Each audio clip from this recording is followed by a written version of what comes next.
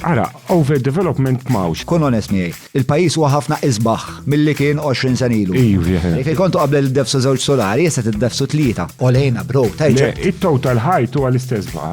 Erġa' tella li dik l-ostra. Ejja, insomma, jitla bdu ħaġa. Mela, li għalek twil il-podcast. Kemm għandek jaħdmu miegħek hawnhekk inti? Tal-jobs bas qed jaraw. Kulħadd bil-ktiepaw. Kemm taħseb li ssir evażjoni tat-taxxa fis-suq tal-proprjetà? Kważi xejn. Il-BRO parti mir-remit tagħha fit-2011 kien li joħloq dan ir-reġistru. Għadna bla fucking reġistru. Għandek raġun. Imma irrispondi li di għalfejn ma sarx. Ma nistax nifhem. U għex ma tifhimx men, tgħidix ma tifhimx, inti tafu mill-dan nies għalfejn ma sarx. Mhux qed tkun awtentiku naħseb jiena. Jista' partit jerbaħ l-elezzjoni mingħajr l-appoġġ tagħkom? Hija industrijali s'issa prolifikament qed toqtol lin-nies. Reċentament qatlet ukoll tifhem. Jimpattaw il-psike tiegħek.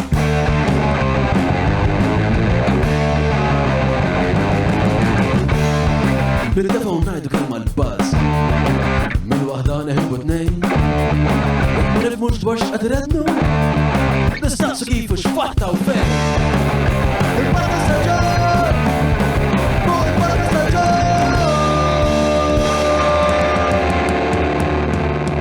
Mela, tlaqna.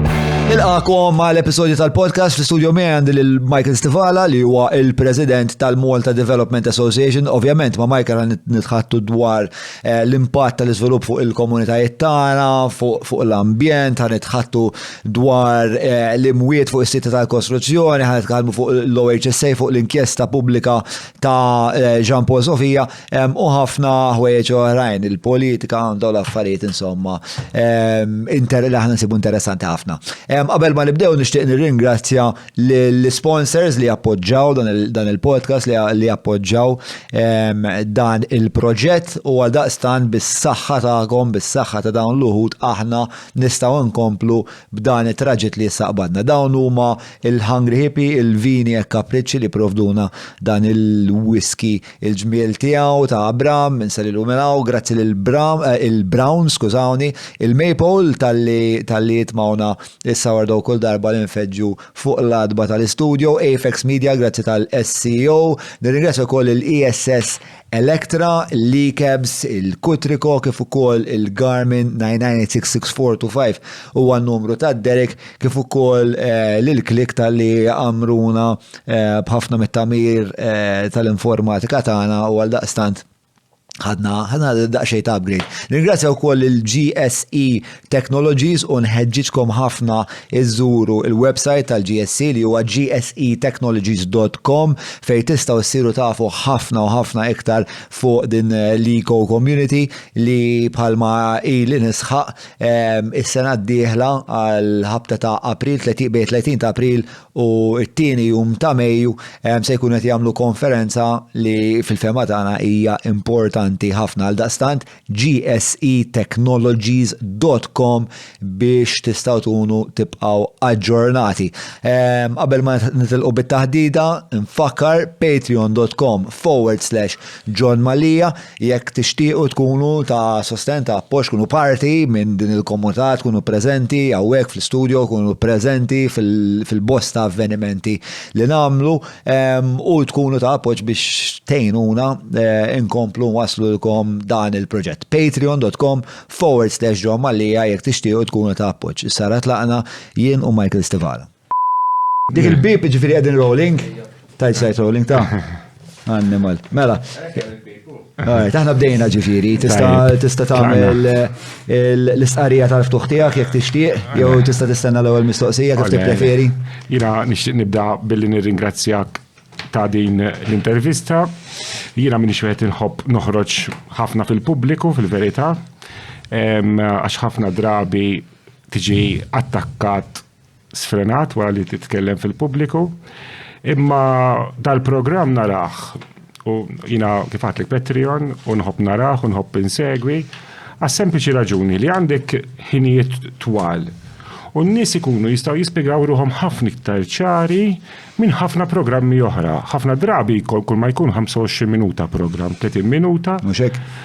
Allura x'jiġrilek, illi inti tipprova tagħmel punt, il-ħin ikun qasir u fil-verità l-affarijiet huma ħafna iktar komplikati milli wieħed jaħseb. Ekku. Jiġifieri ħafna nies li jgħidu ġili anka il-media, social media b'sentenza jagħmlu konklużjoni fuq pożizzjoni illi ma jkunux jafu x'inhu ħsieb warajha, x'inhu huma l-komplikazzjonijiet, x'inhu huma l-ideat. Allura jaħasra sfortunatament għaw nuqqas ta' diskussjoni. U naħseb il-programm tiegħek joffri programm ta' diskussjoni tajba, id-dettaljata, u nemmen illi in-ġenerali il-pajjiż kollu għaw ħafna nuqqas ta' diskussjoni. U l-programm tiegħek joffri diskussjoni li tuħu pjaċir ħafna biha. Mela, grazzi tal-qajt istadina, naħseb nikonkorri miegħek, naħseb fil-fatt naħseb għalhekk il-podcast ħadem, biex dejjem xtaqt li jkun hemm media fejn ċertu affarijiet li huma komplikati bħalmu partikolarment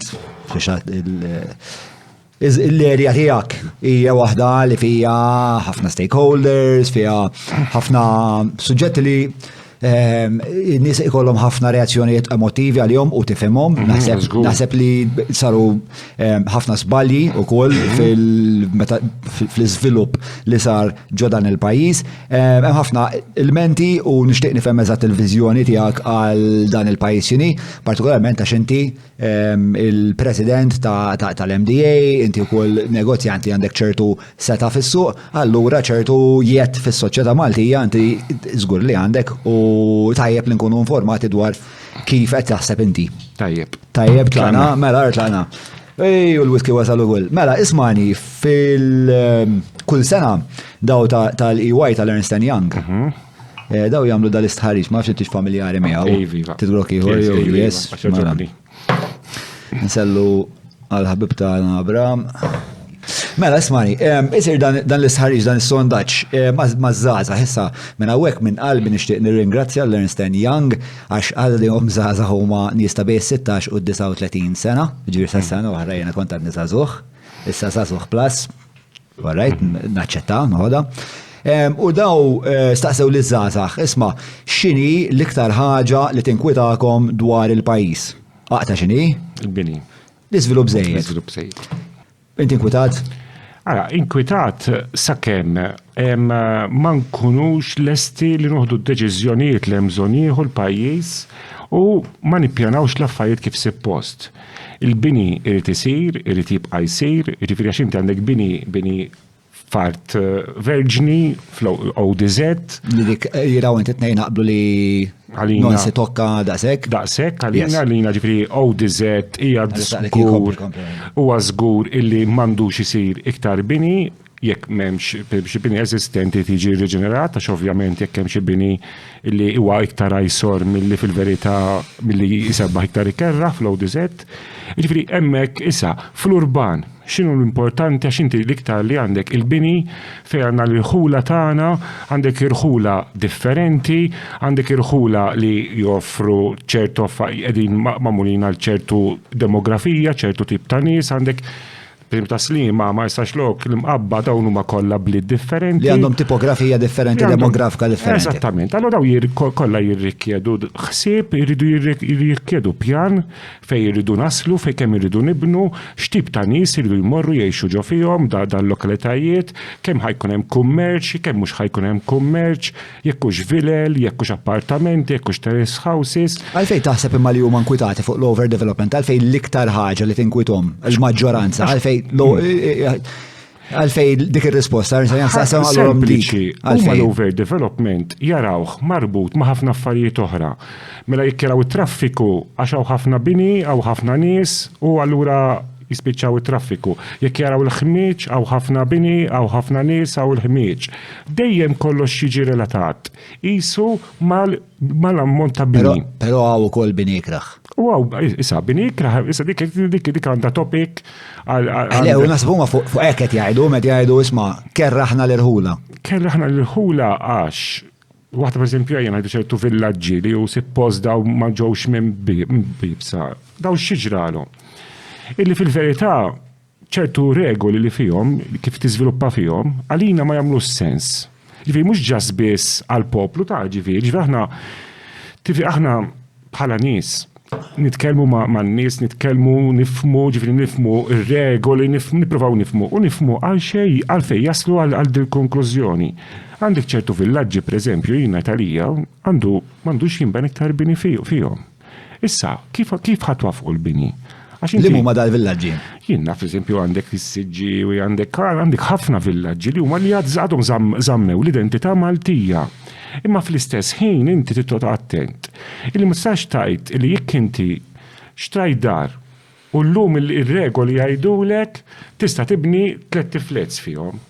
Ma inti xtrajt għad-dar bil-ħsieb illi tibni 3 tiflets, forsi wieħed għat-tfal, wieħed għat-tifla, wieħed għat-tifel, wieħed għal xi raġuni oħra. Ovvjament di tkun xtrajta b'sakrifiċċju kbir. Issa Però ma nasibx li huma daw 3 tiflets li jinkwitaw in-nies. Jien naħseb li huma jien naħseb li parti minna mhux unikament il-volum ta' flets, imma anka l-għonet hija il-volum fil-qasir żmien li jinbnew. Isu jinħass li f'daqqa waħda Malta daħlu ħafna idej u ħafna inġenji. U f'daqqa waħda bdew jinbnew l-affarijiet kullum kien u isu r-riżultat once li it-trab is-setel huwa l-istjek hemm ġibni ħikraħa men. Ħarek li ġara huwa li kellek xokk ekonomiku.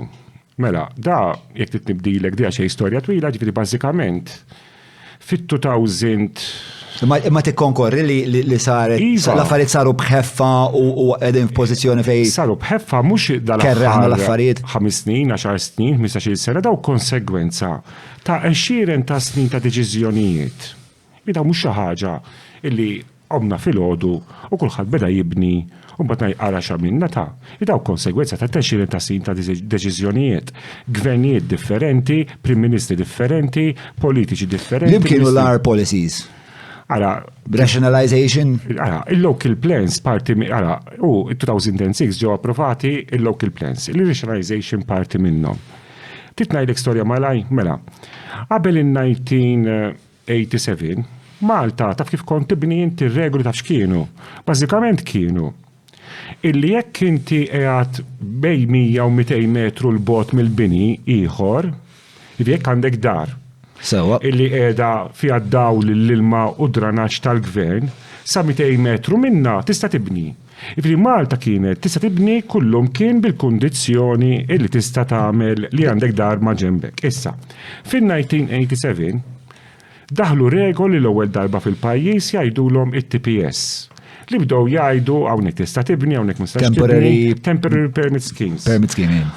Mbagħad bil-weda amma għax daw kienu ħasdu ħafna nies illi daw kienu ħadu deċiżjoni fil-1987 wara li kellek jisu ċertu żmien ta' konfużjoni fejn kellek ċertu kien hemm l-għajdut li kien hemm ħafna korruzzjoni illi kien hemm is-sistema marbuta madwar ministru.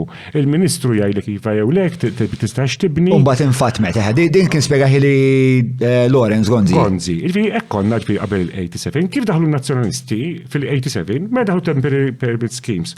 U mbagħad kien hemm ċertu permessi, ġifieri maġa kien hemm ċertu permessi ta' bini illi qalu jekk mhux imħallsin għax dak iż-żmien konna toħroġ il-permess. U mbagħad il-kont ħallsu wara. Sewwa mhux bħal imbagħad kienu bidluha aħna llum tħallas il-kontijiet u mbagħad tara joħroġlekx il-permess jew le. Dak iż-żmien kienet hekk. U kienu qalu fin-1987 jekk permess mhux imħallas daqshekk m'għadux validu. U kienet rivoluzzjoni kbira.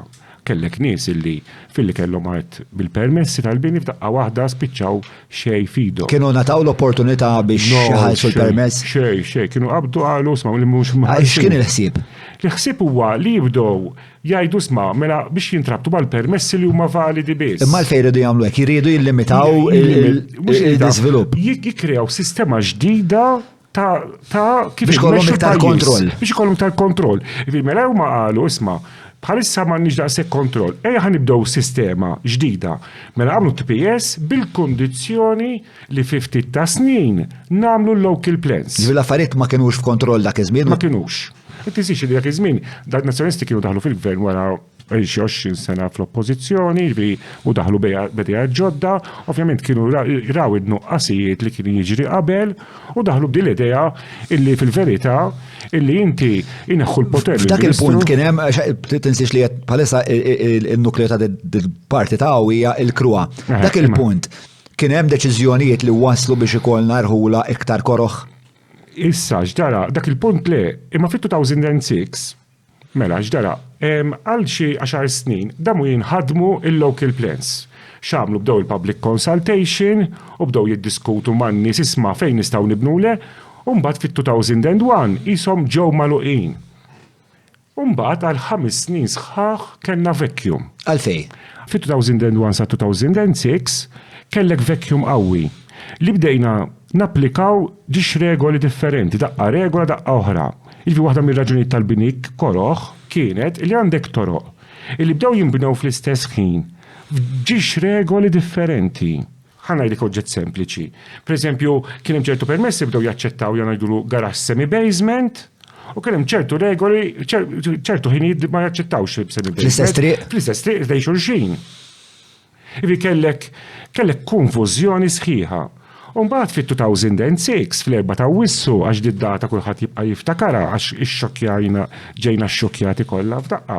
Kulħadd smajna il-local plans ġew approvati. Kif morna rajnihom dal-local plans kienu totalment kien hemm ħafna bini artijiet għall-iżvilupp illi meta kellek id-draft Ma kinux. U din x'wassal biex ikun hemm dik id-differenza? dak iż-żmien l-association qasbis kienet teżisti, ġifieri għamlu ċar l-NDA qas kienet teżisti aħna fit-2010. Inti mal-ewwel bdejt mal-MDA? Le, jiena sentejn wara. Ġifieri. Mela kompli bil-parti tal-istorja. Illi il-verità. L-ixnijaġ kienu li.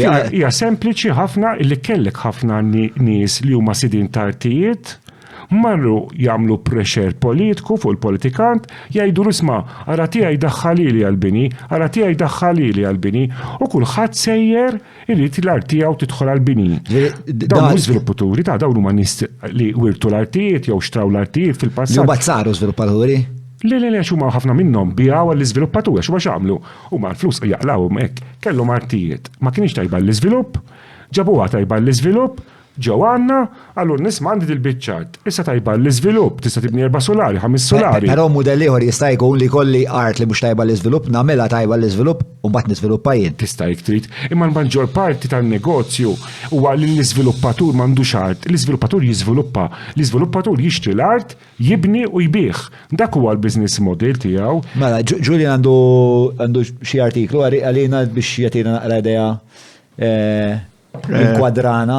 30 ta' Mejju tal-2006 kien ħareġ artiklu fuq it-Times of Malta li qal government deemed MEPA's draft local plans inconsistent. The cabinet felt it had to override the local plans process because it considered drafts by the Malta Environment and Planning Authority aimed at delineating local development zones to be inconsistent according to an Environment Ministry. Jiġifieri għal xed nifhem sew, ġifieri il-MEPA ħarġet il-boundaries u qalet isma' hawnhekk kan niżviluppaw hawnhekk le u l-kabinet qalu naħseb ana qadi. Il-Planning Authority qalet ħażin, il-Planning Authority għamlet l-istudji. Ġifieri għalik diġrat permezz ta' lobbying, żgur. Żgur, lobbying minn individwi, ġifieri daw mhux lobbying, ġifieri minn individwi ta' nerġa' ngħidlek għax ħafna drabi l-ikbar misunderstanding illi hawn fl-iżvilupp jaħsbu illi l-art hija tal-iżviluppatur. L-iżviluppatur jixtrija man terzi u dak liktar li gwadanja meta jiżdidulu l-permessi. Jekk jiżdidux il-permess, jekk joħroġ il-permess jew le, dak huwa l-iktar wieħed li jaqla flus. Skont tagħmel bl-art, skont kemm il-darba tiżviluppa. Ovvjament inti qed tagħmel mudell wieħed. Il-mudell huwa spiex ta' isma' jien għandi biċ-ċart, tajta l-Sur Stivala, s-Sur Stivala żviluppa, jien ma bil-xejn, forsi tani flet, forsi tani xi ħaġa tal-flus. Xi ħaġa. Sewwa. Mur ixtri biex tkun taf kemm xi ħaġa. Sewwa. U jiena tlaqt x'ismu imma dik il-ħaġa jien darba ħanamela. Iwa, inti darba ħanamela. Issa jekk intom inti il-modell tagħkom jekk niftakru sew. Bħala business differenti. Jekk niftakru sew kienet isu 30-30-30. 30% l-art, 30% il-xogħol. Pressa poco. Pressa poco hemmhekk, tkun qed timmiraw. Jiġifieri inti jekk tal-art għala 30% ngħidu saru 300,000 biex nisfnaċċa tilgħu faċ għas niffaċilitaw ma naħsnajt għasab wara mezz. Mela biex niffaċilitaw, namna matematika. Mela, 100,000 euro ħajmorru għand Silvio li tija tesi ħallitlu l-art. 100,000 euro marru għand il-kontrattur biex jagħmel lek u 100,000 euro marru għandek. Issa, inti, Sandro darba, Silvio, darba jagħmilha, dil-biċċa tax-xogħol, inti tagħmilha over and over and over and over again. Inti llum il-ġurnata ħafna iktar senjur minn dak il-persuna li beħlek art waħda. Lelo, ħaġa il-riskju tagħna għar kemm gbar minn dak Silvio. Jiġifieri aħna Ija, ma mhux issa qed iddawwar qed ngħidlek kemm sar lieh, mhux kemm inti qed tgħidli l-iktar li jagħmlu flus tal-art. Iva, jien qed ngħidlek lieh. Proġett qed ngħidlek.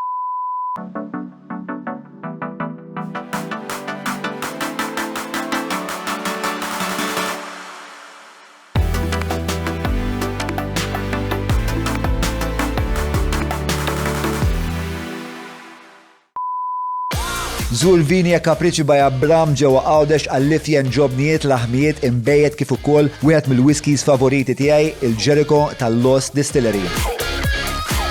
Idħol www.viniecapricci.com. Min proġett li ktar li jaqraw flus huwa meta inti. Min proġett wieħed imma overall huma l-iżviluppaturi li Fimni, għaxi inti immaġina, inti Jirrepetu dan il-business. tikkomperja wieħed li fabbrika li għamlet prodott darba għal fabbrika li ħin kollu tipproduċi, ma tippretendix li t-nej jaqalaw l-istess. Mhux ovvja. Eżatti, ġifieri. Mhux ovvja. Inti fi verità hija imma is-sit tal-art. Taf buttajtna l-għura xkultant inħoss li meta titkellmu fuq il-landowners, titkellmu fuqhom ishom xi klassi ta' nis nobli jew Malta li ġest għandhom xeba art tbeħħulhom l-art bla doċ. Efimni ħafna nies ikunu wirtuhom, ġifieri dik tal-li nixtru mant il-werrieta. Il-biċċa kbira, ġifieri jew bniedem kien xtraħħa kien ħajdeċidi li jiżviluppaħħa ma żviluppaħiex. Overdevelopment jew le. Ara, overdevelopment mawx, għax inti overdevelopment, attent, naraw xi tfisser il-kelma overdevelopment. Għax tfisser affarijiet differenti għal ħafna nies. Eżatti. Mela ħanuħu d-definizzjoni tiegħek u mbagħad intik tiegħi u mbagħad naraw fejn naslu fin-nofs. Ara, għandek overdevelopment li tfisser li hawn bini illi ħajibqa' vojt. Mela dak huwa bini li ma bżonnu. Stok li ma jinbieħx. Eżatti. Mela dak huwa għandek tip ta' overdevelopment. Dak huwa il-konsiderazzjoni kummerċali. Kummerċali. Għax inti bda titkellem overdevelopment, għalfejn tajt ikkawx da overdevelopment jew le. Aħna niddiskutu għal-ħin kollu di, anka fil-bordijiet, fil-kumpaniji, jekk jiġi għamil żvilupp. Għax ikollok l-overdevelopment jibda l-inkwieta n-negozju. Jiġifieri inti il-minuta li jkun hawn l-overdevelopment, il-żviluppatur irid jieqaf jiżviluppa. Għax jibbilanċa l-istok. Jibbilanċa l-istok, jikun overstock, jispiċa l-istok tijak. Ma dikaw nik overstock. Fi-2015 kien hemm mudi l-oversupply tal-istok, kien hemm moment. 2012-2013. 2012-2013. Li kien hawn ħafna ġifieri. Ma rridx intelfek. U għandek overdevelopment li hawn min jgħid li huwa hawn ħafna bini. Għaddej ħafna xogħol jiżdaqqa. Dak huwa overdevelopment ieħor. Jiġifieri issa, naħseb in-nies li titkellmu fuq overdevelopment. Mhux qed jagħmlu l-konsiderazzjoni kummerċjali li qed tagħmel inti mhux ovvja. Eżatti, huma jridejjuhom li fit-triq ikollok għaddejjin sitt binijiet illi jew kif il-estu s-sitta kollhom qasrestew tarhom jibdew sitt oħra. Mbagħad krejn f'nofs ta' mbagħad il-permess ma ngħid, mbagħad il-konsentura, mbagħad waqgħu. Ivi aħna, ifhimni, jiena ma noqgħodx fl-ebda villa, jien noqgħod ma noqgħod min, jien noqgħod konnoti swieqi. Bablazza tijak jint ma tox ġovilla. U le, ma xer, ibni ħagġa. Familja, ibni, imma jina lija dar fej teħx mandiċa fej kollok ħafna kobor, dar riċenti mandiċa fej kollok ħafna dar. Ma jgħajdu kun toqti swiqi inti. U fl-istess tri, kun ilek għaddej 5 snin, 7 snin għaddej xolijiet. U għandu raġun bnidem illi ma jistax ikun illi jibqa' għaddej b'dan, għaddej bini mod, għaddej boni, u insomma bl-inkwitti għaw il-bini. Ġifiri, issa is-soluzzjonijiet. Ġifiri dak it-tip ta' overdevelopment jeżisti? Jeżisti li għaw ċertu areas għaw ħafna bini għaddej f'daqqa. Dak huwa il-kelmu zati. Dak il-bini għaddej f'daqqa huwa wis fil-fema tijak u tissimpatizza mal-nis. Mal-inkwitaħom meta jgħidu l-ek isma għaw ħafna storbju, mux għet norqot, għaw ħafna trabijiet, għaw il-ħin kollu jkun għaw traffiku minħabba li dejjem xie inġenju jew ieħor fin-nofs. Biex huma huma ħafna problemi vari li jisra daw l-aħħar 10 snin qishom mhux qed anzi qed jiżdiedu. Ara, minn dejjem kienu il-problema ovvjament issa żdiedet. Jiena fatti anke fid-diskors tiegħi tal-AGM tal-ġimgħa l-oħra aw li għamilna reċenti, dak kien l-appell tiegħi lill-kuntratturi l-iżviluppaturi. Isma' ċertu bini qed isir, nifhmu qed isir, u kulħadd irid jibni tiegħu. Imma irridu nkunu aktar sensittivi għan-nies. Irridu nkunu sensittivi illi irridu noqgħod attenti kif nagħmlu x-xogħlijiet. Issa aħna kontratturi wkoll. Jiġifieri jiena nifhem, jiena nkun qed nitkellem anke għan-nies tagħna, anke jien mal-ħaddiema tagħna, anke jien ma' min jħossib is-sajt tagħna. Jekk il-kontratturi tiegħek ma jridux jifhmu, il-gvern għandu jintervjeni, għandu jgħid isma'ni x'bin, mela f'lokalità waħda jekk maħniex ħanoqogħdu nies, ikun hawn 20 żvilupp. Jew ikun hawn pereżempju 30 unit għaddejjin f'daqqa u mbagħad tletlessu dawk 30 naqbad 30 l-oħra. Ħanajlek, għax inti il-biċċa xogħol tittot attent. Għalhekk is-suġġett huwa komplikat. Jekk ħanajdu f'del lokalità ħajkun hawn 20. Ta' min ħatajt iva u ta' min ħatajt le. Il-ġorna żgustus ħanajdlu iva. Ovvjament iva di hija ir-reliġjoni u għandu bajsab vera żbieq wara jgħidu. Le, isma' li apparti ċajt. Imma jista' jkun hemm sistema, pereżempju, nagħti forsi analoġija ma x'taħdim xogħol. Pereżempju, jiena meta kont napplika għal fondi tal-arti meta kont artist ħalliem sewwa, ma kinux jaqbdu jagħtu 10,000 euro l kulħadd. Għax inti għandek, għax il-flus huwa riżorsa, bħalmu jinnaf il-paċenzja tan-nies, bħalmu jinnaf il-ħajja s-sanità tan-nies, daw l-affarijiet kollha dik huma kollha riżorsi, kollha għaw studios illum il-ġurnata jistgħu jikkwantifikawhom daw l-affarijiet u jgħidulek u kien jgħidu isma' mela dal-proġett intuħ, proġett lex, dal-proġett jagħmel sens fl-iskema tagħna, fl-istrateġija tagħna u daw l-affarijiet. U għal daqstant kienu jażu l-meti ma kienux jaqbdu u jagħtu l-kulħadd. Issa ġiri missek u ġiri le. Issa jiena qed ngħidlek nistgħu naħsbu bħala il-kwalità tal-ħajja tan-nies. Nistgħu nħarsu lejha bħala riżorsa li għandna bżonn nirrispettawha u nibżgħu għaliha għal daqstant l-istat jista' jiddeċidi isma' per 1 square mile pereżempju ħajkun hemm 15 unit għaddejjin f'daqqa. Issa dawk ħajkun hemm setta kriterji min first through the door jien naf xi sistema jiena m'iniex xi espert tal-appalti ma nafx kif taħdem l-affari, imma jekk tinħoloq sistema permezz dik is-sistema in-nies japplikaw u jkollok dil-ġerarkija jew dil-klassifika illum imessu Michael, għadha jmessu Matthew, eċetera, eċetera. Mela, ħanajdlek. Mela, aħna minna ġiex proposti li huma simili ta' daw. Jaslu għal viċin hemmhekk. Le, ħanajd, mela, l-ewwel ħaġa l-liċenzja tal-kontratturi. Mela, sarġu tal-lum, jiġifieri, inti tista' tiftaħ kontrattura għadha. Issa, u aħna dik hemmhekk il-gvern mela m'għandux kontroll minu kontrattur u minu mhux kontrattur. Jiġifieri letteralment kontroll zero. Issa aħna fatti fit-2018 għamilna exercise konna. Badna mal-bira. Għax di tal-licenzji nixtieq li ndurwa sew. Tajjeb. Ngħidu l-liċenzjar hija mod kif tista' tikkontrolla il-kwalità. U li ma jdejqux in-nies. Għax inti jekk inti kontrattur serju u m'għandekx inkwiet li għax għandek il-liċenzja. Ma nkunu serji, jekk jiena qiegħed insertajt istja jiena għandi terraced house fuq naħa għandi terraced house waqqgħu mitnejda u kulħadd ġej għattal-blat fl-istess ħin biex tista' tkun l-iktar mod kif isir ix-xogħol. Għalhekk aħna rridu illi x-xogħol mela l-ewwel pass isir biktar kwat ix-xogħlijiet isiru iktar sensittivi għal-ġirien. Infatti jien għattilhom, il-akal il-membri tagħna għattilhom meta nkun qed nagħmlu x-xogħlijiet jiskom qed tibnu ħdejhomkom. Isma' li ma taqbilx magħha li jkun hemm limitazzjoni ma nafx mekkaniżmu li jkun fair għax inti tissib mekkaniżmu fair bla korruzzjoni li tista' kemm il-problema korruzzjoni fl-industrija tiegħek?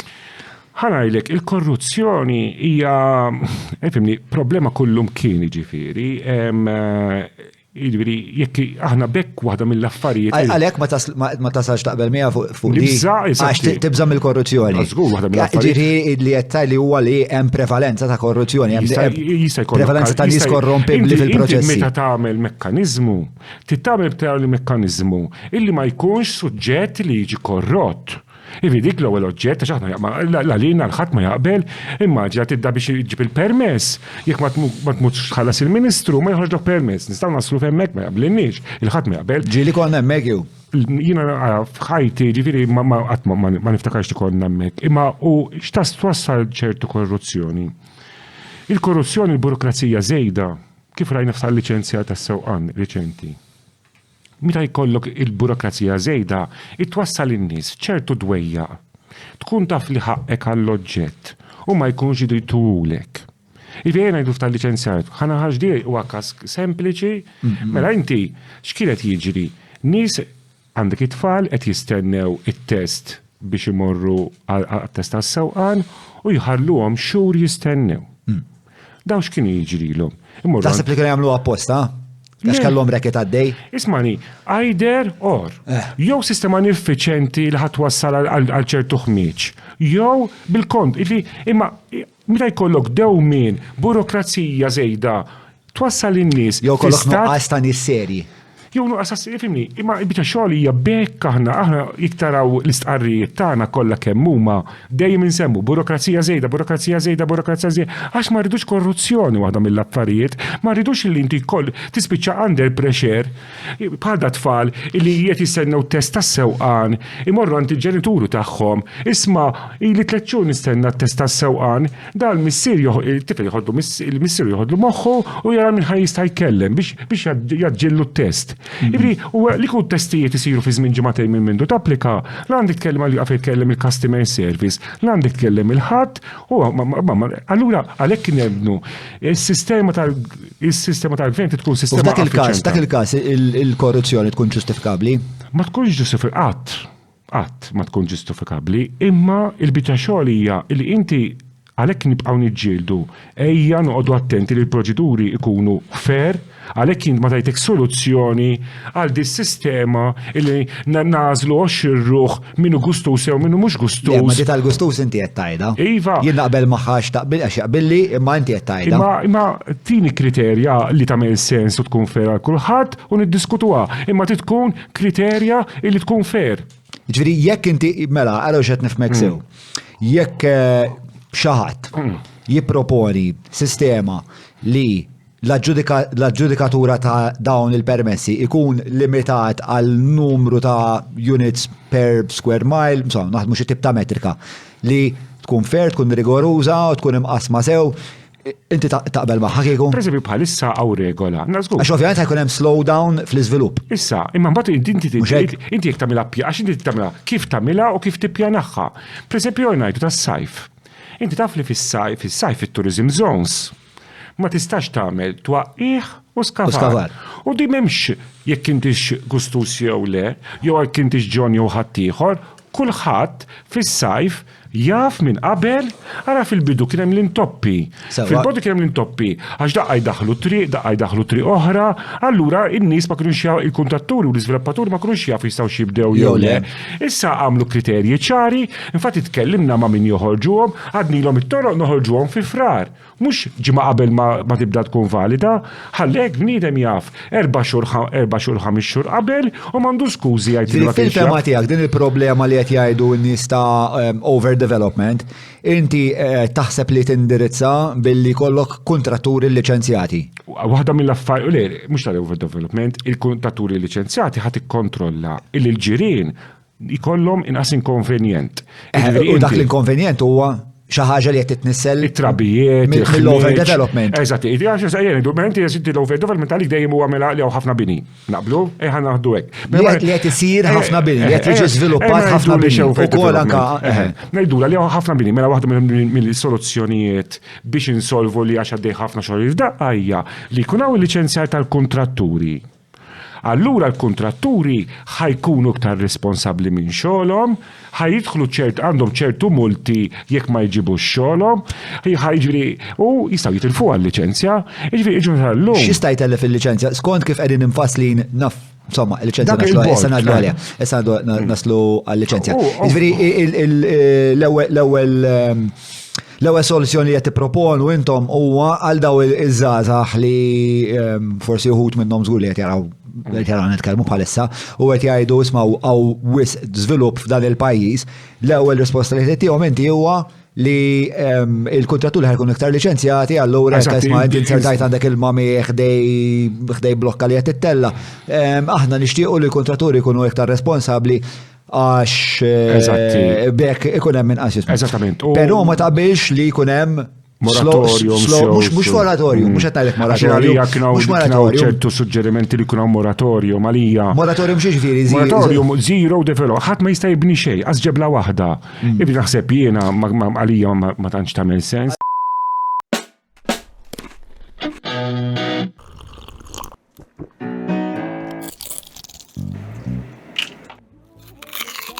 Know your food. Book your food intolerance and allergy test now. Browns.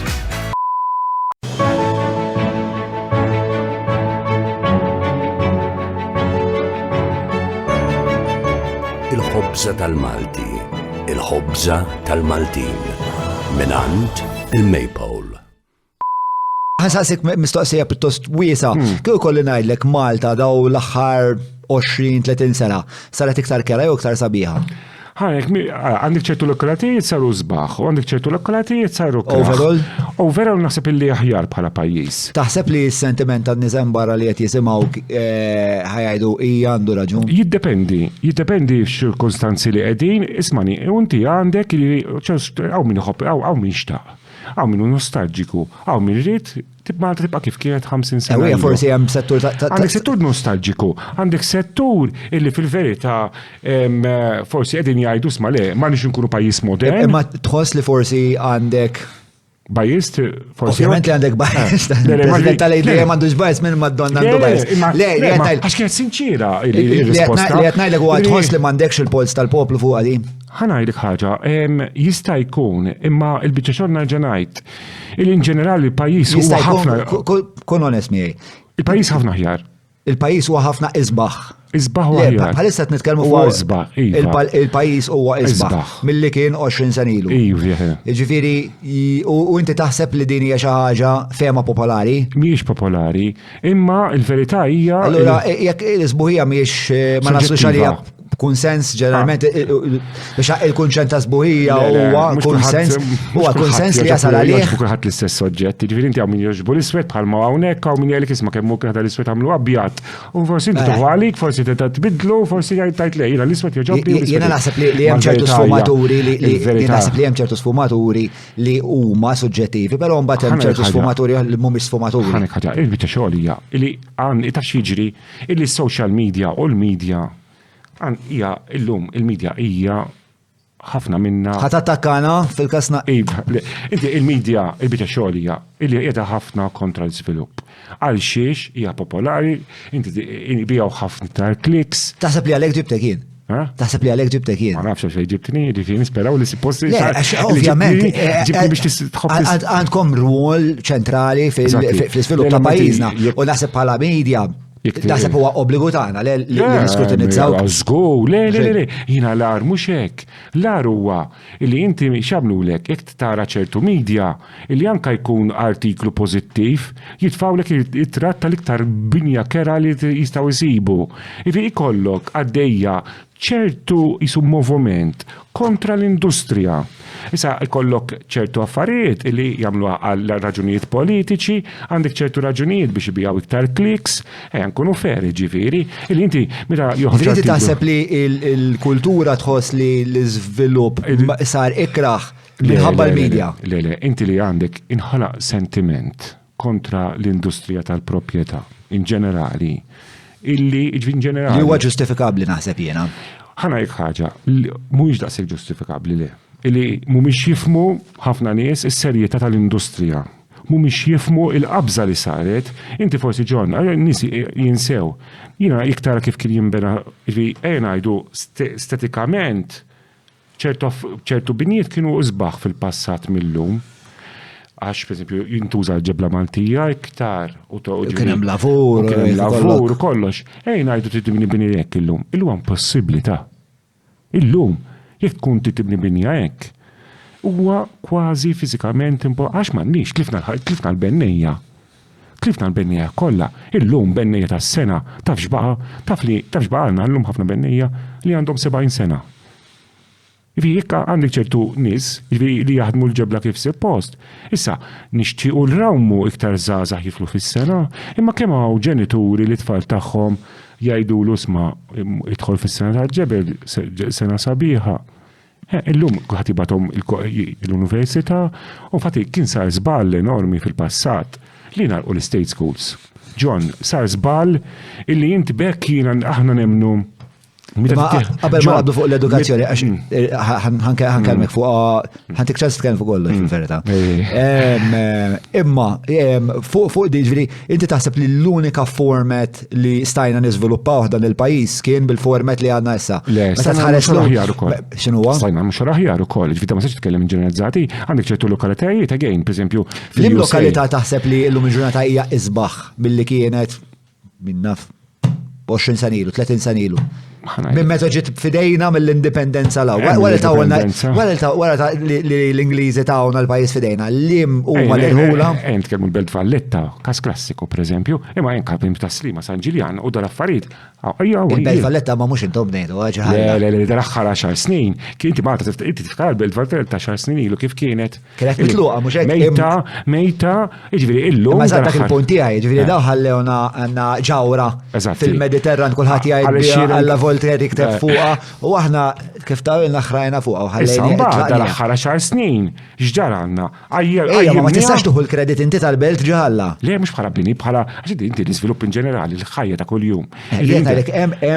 Binja tajt inti ġifieri. Le hemm lokalità f'dan il-pajjiż li inti tħoss li l-iżvilupp modern kif għamilni aħna b'sebbaħnija. In ġenerali kważi l-lokalitajiet kollha.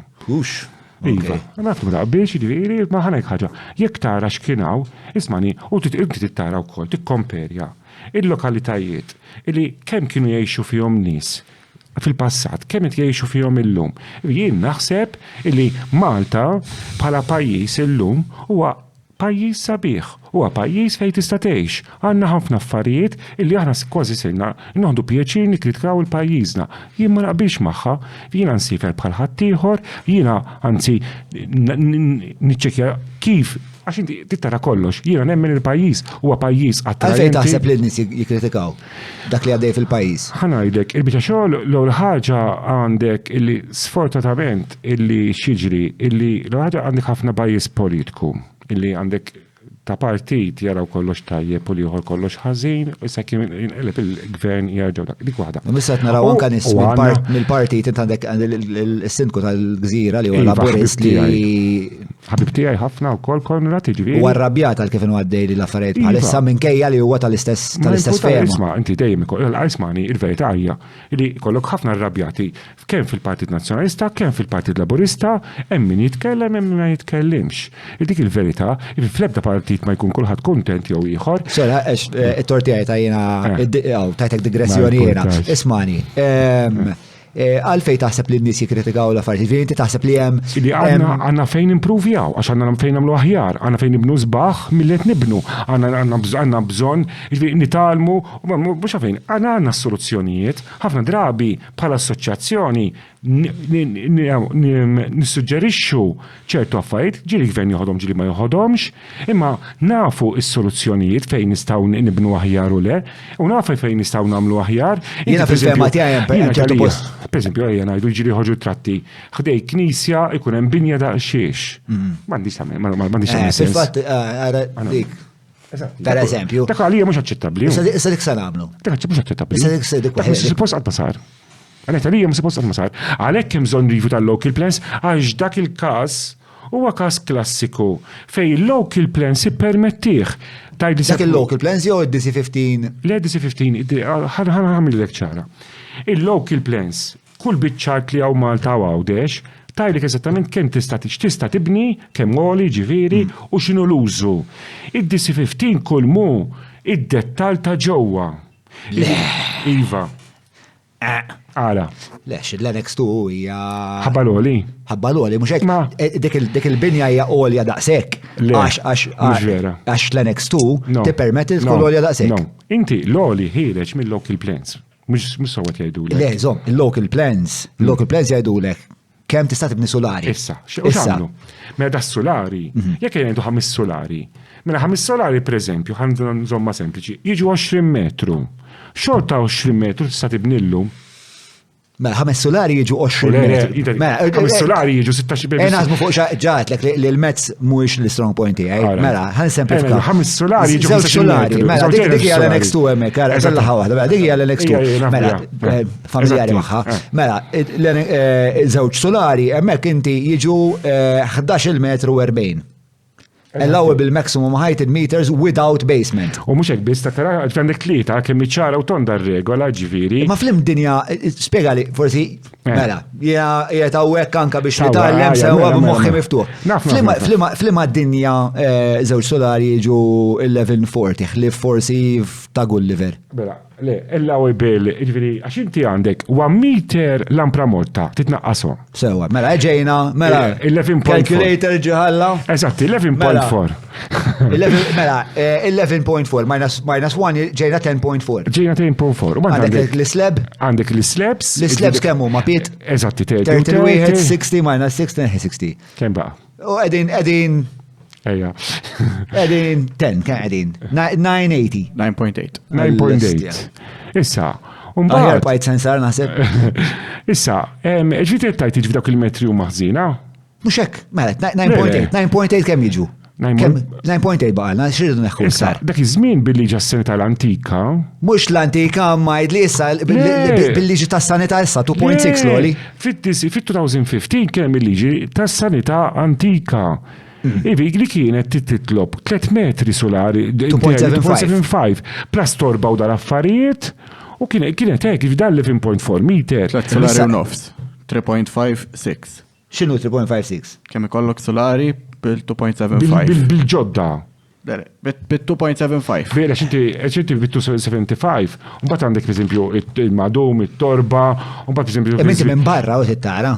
Għax inti għattajt l-slab. Mela, ok, naqtaw dawk. Mela, tajna l-opera morta. 1 meter. Tajna l-slab li huma piet kollox, jek fa naħdmu fuq żewġ solari, u għana ħanneħu t-torba. Il-torba jek jagħmel li iktar torba minn 15 centimeters, ħanolli ħundendlu fuq il-ceiling fence. Piet ieħor, 30 centimeters. Iġifieri kemm ġejna? 9.5. Division by 2.75. Għadna 3 solari u nofs. 3 solari u nofs, jifiri f'żewġ solari, fej kontu qabel il-defsu żewġ solari, jessa t-defsu 3. Il-bita xogħol. Tissorprendik dil-ħaġa jew. Ħalek ħaġa, nitkellek il-verità, aħna fuq ġis-solari ma tantx, ma jek taħdem ma fuq tal-erba solari, iktar hija ir-reja, ma tal-biċċa kbira 4-5 floors. Jekk trid naħdmu fuq l-erba solari, imma jiena perswas. Dak u fuq ta' kollox. Imma għandha dawk il-kejlijiet, dawk il-measurements, dawk ma ġewx inventati fl-Annex 2 ta' ġifieri, ma ġewx inventati fl-2015, dawk ġabuhom mill-miżuri tal-local plans ukoll ta'. Inti il-problema li. Ma ġviri inti għattaj li. Daħal solar zejjed. Il-verità huwa. Illi għalla daħal solar zejjed? Le, għazgur. Imma, ekej, mux il-sviluppatur gwadanja. Is-sit tal-ardbija. Le, u kol, bro. U kol, u għeja. Bro, jien kont imbiħom daw l-affarijiet. Titnej. Mux għal-nej, għadli. Mela. Jekk inti għandek bicċat, jek għandek bicċat. Jekk jena bicċat, mort aħjar. Imma, mort aħjar imma. Minti bil-percentaċ, l-ew bilna. 30-30. 30-30. Mela, 30% li jekk int, mela. Tajjeb bil-mod, il-mod. Mela. 30%, inti trid toħroġ minn hemmhekk 30%. Sewa. Issa, jekk inti biħejt 5 flats flok 4. Sewa. U daw beħejtu biex kunu sempliċi mit-telf li wieħed. Inti għamilt 30% ta' 500,000, mhux 400,000. Naqblu. Equals għamilt ħafna iktar flus. U naqblu l-investijt iktar flus. Ija, ma dawk il-30% tajtom fil-bidu. Inti bro, inti għatti 30% li ħalija. Eżatti. 30% mill-proġett. Fuq 3 snin, per eżempju, bħanġa 10% fis-sena. Issa tikkomplikalix l-affarijiet. Sibtni ignorantu stja t-ġibija. Mela, ismani. Naqblu? Mela, bilna. Sewa, ġiri 30%. Eżatti. 30% ta' 5 fuq 4. Fuq 5 fuq 4. Li huwa aktar, ġiri 30% ta' 500,000 versus 30% ta' 400,000. Ħalli prova naħdem moħħi. Tafxin tagħmel John, inti niġi hawnhekk jien ngħidlek, lek isma'.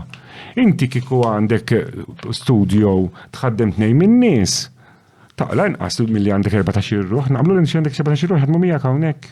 Għandi ma fimtix tal-analogija. Kemm miegħek hawnhekk inti? Tal-jobs baset jaraw. Le. Kulħadd bil-ktiepa u kulħadd bil-ktiepa. Importanti, Le, ngħidu għandek 10 min-nies, ħamlu xi nsemmi figuri. U jew għandna kemm għandna bro jaħdmu magħna. 6 full-time. 6 full-time, u mbagħad għandna nisbħal Matthew. Ma dawk impjegati ma jaħdmux dawk. Le, imma jien ngħidu. Imminti taħseb.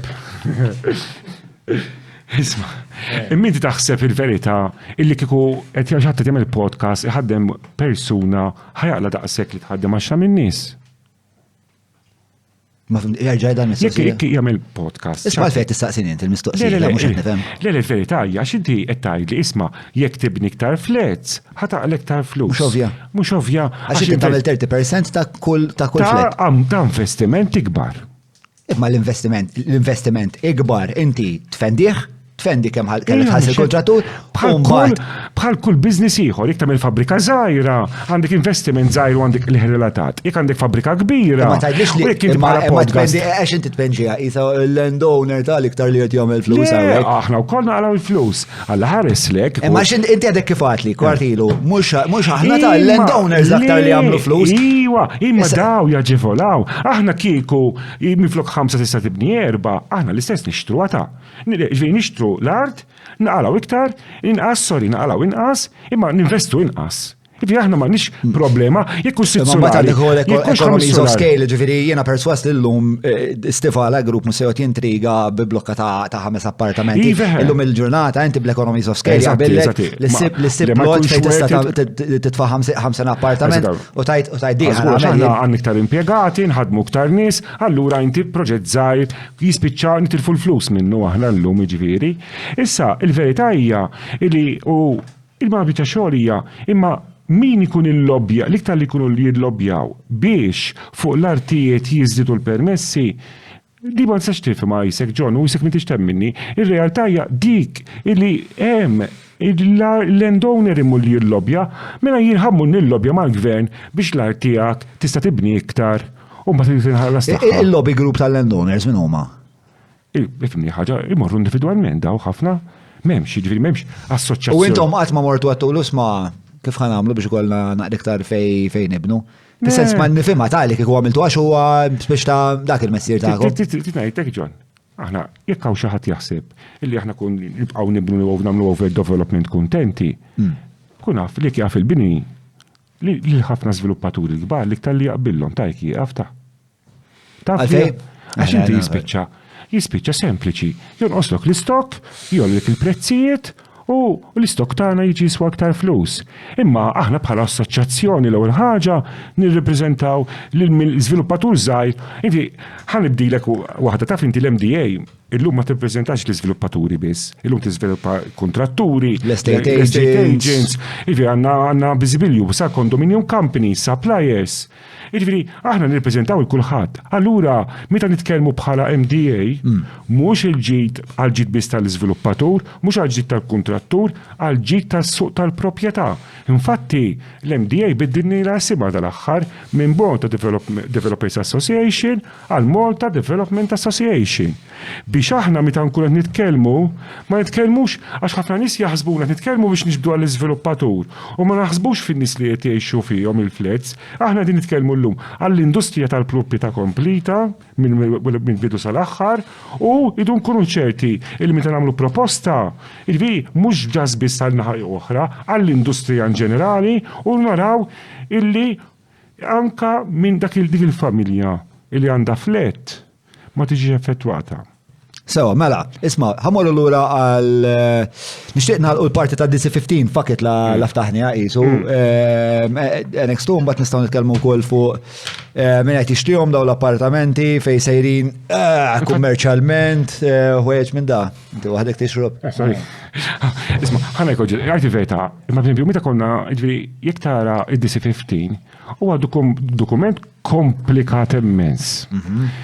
Dokument fih ħafna kriterji. Taf għalfej, mela, huwa jiena għalija u evidenti imma inti isek tkun intransiġenti fuqha dil-parti fej li f'daqqa waħda stembaħna meta tniet il-DC-15 bl-annex tuġo fih u f'daqqa waħda stajna nollu. Ma kienx jaf xi għaddejja diskussjoni dik qed sorpriża. U f'daqqa waħda bdejna nollu l-affarijiet b'żewġ solari. Olejna, bro, tajġa. Il-total height huwa l-istess baqa'. Erġa' tella li dik l-ostra. Għajja msamma jitla' nabdu għaxot tiħor. Mela, li għalek twil il-podcast. Mela, għamilna dik is-somma l-ewwel, mela ejja ngħidu biex ta' kien hemm mument fej flok libna bil-stories ġirbdejna ngħidu bil-metri. Dorna bil-metri. Għazek solari, tlaqna nitkellmu bil-metri, hija xi ħaġa li xtaqnija nitkellmu bil-metri għas sempliċi raġuni li fl-ebda pajjiż fid-dinja ma jitkellem bis-solari meta titkellem fuq l-ori tal-bini għax inti solar jista' jkollok solar, mela inti fil-passat stajt taqbad tagħmel l-istess binja, ħajk għal xi minn immaġina. Għax l-overall height baqa' l-istess. Dawk tal-Annex, mill-iktar postoli sal-bankina l-istess. Imma x'kienu jagħmluhom? Kienu jagħmluhom kien min jagħmilek 2.75 skont il-liġi. U sajt għamlu 4 metri flet inti dak iż-żmien ukoll oli. X'ġifieri? X'inti, mela, ħanajlek ara. Imma min il-Madonna ħajamel il-flet 15 filata. Speċjalment jekk ikollok il-ground floor commercial. Inti tara ħafna commercial ngħidulu bid-double height. Ija. Għal dik ir-raġuni kien illi inti. Il-commercial, meta jkun 15 filata, per eżempju. Għax inti bl-overall height l-istess. Dak ma kien hemm xejn li kien jipproteġi kontri. Le, għax inti l-overall height l-istess. Inti x'kienu jagħmlu ħafna fejn kien hemm il-commercial. Imma jankunu speċ ta' realistiċi u oġġettivi. Ġeneralment residential u l-biċċa l-kbira ta' dal-pajis huwa residential. Huwa jien ħadem fuq 12 filata, sewwet ngħidu. 12 filata li fihom piet kull wieħed. Yes, correct. So 12 times 30 is. Fil-verità, imma il-liġi l-overall height baqa' l-istess. Kafe, tit kafe. L-overall height baqa' l-istess. Ikkim id-daħħal. Jekk kienu 2.75. Le, ma dik il-minimum. Għamilni somma, bro, terġa' ġalni nagħmel il-mezz, Madonna. Le, ma l-minimum. Biex imbagħad insult to injury. Ma lejtu l-ħajt. Le ma lejniex. Erba solari ħdimta ġew 6.32. L-overall height l-istess baqa'. Jiena ħdimta naqqast l-affarijiet kollha li semmejtu qabel. Min għandu raġun għal min qed isegwi dan il-podcast jekk hawn xi perita u barra li jista' jagħmel naqra din is-somma u fl-aħħar jikkonkludi jekk hux Michael jew John. Illum iddaħħal flettieħor. Le, ma żomm għax issa nagħmlu konflazzjoni ta' żewġ dibattiti. Mela, dibattitu wieħed. Olew il-binijiet inti tajt lejn qed ngħid Eżatti. L-overall height il-liġi baqgħet l-istess. Andre Pizzuto wkoll qabel ma John fil-podcast kien hawn il-President tal-Kamra tal-Periti u meta tkellimna. Meta tiġu flimkien u nispjegawha flimkien. Ħankun ċerti li qed nitkellmu qed nirreferu l-istess soġġett. Ġifieri Andrea għandu żball. No, m'għandux għax għandu żball, jien nkunu ċerti li rreferejna l-istess soġġett. Le, dik it-table. Le, jien qed ngħid li l-overall. Grazzi tal-li fakkartni. Madonna, brain cells ma nafx għamilthom żoliti. Ara, li nista' ngħidlek żgura huwa li l-overall height bil-meters qatt ma nbidlu. Ok, mela, it-tieni ħaġa mbagħad wara xi 3 xhur li ħarġet sekonda. Għax tagħmel sens li nsaqsirek, issa peress li Ma mhux qed importax. naqsu fuq di. Ma importax. Għax jiena fil-ferma tiegħi peress li f'daqqa waħda Malta oliet sewwa Naqblu ma naqblux. dak li x'ismu dak tawx għalli thank you ġa. Isma' l-sinjura għamiltlu. Xejn, ma għamilt li xejn. Xejn, isma' dal-President. Ġiblu wieħed Ħajja. Mela. Ħan iżviluppa l-argument. Mela. Tlaqna. Fl-17 ta' Ġunju, mela, isma' li, mela, il-mistoqsija Mela, wanija la darba inti ollejt il-height restrictions, il-relaxajtom ma kullum kien li għal-fema tijaj, li għal-fema ta' periti li ġili kellimt, għal-fema ta' Pizzuto li kien qiegħed hawnhekk u għalli daw l-affarijiet anka fuq il-kamera. Jiena assumejt li kun hemm jien naf Environmental Impact Assessment, Social Impact Assessment, li jkun hemm public consultation. Però fit-tixt u ma kien hemm xejn minn da. Żgur kien. L-unika ħaġa li kien hemm tax kien hemm? Public consultation. Kien public consultation. U l-public consultation rajt id-dokument li tawhom tax ma kienx fih? Annex 2. Dore, ma nafx.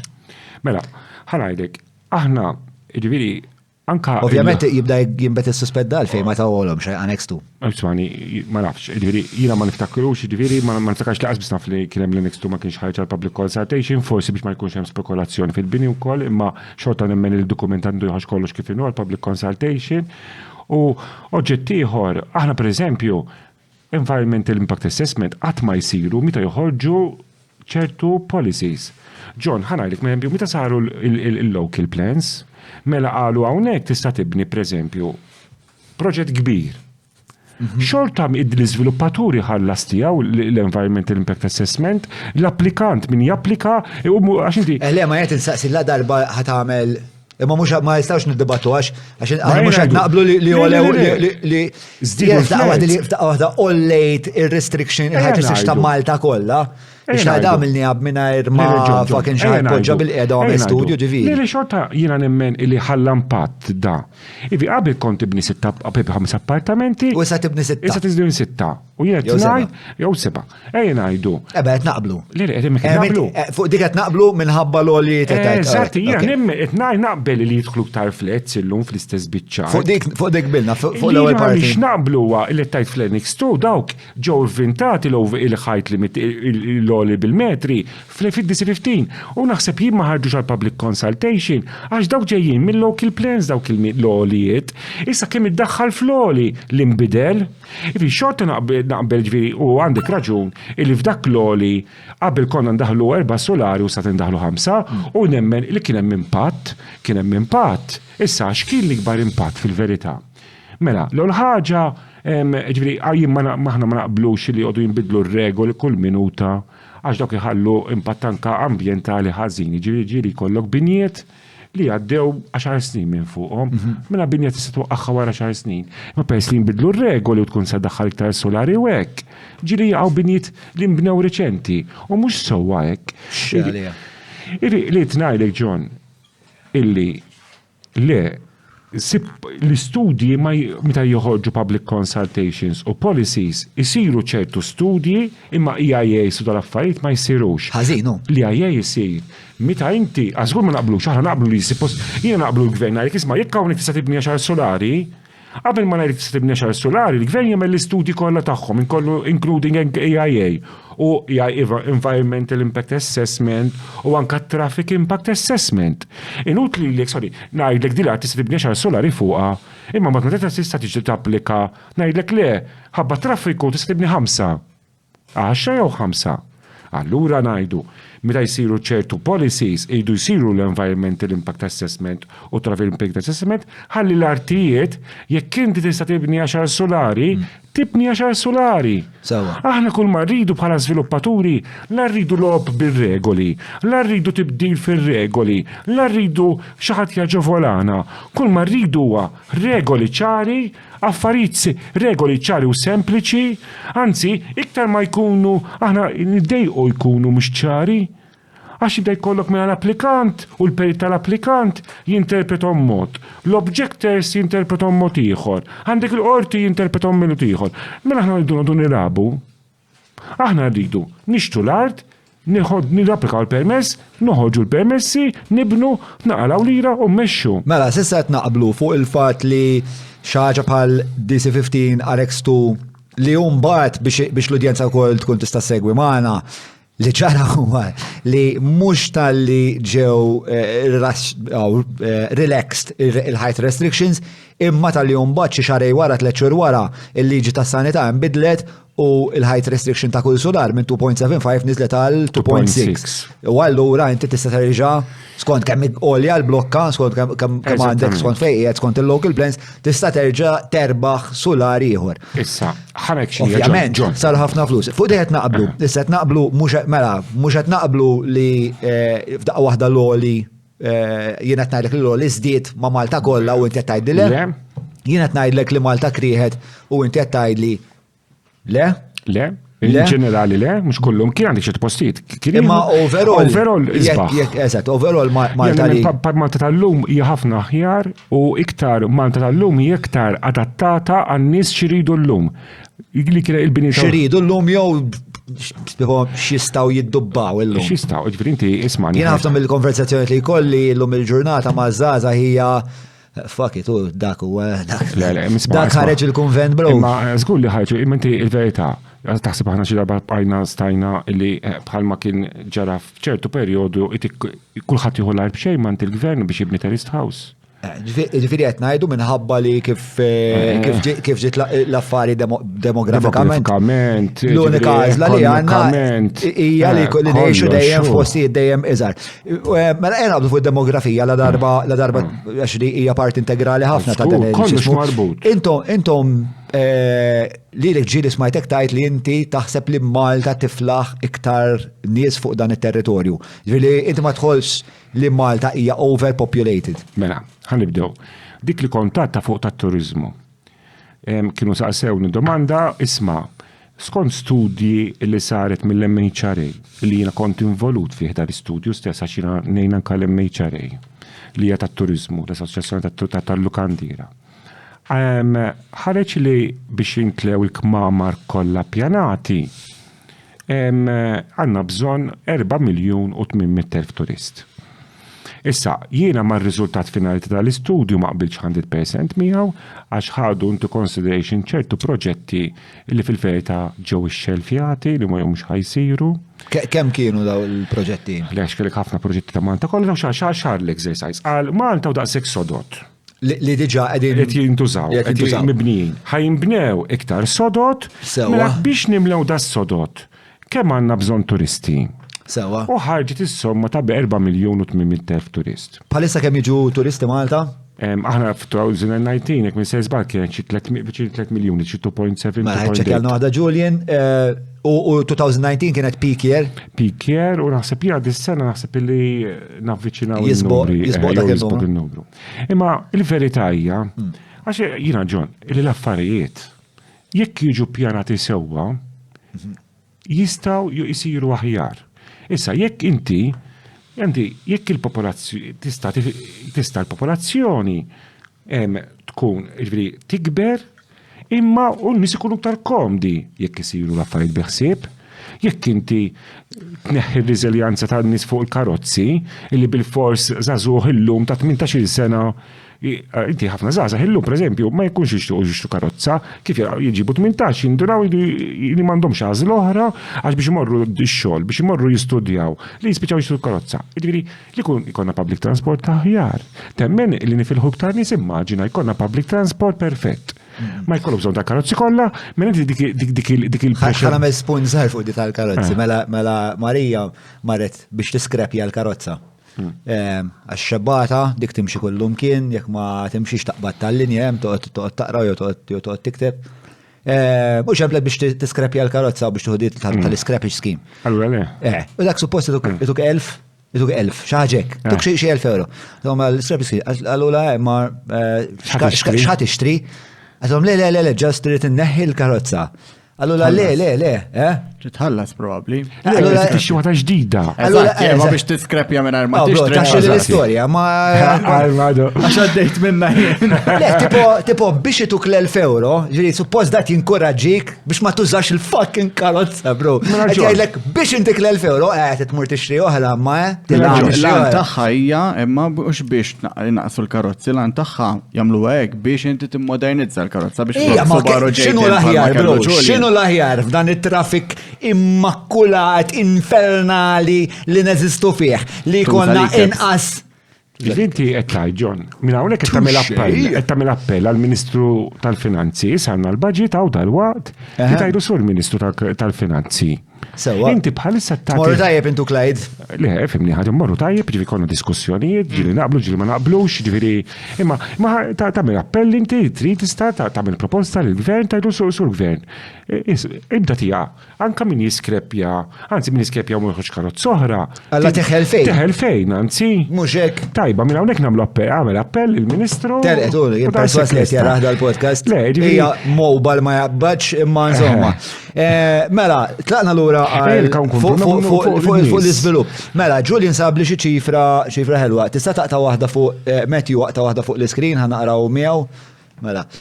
A total of 2.28 million tourists visited Malta last year, 2022, which was above the 2 million projection by the Tourism Authority, but still down on 2019 pre-COVID peak of 2.7 million. Tajjeb issa. Alright. Ivi, aħna fit-2019. Mela, bażikament jekk mela l-MHRA jekk qed nifhem sew il-pożizzjoni tagħhom hija isma' aħna diġà il-peak tagħna hija 2.7 million u jinħassu 2.7 million ġifieri. 2019 mhux issa. 2019 kienet 2.7 million. Eżatti. U kienu jinħassu ġifieri kien moment fej vera kien hemm ħafna stress fuq is-sistema. Naqblu? Naqblu? Iva. Issa. U l-MHRA tajt, isma, diġà għanna numru ta' permessi biex jibnew iktar sodot, iktar kmamar, iktar sodot, u il-riżultat ta' da ħajkun li biex nimlewhom daw il-kmamar kollha, ħajkolna 4.8. Ġifieri kważi d-doppju qed ngħidu. Kważi. Rip id-doppju. Ftit inqawija ngħidu 190%. Iktar ta' turisti. Numru kbir sew ħafna iktar ta' turisti. Issa inti qed tajt imma dak l studju ma jħux in konsiderazzjoni il-fatt li hemm ċertu permessi li mhux ħajbnew. Kemm hu x'inhu dak l-ammont? Ma mhix tistudju eżatti imma il-verità wkoll huwa li t-turiżmu pereżempju jekk tistudja is-sustainable tourism aħna x'għandna difett Malta illi id-differenza pereżempju bejn Jannar u Awwissu innu ta' turistija kbira. Mela nistgħu nġibu ktar turisti minflok inġibuhom f'Awwissu, inġibuhom f'Jannar u frar.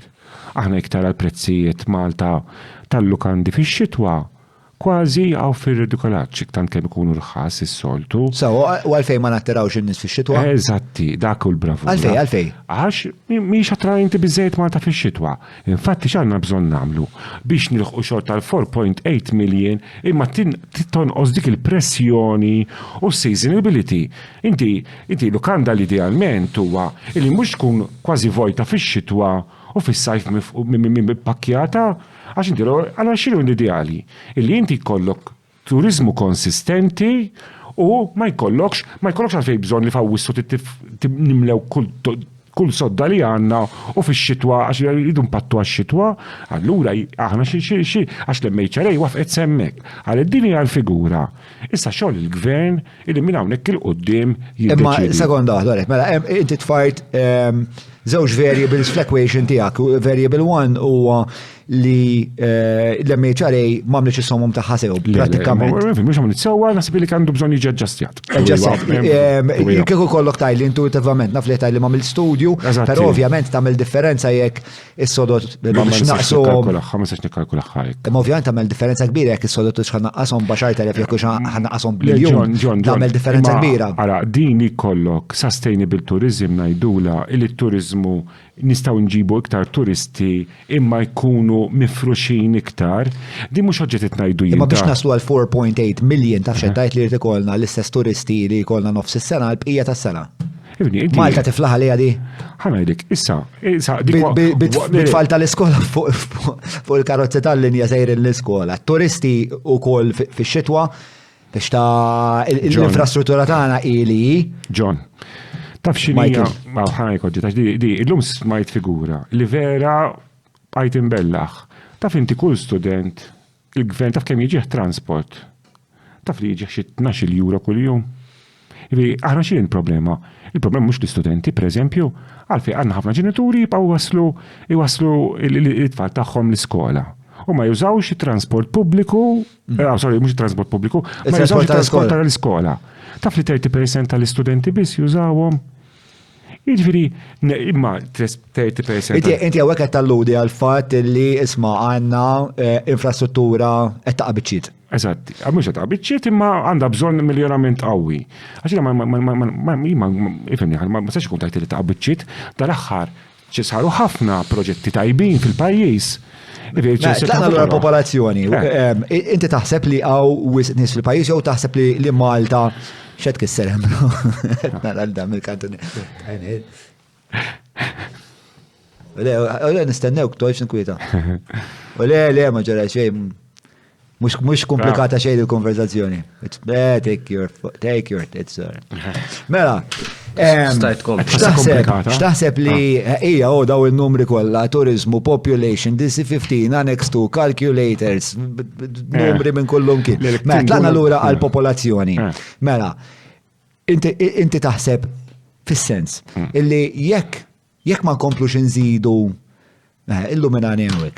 Jekk ma nkomplux nżidu il-popolazzjoni bir-rata li qed inżiduha bħalissa, daw il-units kollha li hemm il-permessa li hemm pjanati, daw ma ħajmur jgħix fihom.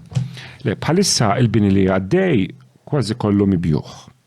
Il-bini. Ma mibjuħ fis-sens hemm ħafna question mark fuq dik il-kelma, le? Mibjuħ, ġifieri li ħafna maġġor parti għal first time buyers, għal second time buyers, minn xi ħaġa. Kif ikunu mqasmin daw is-sales? Bej first time buyers, second time buyers qed nasum biex ikruh. M'għandix il-figura eżatti, imma l-iktar maġġor parti huwa first time buyers biex jgħixu fih, u mbagħad għandek percentage żgħir huwa nies li biex jixtru mal-kiri. Jiġri, mela inti tista' timmaġina mela għandek il-maġġor parti huwa nies biex imorru jgħixu fihom. U l-bqija nies li għandhom investiment ġemmaw lira biex jgħidu isma' jiena ġemmajt ftit flus, ħanixtri appartament notni krieħ u ndaħħal dħul ieħor. Daw kollu, id-dħul mill-appartamenti, nis biex jgħixu u nis biex daħlu t-tini investiment. Jina spili kollu huwa added value, huwa xi ħaġa pożittiva għal pajjiż, huwa ħaġa pożittiva għal poplu hemm barra. Ma xejn, it's something positive. Għandek daw in-numri kif huma qasmin. M'għandix il-figuri eżatti. Isir studju ma fuqhom data Malta sfortunatament, infatti meta konna dik il-konferenza riċenti smajna ngħidu li m'hawnx numri, hawn nuqqas ta' dejta ħafna. Allura int kif taf li din hija r-realtà? Ħanek għax aħna l ħaġa konna l-post sewwa, u t-tieni ikonna bej wieħed ieħor il-figuri. Ġifieri aħna jkollna ma nkunux 100%, ma nista' ngħidlek li tliet kwarti tal-appartamenti jinbijaw lil first time buyers. U ma għandek jisu 25-20% jimbijaw bħala investiment. Għaxina ma niddeja nikwota figura ma tkunx 100% sewa, ma emmek edin.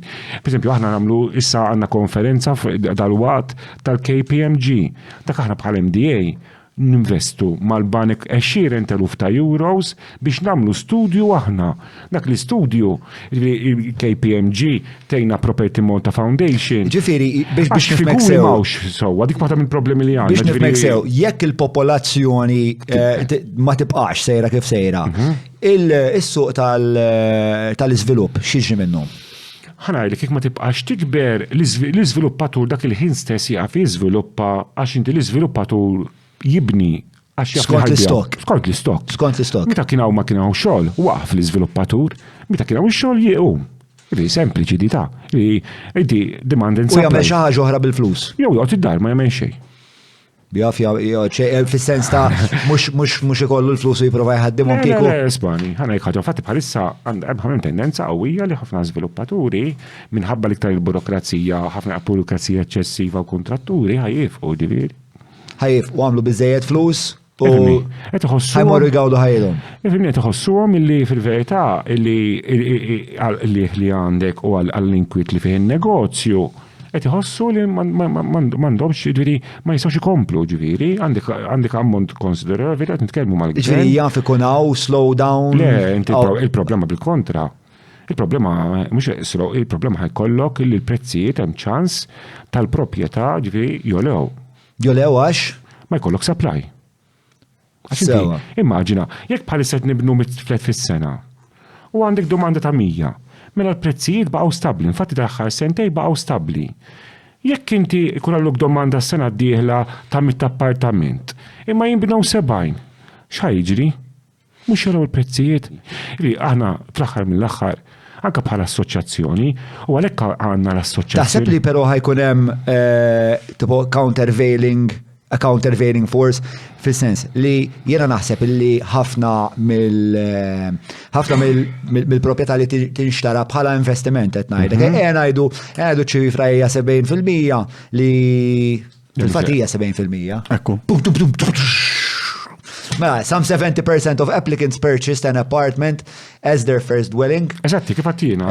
And more than half bought a property priced between 152 250,000. Fejx traw għadi 150,000, għamuna xie 17. Ifni, għax inti taraw għan bedroom, ikux għan bedroom, għax ġviri, mela, għara, bħalissa jista' jkun li ħaniġu f'punt fej tal-lem.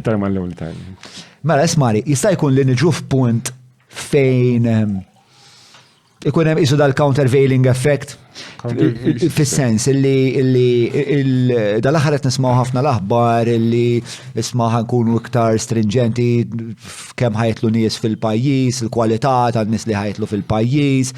Ovvjament da l-proċess ħajslowjah. Issa jiena l-fehma tiegħi hija li għandek daw 70% kif qed tgħid inti li huma first time buyers li għandhom bżonn jixtru dar, eċetera, eċetera. Però mbagħad għandek daw il-biċċa l-oħrajn li jixtru biex jikru. U naħseb ħafna mill-kiri jisir fil-fat għal nies li ġejjin, ovvja, li ġejjin joqgħdu Malta. Eżatt, issa jekk ikun hawn slowdown tal-popolazzjoni, mela il-probabilità hija li d-demand mhux se tkun għolja daqskemm kienet qabel għax fl-aħħar mill-aħħar ġraw daw il-units nies iridu joqogħdu. Għax hu x'ħajġri mela n-nies li għandek Malta llum, il-Maltin plus il-barranin ħajibqgħu hawnhekk, is-sena d-dieħla jgħid isma' l-gvern minflok ħandaħħal 10 minn nies barranin ħandaħħal 8. Issa jekk inti ikollok appartamenti għal 8 minn nies m'għandekx problema. Imma jekk ħajġu 8 u għandek appartamenti għal 5 biss, ħajgħu iktar prezzijiet. U aħna anke bħala assoċjazzjoni aħna nitolbu li kemm jista' jkun ma jkunx hawn żidiet esaġerati fil-prezzijiet. Meta naraw riskju li ħajolgħu ħafna l-prezzijiet, ninkwitaw. Tajli għalfejn tinkwitaw. Għas sempliċi raġuni. Inti tista' immaġina inti l-klijent tiegħek. Tinkwita you might get priced out of the market. Lelu ħaġa aħna rridu li n-nies bħala prinċipju tal-assoċjazzjoni tagħna illi n-nies jibqgħu jsiru sidin ta' darhom, aħna Malta għandna nkunu. Allura mhux flok 30% ta' allow 20. Xiġifieri. Nistaw naqalaw anka tenni u nitilfu. Imma inti huwa sustainable business, inti jekk ngħidlek inti hawnhekk il-podcast isma' tibda jitlef il-flus. L-business Malti jiena ma nafx dal-podcast qul le. Jagħmel 30% profit minn fuq il-negozju. Ħanek inti fimni ħaġa, il-verità huwa 30% fuq 3 snin proġett ta'. Imma ara kemm ikollok proġetti għaddejjin. Issa, inti ovvjament dejjem, jekk inti tafford tagħmel proġett wieħed, ħataqla 30% fuq proġett wieħed. Jekk għandek 3 proġetti taf xi tfisser, għandek ħafna iktar ħaddiema, għandek ħafna iktar investimenti, u għandek kollox. Imma l-iżviluppaturi ġeneralment ma jkollux ħaddiema, l-iżviluppatur huwa dak li jkollu l-flus, ħaddimhom, qabad kontrattur, qabad perid, qabad. Isimni, ta' għandek żviluppaturi għandhom ħaddiema magħhom u għandek il-kontratturi, għandek kollox. Aħna ġifieri inti immaġina, mela inti l-iżviluppatur da minflok qed jinvesti miljun. U jekk jinvesti 3 miljuni, tippretendi jekk jinvesti 3 miljuni minflok miljuni għal iktar naqblu? nimmaġna, high risk high yield, imma jista' jitlef sormu wkoll. Fimni ħaġa kien hawn Imma għax inti kont qed isma' jiena nixtieq li din l-affarijiet tkun iktar affordabbli għal kulħadd, eċetera, eċetera. Allura nistaqsi. Aħna rridu l-forzi tas-suq jibqgħu jaħdmu waħedhom. Imma fl-istess ħin irridu nassuguraw illi jkollok policies għaddejjin illi ma jxokkjawx is-suq l fuq qas l-isfel, idealment l-industrija tal-proprjetà tibqa' konstanti, ma jkollokx żidiet drastiċi għax tinsix illi jekk ikoll jekk ħafna ġieli nara kummenti fuq Facebook fejn ngħid jalla taqa' l-prezz tal-proprjetà. Tista' timmaġina inti ikollok 82% tal-poplu Malti hemm barra, ġifieri familji, kulħadd kull min għandu flet tiegħu.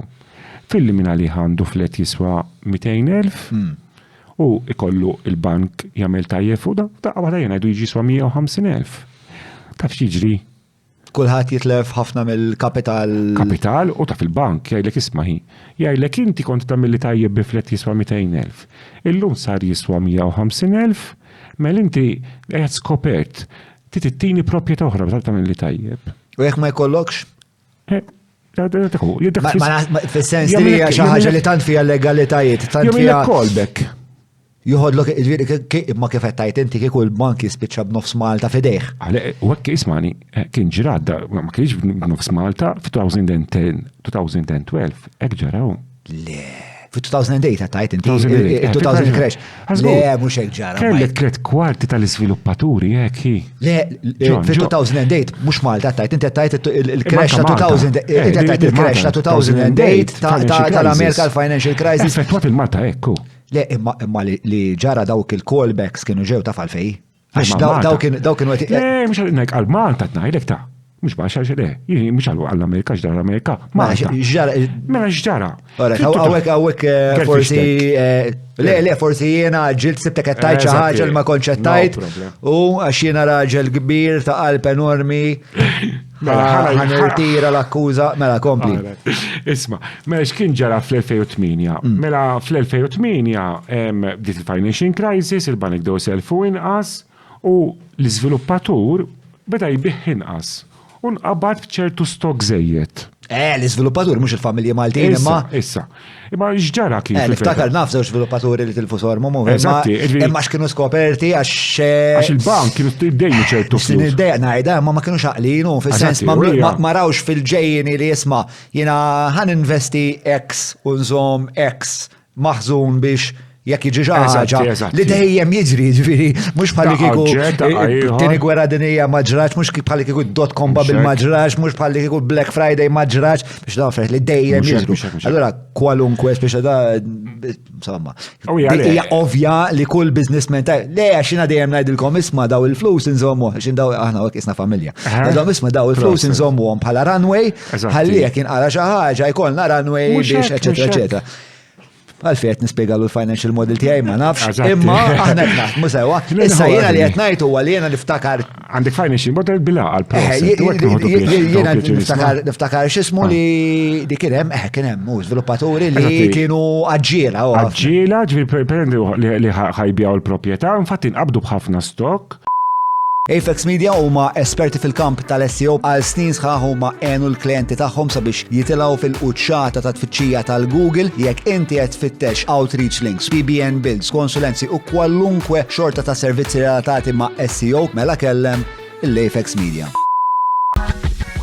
We are GSE Technologies, organizer of the Green Vision Summit and Expo and creator of the Eco Community. We've set out to educate, advocate and foster shared values for the sustenance of all.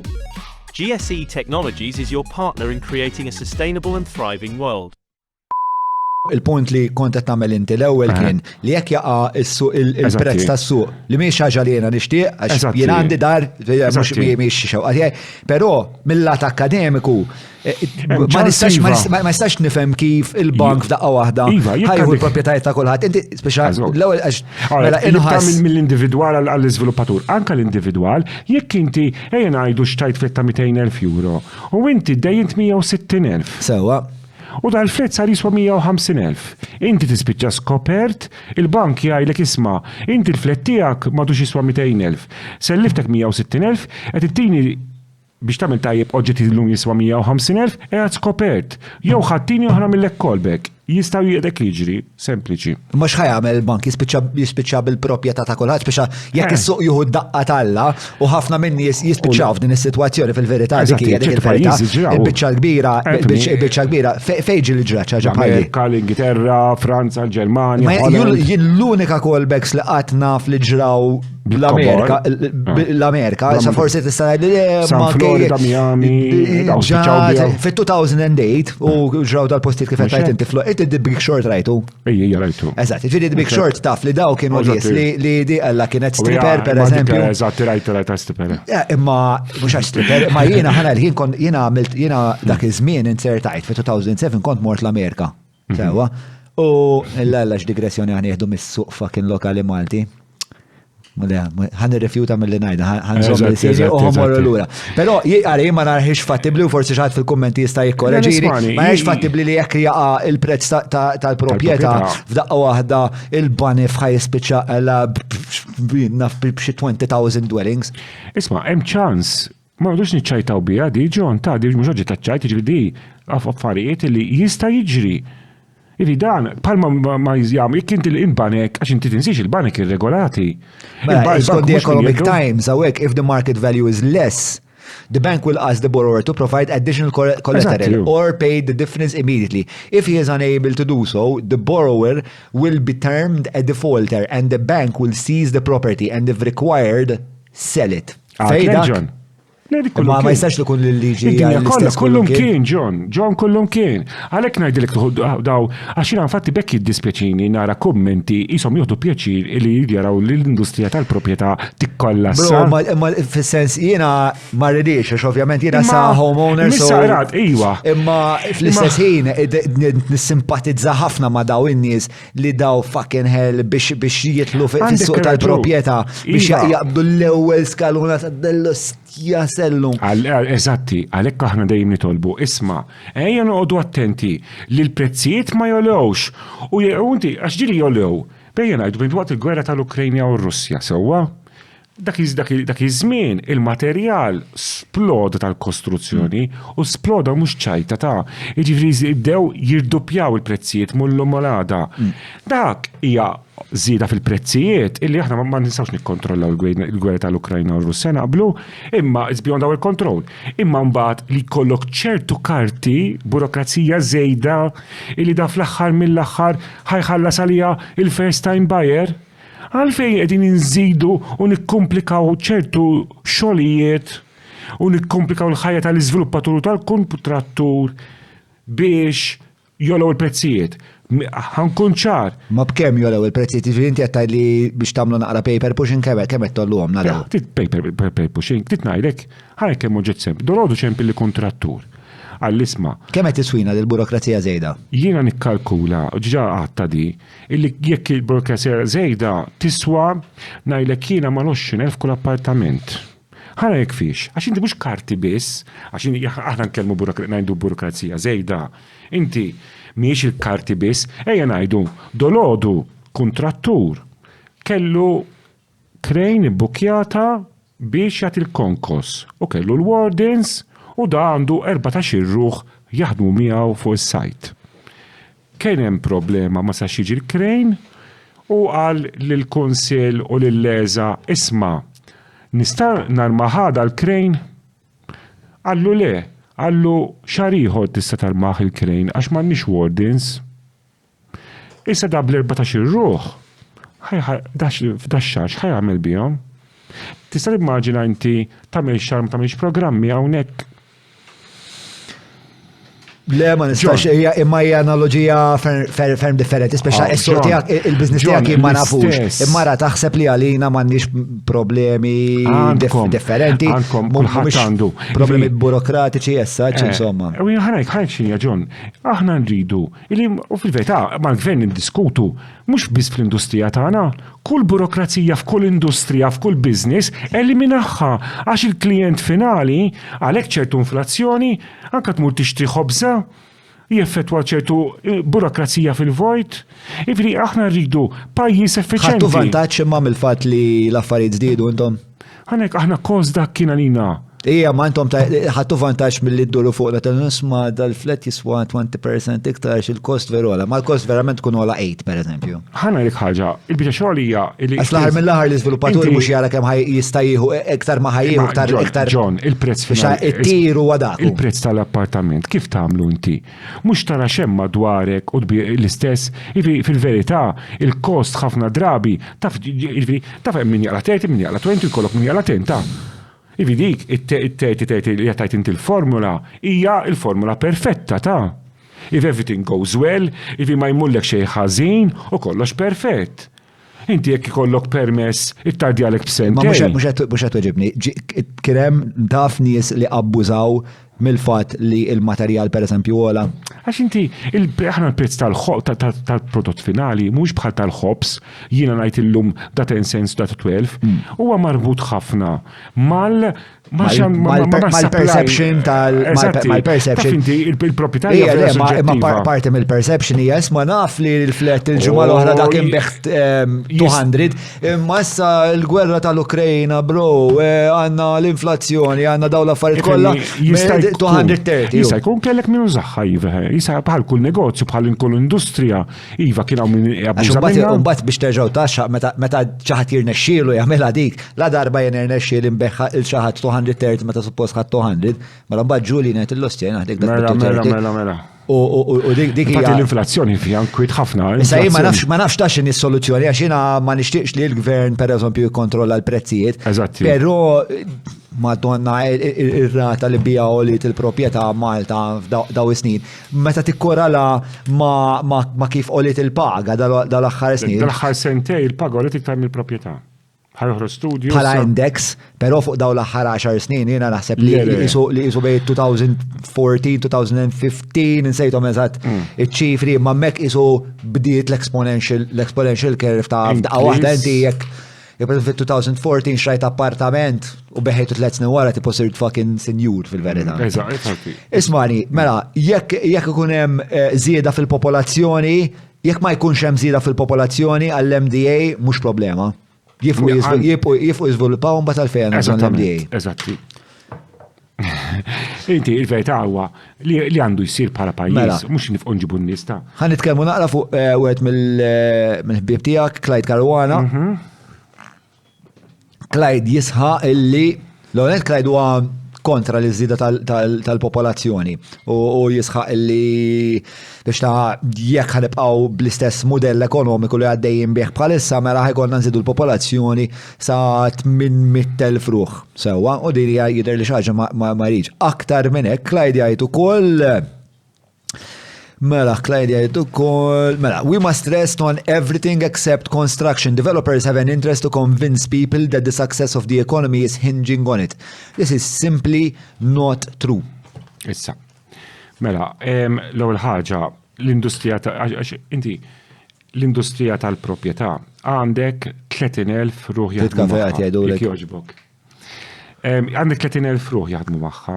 Issa, x'nagħmlu? Ma sibx li qed inkeċċuhom ta' wieħed jgħid li pereżempju nittrejnjaw imorru jaħdmu enġiniera, jmorru jaħdmu tipo ħafna bnadi oħrajn. Issa ejja ngħidu naqsu l-bini. Inti x'taħseb ikun l-effett tagħha? Kif ġat l-ewwel. Naħseb Clyde jitkellem fuq l-istess binarja ngħid jien li l-popolazzjoni taf tikber allura inti m'għandek bżonn daqshekk iktar stok. Ma sibx li qed jgħid isma' daqshekk bini stop. Mhux qed jgħid. Qed jgħid isma' ejja nislowjaw ftit il-bini. Nislowjaw il-bini l-ewwel trid.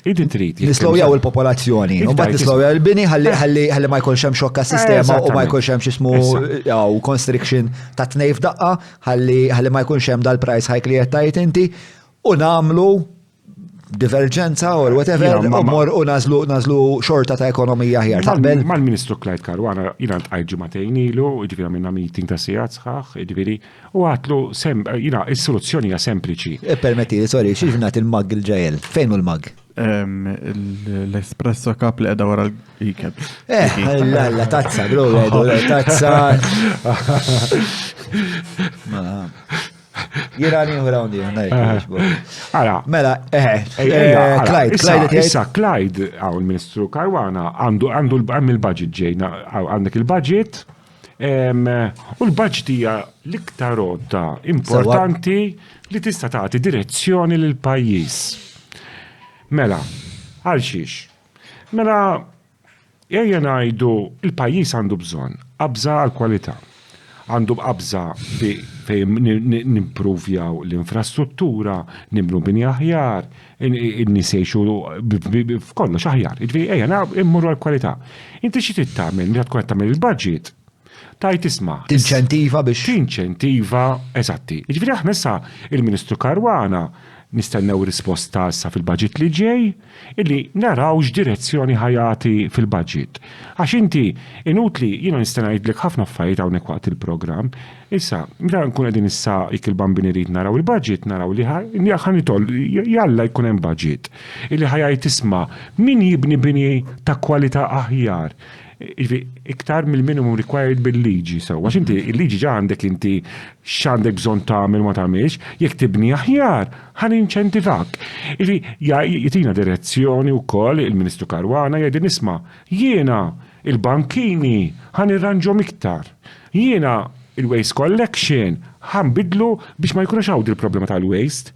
Jiġifieri il-budget għandu jkun risposta. Imma inti qed titkellem fuq infrastruttura, Kollox. Jgħid ngħidlek isma' jekk da mix-xewqa tiegħu qed jurina qed jgħid illi hu xewqa tiegħu li innaqsu l-kostruzzjoni u l-ekonomija tagħna, l-finanzi tagħna innisluhom minn avenues oħrajn li mhumiex il-kostruzzjoni. Issa, ħa naraw. Jekkem x'inċentivi, jekkux ħajk jiġu kreati, għax inti avenue soħra. X'inhu ma ġon l-avenue soħra? Probabbli dawk il-ġganti tal-ekonomija Maltija. X'inhu ma? Il-finanzi, gaming, IT.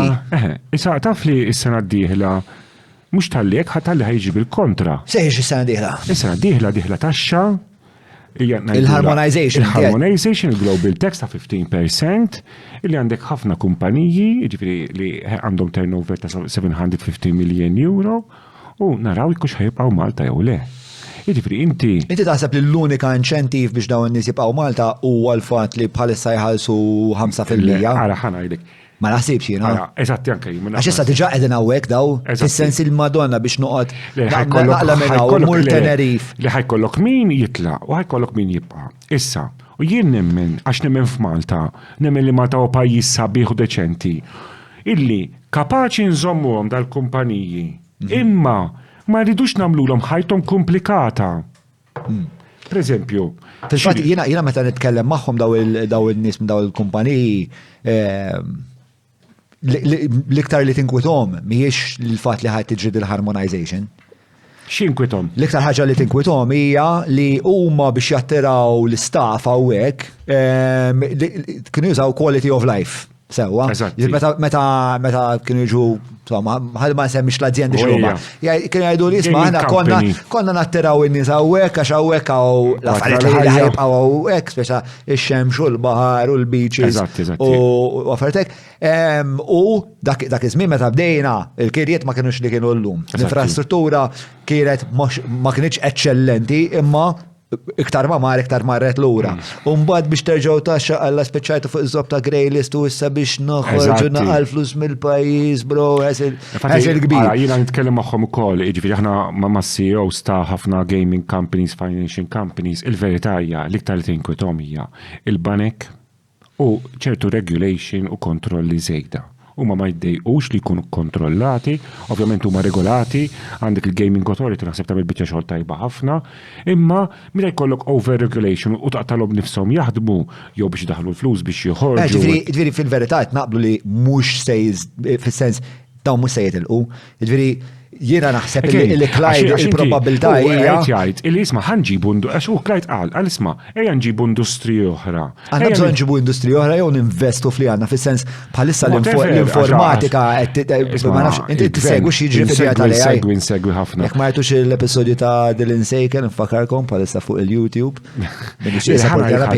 Eżatti, pereżempju AI, aerospace, għandek ħafna industriji oħra li jeżistu, imma inut li nġibuhom Malta Malta u ma jistgħux jiftħu bank account. Aħna, jina fatti jemmek ninkwieta illi għandek ħaqifni, ejja nibqaw nkabru l-ekonomija u ninvestu u nsaħbu u niddiversifikaw, mhix problema, imma dun kunu preparati. Inutli tajtada jina ħansib xogħol aħjar, ma toqgħodx id-dar tistenna u tajt isha jien ħanitlaq minn da xogħol u mbagħad nara xi nsib. Ġifieri it-tama tiegħek hija li Clyde Caruana fil-budget li jmiss jagħti inċentivi jew jagħti direzzjoni biex ninvestu f'affarijiet li huma lower impact. Lower impact fil-bini fl-industrija tal-bini aħna nixtiequ pereżempju li min jibni bini aħjar jiġi inċentifikat. Qed ngħid lower impact intom bħala industrija tiġu high impact u dik hija l-verità. Lower impact u konsegwenza biex ta' in-net value, in-net plus ikun ikbar. Eżatti, issa, x'inhi, ma attenti li vera jkun hemm soluzzjoni. Aħna l-bini fl-aħħar mill-aħħar. X'idilek bħala Ministru tal-Finanzi Clyde Caruana, jagħmel biċċa xogħol tajba taħseb? Jien naħseb jagħmel biċċa xogħol tajba, kultant il-komunikazzjoni ma tkunx daqshekk ċara, il-biċċa xogħol hija li again, jiena pereżempju meta jgħaddi ċertu messaġġi jiena hemm ninkwietax, pereżempju meta jgħid pereżempju ċertu komunikazzjoni fuq ċertu negozjanti li hemm ma naqbilx miegħu jiġifieri. Pereżempju x'qal li 40% tan-negozjanti jħallsu t-taxxa. Issa għandek negozji, iva, evassjoni għandek. Imma noqgħod attenti. Lew għalli 40% tan-negozji jiddakjaraw liħ. Eżatti, iħallsu jiddakjaraw liħ. Ġifieri inti għalik l-inferenza hemm hija l-60% l-oħra qed ifottu. Tipo hekk tibgħat il-messaġġ, għalija dak mhux ma kienx messaġġ fair. Jiena naħseb il-negozjanti. Ma naħseb hu għandu n-numri biex jgħidha imma inti skon xejn. Inti jista' jkollok negozji, meta tinsiex li sar ħafna investiment dal-aħħar snin, meta inti tagħmel negozju ġdid u tagħmel investiment kbir, normalment l-ewwel 3-4 snin ma tħallas taxxa għax ikollok id-depreciation. Taħseb qed tkun ftit inġenwu hawnhekk? Laqas xejn. Taħseb li qed tkun ftit eċċessivament klementi? No, jiena nemmen il-maġġor. Taħseb li dawk is-60% tan-nies li qalu li ma daħlux flus huma kollha kemm huma unjlivers. Mhux kollha, le min iġaqseb. X'tikkalkula li huma dak il-numru? Inti tagħmel ħafna negozju. Ħanajdek, jiena naħseb illi il-maġġor parti assoluta Malta il-ġurnata tal-lum huwa qiegħed jaħdem fis-sewwa u il-minoranza assoluta. Jiġifieri ngħidlek illi llum ftit għadhom jevadu t-taxxa, il-maġġor parti huwa li qegħdin mas-sewwa. Issa mbagħad hawn min jiġifieri minn għandek min jevadi ftit, hawn min jevadi naqra oħra hawn min. Imma l-verità hija li l-maġġor parti tan-negozji u dik tirrifletti wkoll nemmen. Xi ħaġa li tinkwitali li mhux jifhmuha. Illi għandek ċertu negozji, le mhumiex jaqalaw flus, għandek ċertu negozji qed imorru ħażin, għandek ċertu negozji illi mhumiex għaddejjin fjur bħal kif wieħed barra jaħseb, għandek ċirkustanzi, għandek ċertu negozji, mhux nitkellem. Ġifieri għalfejn ma kellux jagħmlu ma dak l-statement, fis-sens mhux statement sobri u ħafna li qed jgħid isma' u għalfejn u relatat ma' x'kienet it-tweġiba, ta' għal x'kienet u jieġeb hemmhekk meta qal dak l-statement. Fis-sens hekk at face value tidher stqarrija li hija data. Bażikament isma' 60% tal-kumpaniji Maltin mhumiex ħalsu. Mela, Malta has a tax evasion problem highlighted by the fact that in the last year before the pandemic hit, less than half of companies declared a profit.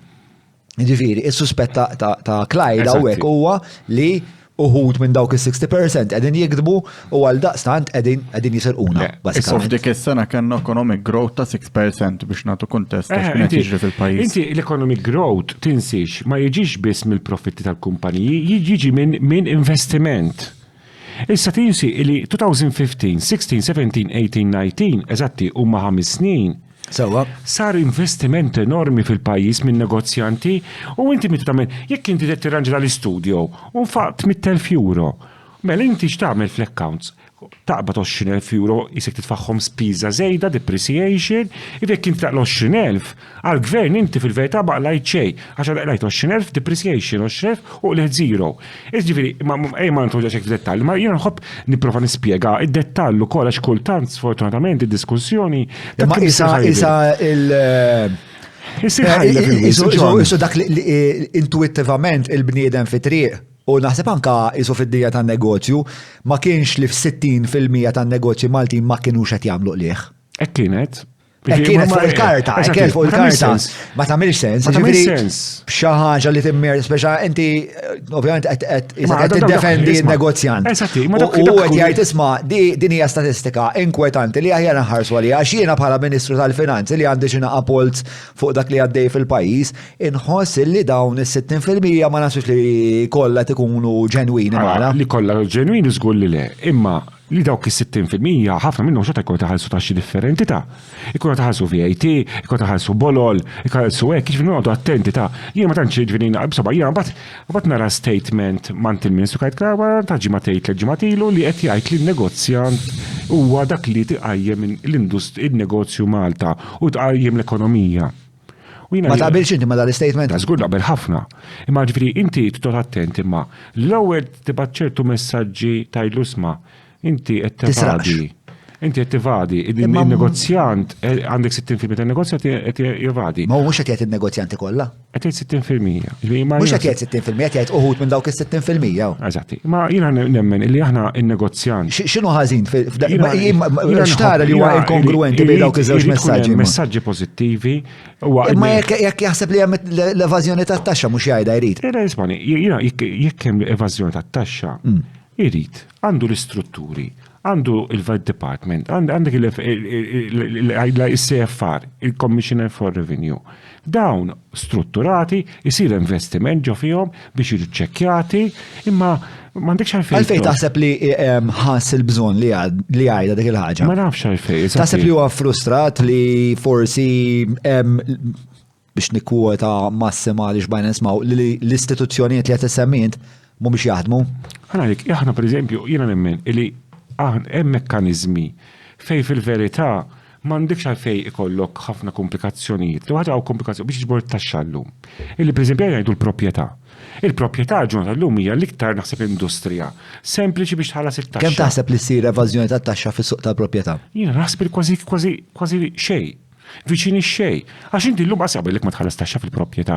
Għax inti jekk imbelek rifletti swa 100,000 euro, inħallas 8%, final withholding, u la not namel ħafna karti, la namelek, ta' sek, final withholding. Ma jekk ngħidlek dal-fred sewi swini 50 flok 100, ħallek 8% fuq 50. No, fuq 100. Fuq selling price. Eżatt, le, jekk jiena ngħidlek isma' jiena immaġna jiena ħabbeħ flet li jilek. U ngħidlek isma' dal-flet jiswa 100. Tini nikbu fuq il-karta 50. Tini 50 cash. U bat jena ħallas fuq 50. Ma il-50 cash ħatam il-biju. Illum. Le, ma fil-negozju, li qed ngħidlek huwa John. Il-verità hija li llum fil-negozju il-cash kważi spiċċa kollox, illi inti tmur dak il-50,000 fil-bank għas biss jħodhomlok. U llum jekk tmur tihom minn xi ħadd ieħor jispiċċa ma jħodhomlok għax ħarem il-biju qed tibżhom il-bank, is-sistema ngħalqet. Illi kważi biex ngħid m'hawnx evażjoni, ma ingħalqet. Taħseb li m'hawnx cash f'idej, ġifieri jduri taħseb li m'hawnx ħafna dealing bil-cash. Naqas u comparing ma' żmien ta' qabel. Kważi qed ngħid inti iġu llum. L-ora ħaġa b'esempio ngħidu l-iżviluppatur, il-maġġor parti tal-appartamenti li jbieħ huma l-first time buyers, li daw kollha jmorru l-bank, fil-verità il-flus għand l-iżviluppatur mill-bank għal-idu għal-bank. Ma dawk is-70% li qed ngħidu tal-first time buyers li wkoll dawn billi first time buyers għax kultant in-nies jimmaġnaw isma' l-first time buyers inti meta taħdem fil-proprjetà tissir taf il-ħaxi tal-bniedem kemm hu kbir ġifieri anke n-nisa anzjani jippruvaw jaħxu kostja. Fis-sens li għax aħna nimmaġnaw first time buyers msiker jaħasra daw kopja probabbli qasamlu sess qabel iż-żwieġ vera Halloween u vera album tajba u sejfu, imma fil-verità daw jistaw ukoll anke jekk huma m'għandhom xaġ tal-cash u jistgħu jifrankaw naqa' dazju naqa' ħaġa oħra. Min joħodhom dawn l-opportunitajiet dik hija l-verità. Ma insomma. Mela, fejn konna? Hija fuq il-cash, insomma, u hija. Mela ħanajlek prezz ieħor hello, all right. Okay, all right. Mela, prezz ieħor li jitħallas fuq minħabba l-industrija tagħkom il-tip ta' xogħol li tagħmlu intom għajr dal-overdevelopment li jienet nargumenta li kerraħ ċertu nħawi tal-pajis u naħseb il-biċċa kbira kerraħ il-pajis, l-istorbju u daw l-affarijiet kollha parti dak il-mixxella dik il-kategorija ta' affarijiet hija xi ħaġa li tinkwitani ħafna u nittama tinkwieta wkoll lilek hija l-imwiet fuq is-siti tal-kostruzzjoni. Malta narata li hija tal-waħx.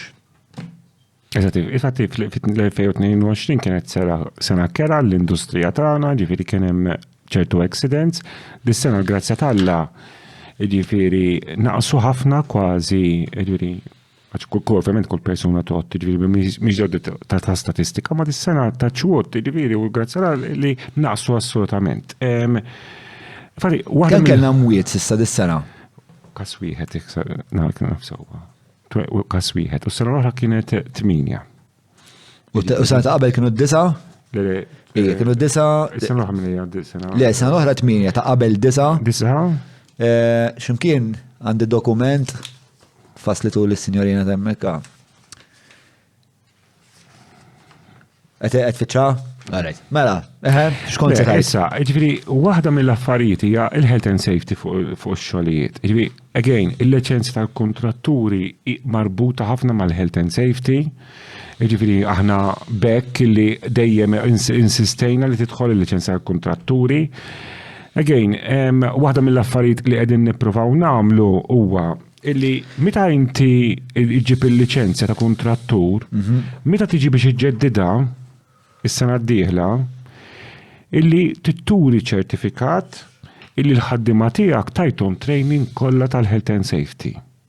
Aħna x'inhi l-ixxu bħalissa illi jiġu dik tkun marbuta mal-liċenzja. Sewwa. Ja, aħna din nitolbu jkun hemm mekkaniżmu awtomatiku mingħajr ħafna burokrazja, aħna bekk affarijiet sempliċi li waslu f'riżultati. Mela ngħidu isma' dis-sena tidħol il-liċenzja, is-sena d-dieħla kif tiġi immaġina inti mort biex tagħti il-liċenzja għand il-BCA. Jgħidlek isma' kemm għandek ħaddiema irreġistrati mal-ġoblas u xirruħ. Inti tittorini ċertifikat. Għal kull ħaddiem li għandek. Għal kull ħaddiem li għandek tajtu ċertu training. Aħna x'jiġralna illi ġew ċertu ħaddiema minn barra. Illi fil-verità ma kienux trejnjati biżejjed kif nibnu aħna u dal-affarijiet u ġew ċertu accidents. Sa ċertu accidents ġili jiġru bit-traskuraġni, ġili accident, tinsiex l-industrija tagħna perikoluża ħafna. Ejja ma meta nikkumpara r-rati tal-imwiet tagħna mal-bqija tal-Ewropa. Disastrużi ta' fiktar meri. Ifimni ħaġa, mhux mal-pajjiżi kollha, ġifieri. Mal-pajjiżi sviluppati ngħidu. Ġifieri imma gejn, ġifieri hemm iktar x'nagħmlu, iva fuq il-health and safety. Tipo l-Maċedonja biss jerbuna. U hemm iktar ukoll. Isma' fl-Ewropa? Le, anke fl-Ewropa. Imma l-verità hija hemm bżonn nagħmlu iktar. Jiġifieri di tal-health and safety mhux suġġett li nistgħu nilagħbu bih, u mhux suġġett li jridu noħdu bis-serjetà iktar, speċjalment għal ħaddiema u anke fuq is-sit ta' kostruzzjoni. Jiġifieri aħna fatti qed għaddejjin xi tibdil fil-liġijiet li qegħdin mal-gvern naħdmu biex jinbidlu biex ikunu biex is-siti u aħna xiġri fil-verità. Taf kif taħdem is-sistema mela żviluppatur, għax inti li żviluppatur, iqabbad kuntrattur biex jibnilu u iqabbad ukoll health and safety supervisor. Ma da xogħlu li jmur jara s-sit ta' kostruzzjoni. Ma health and safety supervisor huwa minn kumpanija privata, mhux tal-OHSA, mhux qabbad mal-istat. Eżatti. Issa, mela ħaddem professjonist inti biex jara li l-health and safety qed jiġi osservat fuq is-sajt. Li kulħadd eżatti. Issa, da jmur jagħmel inspections u jagħmel rapport u aħna bħala żviluppatur tgħidlu lil dal-bniedem isma' iċċekkja sewwa s-sajt. Ara li jikkissib xi difett għax daqqa jaqra injama, daqqa jinqara railing, oġġetti ħajja dejħin kollu. Ara li min qed jagħmel ix-xogħlijiet dawk ir-railings u dal-affarijiet joħsibhom. Imma ovvjament din is-sistema mhux qed taħdem għax kif qed ngħidu s-sena l-oħra meta s-sena taqbel disa. Eżattament. Mhux qed taħdem. Issa, aħna din ngħidu isma' li tkun hemm iktar responsabilità fuq health and safety supervisor u iktar responsabilità fuq il-kontratturi. Il-kontratturi jridu l-ħaġa li l-ħaddiema tagħhom jitrejnja nirringrazzjawhom. U t-tieni Health and safety u fiex iktar. il-focus huwa il-health and safety s-sena d-dieħla. Sewa. Għax hija il-priorità. Il-priorità hija health and safety. Jiġifieri fuq kollox, jiġifieri rridu l-kuntratturi jaqbdu ituhom ċertu training, issa mbagħad u jkun hemm is-supervisor iktar b'ċertu iktar responsabilità u jkollu ċertu poteri iktar ukoll. U l-obligi, għajr l-obligi fuq il-ħaddiema. Din il-licenzja ħajkolla u koll obligi fuq il-kontrattur li juri li għandu ċertu sena, per eżempju. Għazgur, ħajkollu obbligu li ħajkollu ċertu nis. Da ħajkun xie reġistru. No, di licenzja. Imma il-licenzja, ovvjament, inti għans li tajtek licenzja tfajtek f-reġistru. Eżatti. Mux konsegwenza. Issa, dak il-reġistru ħajkun ikkategorizzat mela Michael kapaċi jagħmel tqattir. L-ewwel żgur, għandek tal-iskavar, ta' twaqqieħ u tal-bini. Inti tista' tkun twaqqieħ biss, jew bini biss, jew skavar biss. Dik ħatkun mal-ewwel. Mal-ewwel, issa. Sewa. Eżattament. Isma' għalfejn dam daqshekk biex jiġi dal-ostja liċenzja. Għax għamilt ir-riċerka. Insomma, għajdli inti. Aħna inna xi 5 snin 6 snin ilu. Ma di mhux 5 snin 6 snin ilu, 150 sena, 150 sena ilu ta' l-aħħar li ġiet li ħarġu dik hi l-problema tal-kostruzzjoni. L-aħħar li semmiet fi-2007. L-ewwel li semmiet fi-2007. Issa, aħna inna nibbuttaw xi 5-6 snin, jiġifieri għal din liċenzjar. Infatti fi-2018 u x'kienet jimpedixxi? Badna run minn kif taqbal il-ħaw kif tajda. Il-barri mill-bajt. Badna passat imbi badna, tkellimna mal-BRO. Għadni l isma' ejja ħanoħdu ngħinukom. Ħanabdu nagħmlu stock take malaj. Ta' xaw xfissu. Imma xġejtu darkom mal-ħajt għax kienu għat jaqaw il-binjiet. Biex ta' isma' at this point ħajkolna bżon namlu għal il-ħagġa għax il-pubbliku tantu huwa maħruq maħna. Ħanajk ħaġa, inti kollok membri, mux 100% kulħadd jaqbel maħna, imma lek għandek l-assoċjazzjoni. Ivi aħna fl-axħar mill-axħar l-assoċjazzjoni tuħu direzzjoni, għandek il-President l-Eżekuttiv u l-Kunsill, ikollok membri jaqblu, ikollok membri ma jaqblux, imma aħna mbagħad niġu eletti kull sentej u jekk jaqblu membri magħna jereġunek, ma jaqblux mill-membri magħna jibatuna d-dar. Ver sempliċi. Imma aħna bħala assoċjazzjoni b'Sandro Ketkuti fit-2018 kien sar ftehim dak iż-żmien mal-BRO biex nagħmlu stock take u konna minnih f'weekend. F'weekend l-estejna s-setup konna u bdejna niġbru l-informazzjoni. Għamilna sajf sħiħ niġbru l-informazzjoni. Informazzjoni huwa il-kontratturi. X'isimhom, x'jagħmlu, VAT number, company number, ikkux inxurjati, mhux inxurjati. Ġifieri intom ħloqtu reġistru. Ħana reġistru bażiku. Biex ngħidu isma' meta ħammorru bil-nħorġu liġi, x'eżisti ma fis-suq? Sewa. Ħalli meta tmur għal-liġi, inti ma tmux għal-liġi bla-dodġ. Mbagħad x'għamiltu tajtuh ir-reġistru lill-istat? Tajnih l-istat, aħna nsi ġejna muwafqin mill-inkomplu mill-ombudsman. Mill-ombudsman għax kien illegali l-BCA u l-PRO. Mu vera xej, ġifieri, li kien illegali, aħna. Għalfej, ma ġifieri l-ombudsman ma kellux raġun hawnhekk. Ma kellux raġun. Sewa, għalfej, għax il-PRO ma setax jagħti, speċa l-argument tal-ombudsman kien mhux intom kontu li għamiltu l-illegalità, imma kien il-BRO li da ddeċieda li jagħti l-jiet biex dal-reġistru jinġabar Anka l-BRO. Minn terzi persuni. Eżatt, dik kienet l-opinjoni tal-Ombudsman u l-opinjoni tagħna u l-opinjoni tal-dak iż-żmien il-BRO. Imma l-opinjoni tal-Ombudsman mhijiex l-opinjoni tal-qorti, speċi stajtu tajdulu isma' grazzi tal-opinjoni tiegħek imma aħna ħankomplu. Imma mbagħad ovvjament il-BRO kif raw dik il-pożizzjoni tal-Ombudsman. Birdu u imma ma setgħux jaqbdu ir-reġistru li għandkom intom jgħidulkom sma' grazzi, daħħal fa' f'Excel u aħna nibdew ix-xogħol tagħna. Infatti x'ġara mbagħad, imma ġejna mawfqin halfway through. Imma insomma, mbagħad dejna fil-verità aħna jisna tipu għalu nasma' intkom tindaħlux dal-proċess uħorġu l-barra ħallu l-gvern jaħdem ar-rasu. U għafna. Għajna aħna fil-pubbliku u għadna sallum nimbuttaw għal dal-licenzjar, għajna nimbuttaw. Imma intom kelkom li tagħtu l-licenzji intom? Le, aħna ma jaqblinniex nagħtu l-licenzji. Milli qed nifhem jiena bil-mod sistemiku li qed jiġu mfassal f'moħħi dan il-proċess. Speċjal intom għamiltu ġbir ta' informazzjoni. Eżatti. Tajjeb, daqshekk? Eżattament. Ġifieri il-parti tiegħek għamilta inti bl-istat. Ma laqniex konna. Ma laqtux, ma ġbartux. l-informazzjoni kollha sal-aħħar. Sewwa. Imma ma stax kompli tiġbor l-informazzjoni għax inti Tinsiex l-unika parti illegali li qed jgħidlek Il-BRO l-ombudsman. għabbadna. Mbagħad min ħajġi jirreġistra miegħek meta l-ombudsman qed jgħid li suppost jiġbor l-informazzjoni.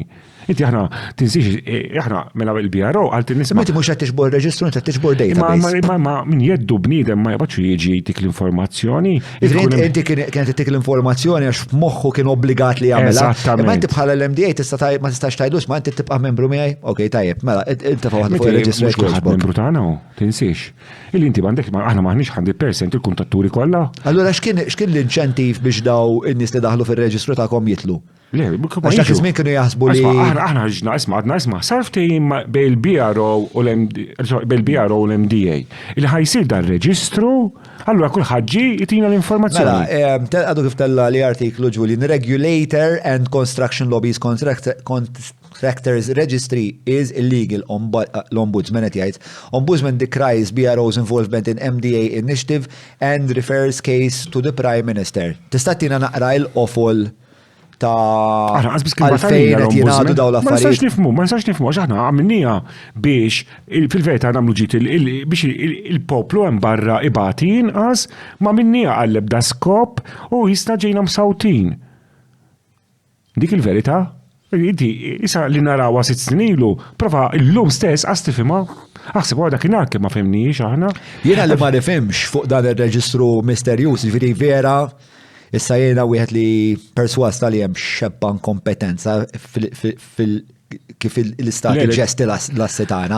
Imma grazzi tal-li tissegwu taħdida tagħna sawnekka, qabel ma nkompli nixtieq infakkar li hawn numru ta' azzjendi li jissapportjawna għal daqstant aħna nirrakkomandaw li fejn tistgħu, meta tistgħu, kif tistgħu dak kollox tagħmlu użu mis-servizzi u l-prodotti tagħhom. Dawn l-azzjendi huma il-Hungry Hippie, il-Vini Capricci ta' Abram, kif ukoll nirringrazzjaw il-Browns, il-Maple, Apex Media, GSE Technologies, eCabs, Kutriko, Garmin 9986-6425 huwa numru ta' Derek Meets, il-Click kif ukoll ESS Electra li nfakkarkom żuru naqra l-paġna tiegħek magħhom qed nagħmlu din il-kompetizzjoni ferm interessanti li ġib li sem il-bozza tal-1000. Fl-aħħar tax-xahar u fakkarkom ukoll li ESS Electra dal-waqt ġej il-Black Friday u għal daqsan ħajkun hemm ħafna skontijiet fuq ħafna ħwejjeġ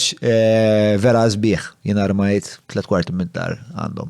U vera nies rajt, ħafna rajt. Insomma, ara tlaqna inkomplu t-tieni parti tiegħi flimkien ma' Michael Stivala. Patreon Forces Romalija! Mela, jina għamilt naqra riċerka fuq dil-ostra licenzja. Mela, fit-2007 il-Kamra tal-Periti jagħmlu stqarrija jgħidu isma' jeħtieġ li jkun hemm li l-ewwel stqarrija li sibtijina pubblika li kienu Kamra tal-Periti. Daw fit-2007 qalu isma' jeħtieġ li jkun hemm reġistru liċenzjar dali forsi fl-aħħar għax min għadni biex irrid nara biex nemmen għax qed ngħidu ħajsir. Mela. Alright, mela, ħana sar għal-punt u mbagħad nitkellmu fuq dik ta'. Fit-2011 il-gvern permess tal-Building Construction Act iwaqqaf il-BRO.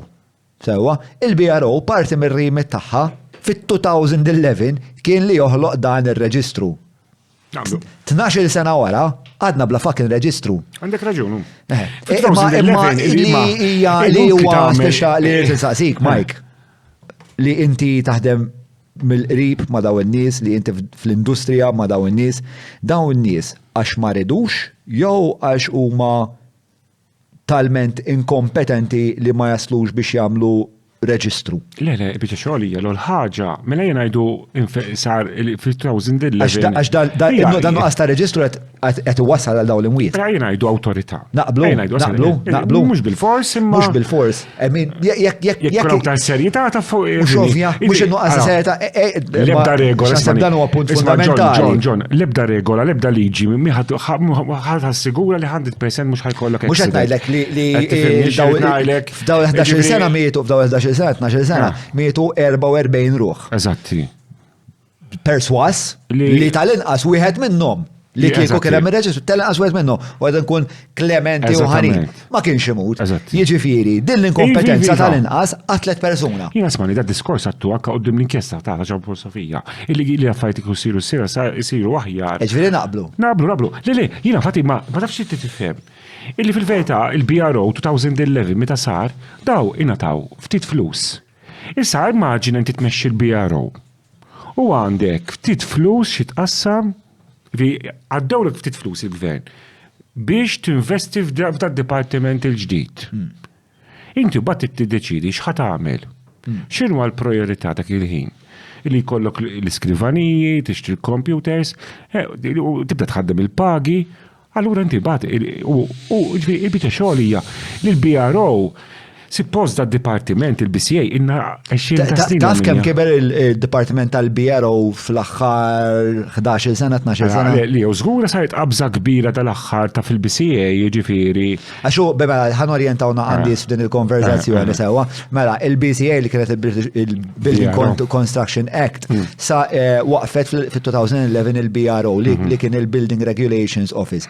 Bizmien il-BRO jidher l-2019 il-BRO sir il-British, għalfej British, bil-fors British irritna, għet nishtiq li terġa tiġi reġna, l-għura salvana, nizumawa. Charles Schwireb ġejalik. Charles Schwireb, insellu għalih minna għawek. Għandu naqdis gwidi ma l-sviluppaturi, Charles Schwireb.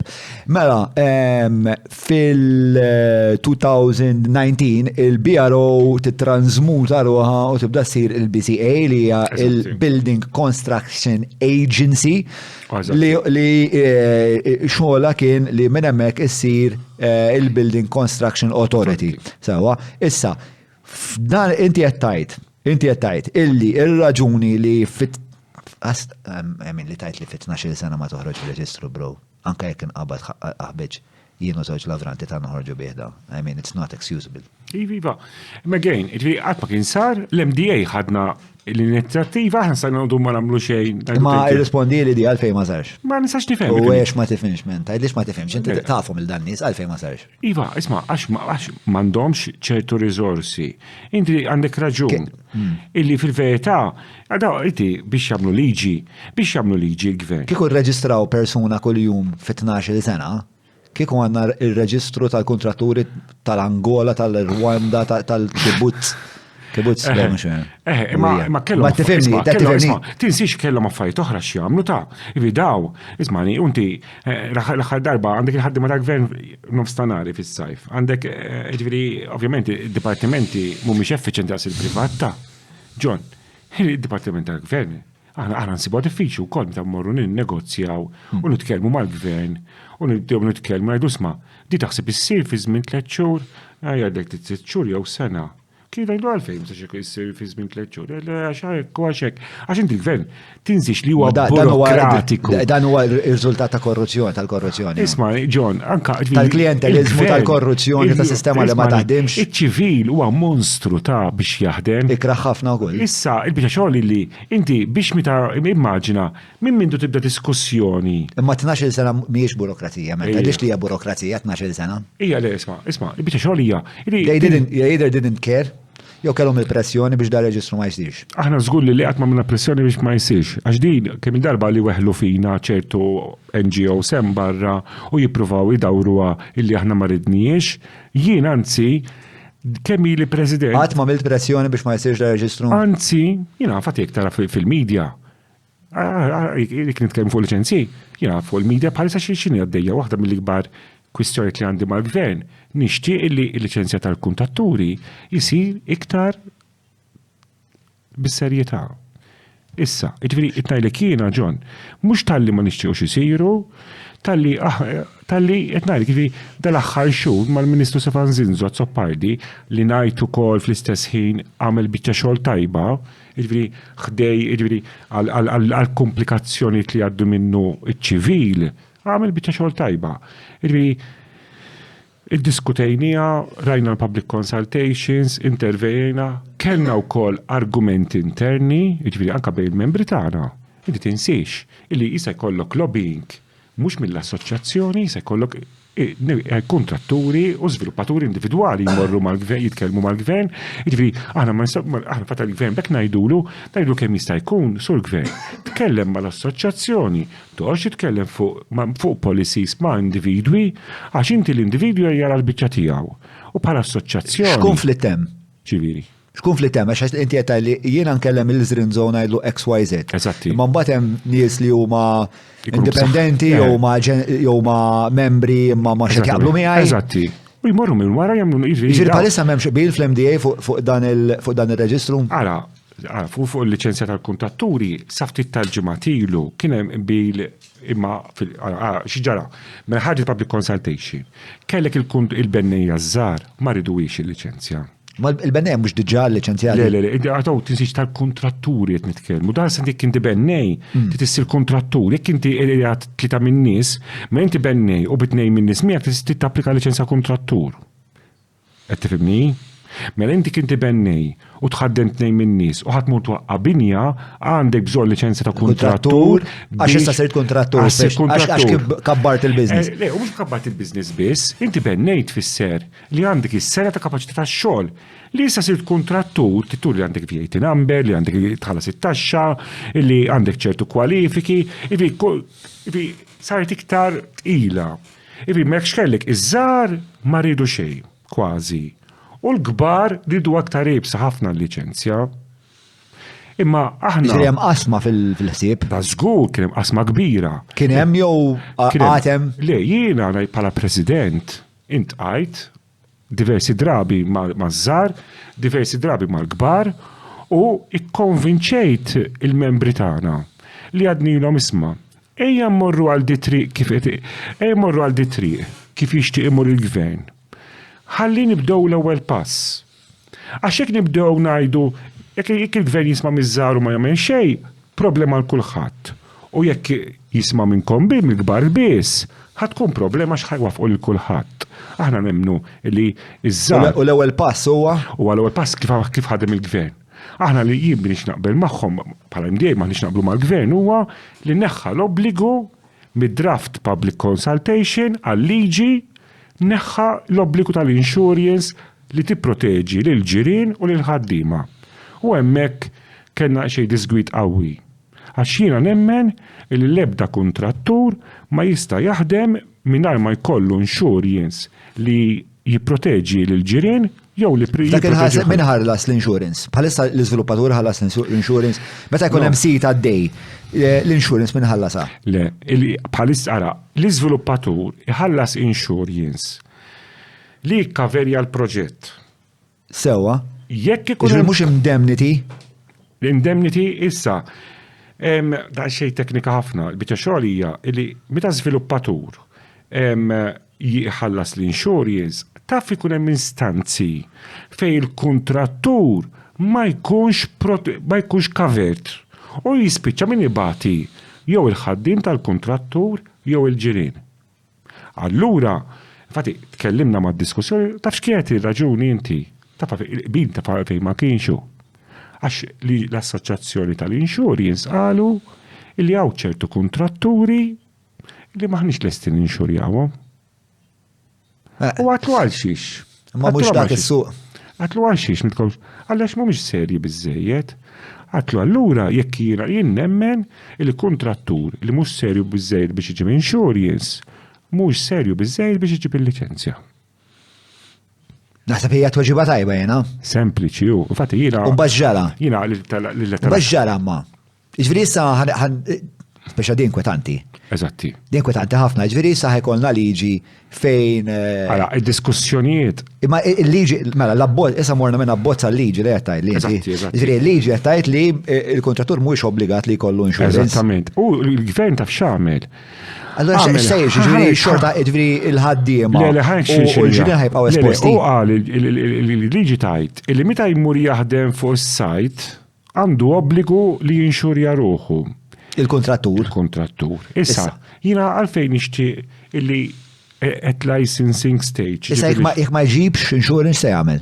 Ma nafx. L-istat, mela, l-istat jekk dan il-kontrattur ma jnexxilux iġib insurance għax l-insurance tgħidlu isma' le. Ma jistax jaħdem.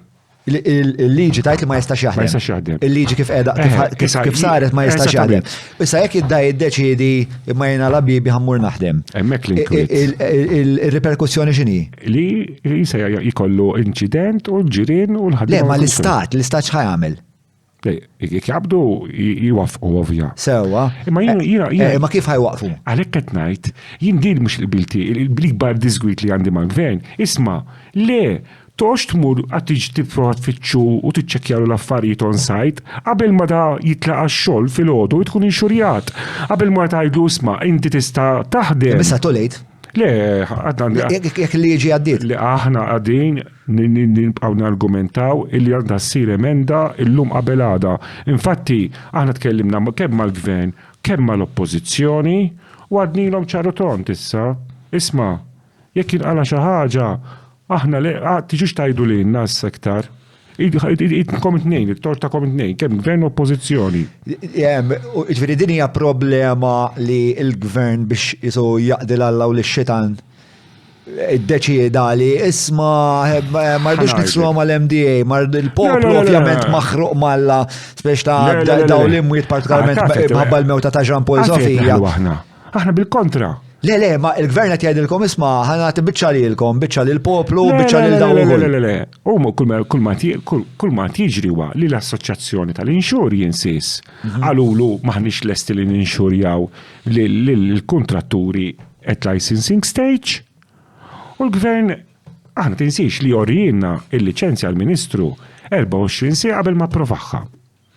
Jina, infatti, ġurnata qabel għalinna għada diħa tiġi approvata l-licenzja. Sewa. Aħna u l-Kamra tal-Periti fl-imkien. Orjina, u fatti l-ewwel domanda li saqsejt għatlu fejn marret l-obbligu tal-kontrattur, tal-insurance, tal-kontratturi. Lil-min attenti? Lil-Ministru. U għalinna dik neħħejnija għax l-Assoċjazzjoni tal-Insurance waqt il-public consultation għalunna li mhumiex lesti jinxurjaw ċertu kontratturi. Għalina ma kienx aċċettabbli, infatti jekk ta' issibu l-għada stess ħriġna stqarrija fil-pubbliku li għadna li l-liċenzjar ħajkun wieħed dajjef ħafna mingħajr dal-obbligu. Fejkonna bqajna? Ħanek mhux fejn konna bqajna. Imma stja wara 12 sena tippretendi li jagħmlu biċċa xogħol li stja ħlisnija di. Isma', le, inti qed ma Ara, l-obbligu tal-liċenzja kontratturi aħna nemnu li hija evoluzzjoni. Ħatibda minn hekk u ftit ta' żmien kull sena. Ftit ta' żmien nistennew sena wara 12 sena nistennew 12 sena wara. Inti l-liċenzja ħatibda. Issa, sena dejjem jizzidu Meta ħatibda din-liċenzja? Issa sab, minn mill-1 ta' Novembru, Le, ma sta kull ma sar hija l-registration u l-ewwel fażi. Imma tafx x-exercise tajjeb dak u saru. Ġiġa inti orejt eletturi l-accounts, VAT number, xi kwalifiki għandek.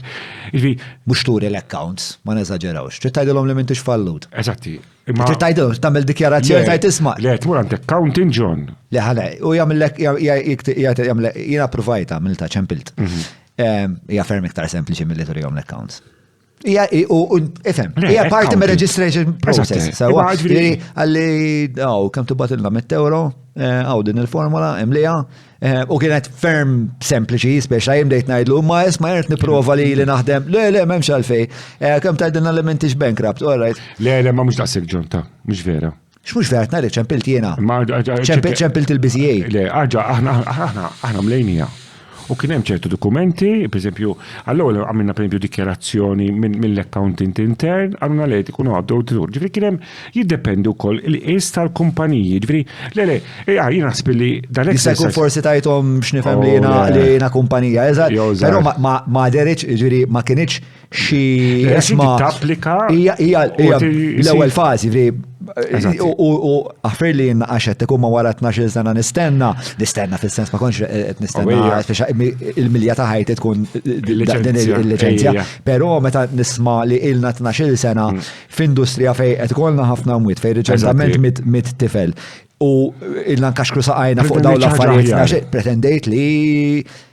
pretendejt li issa f'Novembru tħan, bdejna, għattifimni, mux għamilna l-ewel fazi ġbarna r-reġistru, għatlu s-sattini fazi meta jena. Għallissa ħanċemplu l-kom. Hemm obbligu bil-liġi, hemm obbligu le, dati qiegħda fil-liġi, 1 January 25. Suffers, fil-fatt mbagħad għattilu jiena, għatlu isma' ma huwa għamiltu għalli speċa din li għal-ewwel fażi mbagħad suffers 25. Però għafir li Mike nemmen la nara speċa, minna niftakar xismu dak Borch fit-2019 li f'Lulju ta' 2019 għal-isma tinkwitawx sal-axħar sena, saqsih Jacob, ma nafx rajtux dan il-filmat, Jacob jgħidlu sma dan il-direttorju b'dal jatnajdu jina u inti ħajġi f'jannar ta' 2025. Fit-2019 Ian Borch għallu, mela le, sal-axħar ta' sena jena t-nobliga ruħi biex ikollna dan il-reġistru u Jacob jgħidlu ma xiex bil-vetting u għek jgħidlu hija mela bil-vetting bil-kategoriji 4 snin wara u għek għadni għatem nidbaqbaq u nidħambaq fuq da. Ġiri, issa naraw jgħan fiduċjuż ħafna li dan huwa proċess li qed jaħdem tajjeb. Ovvjament, dizappuntat f'dik il-biċċa xogħol tal-insurance u ħanibqgħu nisistu għalija li aħna nemnu li l-ġirien u l-ħaddiema jduġu jassigurati. Ġveri l-obbligi li ħajintafaw fuq il-kontratturi u fuq l-izviluppaturi, x'inhuma permezz ta' din il-liċenzjar? ċat obbligu? Li ikru ħaġa. Li kollok l-istaff kollu li jkun trejnijat. Eżattament. Li nafu minn huma daw in-nies kollha. Eżatt, tkun taf, x'inti tinsix jisket tagħmel l-stock take, da tinsix aħna f'2018 qed nagħmlu ta' stock take ieħor, dik id-differenza meta mela kulħadd issallum nafu għax inti tinsix li kellek. Ma d-dipartiment tal-VAT speċa ma jistax jagħmellek stock take tu. Le, għax inti fil-veta, jekk inti kollok VAT, immaġina kif ħaj kwalifika bej kumpanija u oħra, ġiri għasik ma jkunux jafu. Inti meta tapplika l-VAT number, jgħalek isma n-nescode jgħidu. Eżat, tamel, eżat, xajdulu? N-nescode. Le, mux Nace-code. Jgħalek isma n-tissa tamel bħajdak. U dajdlu isma jina kun video producer, għarajt inti tiġi Nace u tik Nace number. Kif il-Madonna ma ġas qabdu xisma, minn huma n-nies kollha li jaqgħu din in-Nace code, daw minn huma. Alright, dawn huma kollha kontratturi. Misab dis-sistema kollha li ħafna iktar, għax inti fil-verità tista' qasbu tapplika l-VAT. Le, sempliċement qed nissottolinja kemm daw setaw ħafna iktar il-proċess. John, ara, ifhimni, kultant il-privat, il-gvern ma jifhmux kif jaħdem. Anka aħna ma nifhmuhomx. Li tant kemm oġġett imma kultant oġġett sempliċi nġibu d-dinja fit-tard biex nimplikaw bħala naġġornajt iċ-ċivil, illi again, iċ-ċivil monstru, illi ċivil, inti mhux hawnhekk taqbad jekk illum iddeċidejt tagħmel xi ħaġa għad tagħmilha. Il-ċivil biex juhu l-authorization, juhu ħafna hekk. Lemma kellu authorization, dik il-problema. Isma, għawek tal-artiklu Julian, mela, li kitbu Julian Bonnici fit-2020, March 9, 2000, Madonna l-vista, ġubu l-karrotti. Malta developers head Sandro Ketkuti fought against government register and licensing of contractors. Vice President of Chamber of Architects claims. Min kien Vice President of Chamber of Architects dik il-ħabta? Andre Pizzuto. Għet jiffiċer ħafna l-lum Andre Pizzuto. Mela, għek Andre Pizzuto qiegħed jgħid illi Sandro ġielet kontriħ dan il-predeċessur tiegħek ġielet kontriħ dan il-reġistru. Dik l-istqarrija li għadja għamelaw. Ma jira id-detalta tal-artiklu ma nafx kemm ġifieri veritira. X'aħna ir-realtà hija kemm l-MDA, kemm il-kam tal-periti, it-tnejn li aħna dejjem iġġilidna li ridnieh il-liċenzjar. Tista' tara naqra ovvjament hawnhekk naqraw title. Tista' ssib naqra bro, mux deħħalek, tkabbar u koll, irrit najdek, fakrek li nanzjan, il-self-esteem tijaj ma dan-nis fil-loki. Mela, ismani, l-artiklu jgħajtek, we have to be genuine when we see people trying to lead the register. We had been proposing it since 2007, but on that day, May 2019, it completely stopped there. We need a bit more context.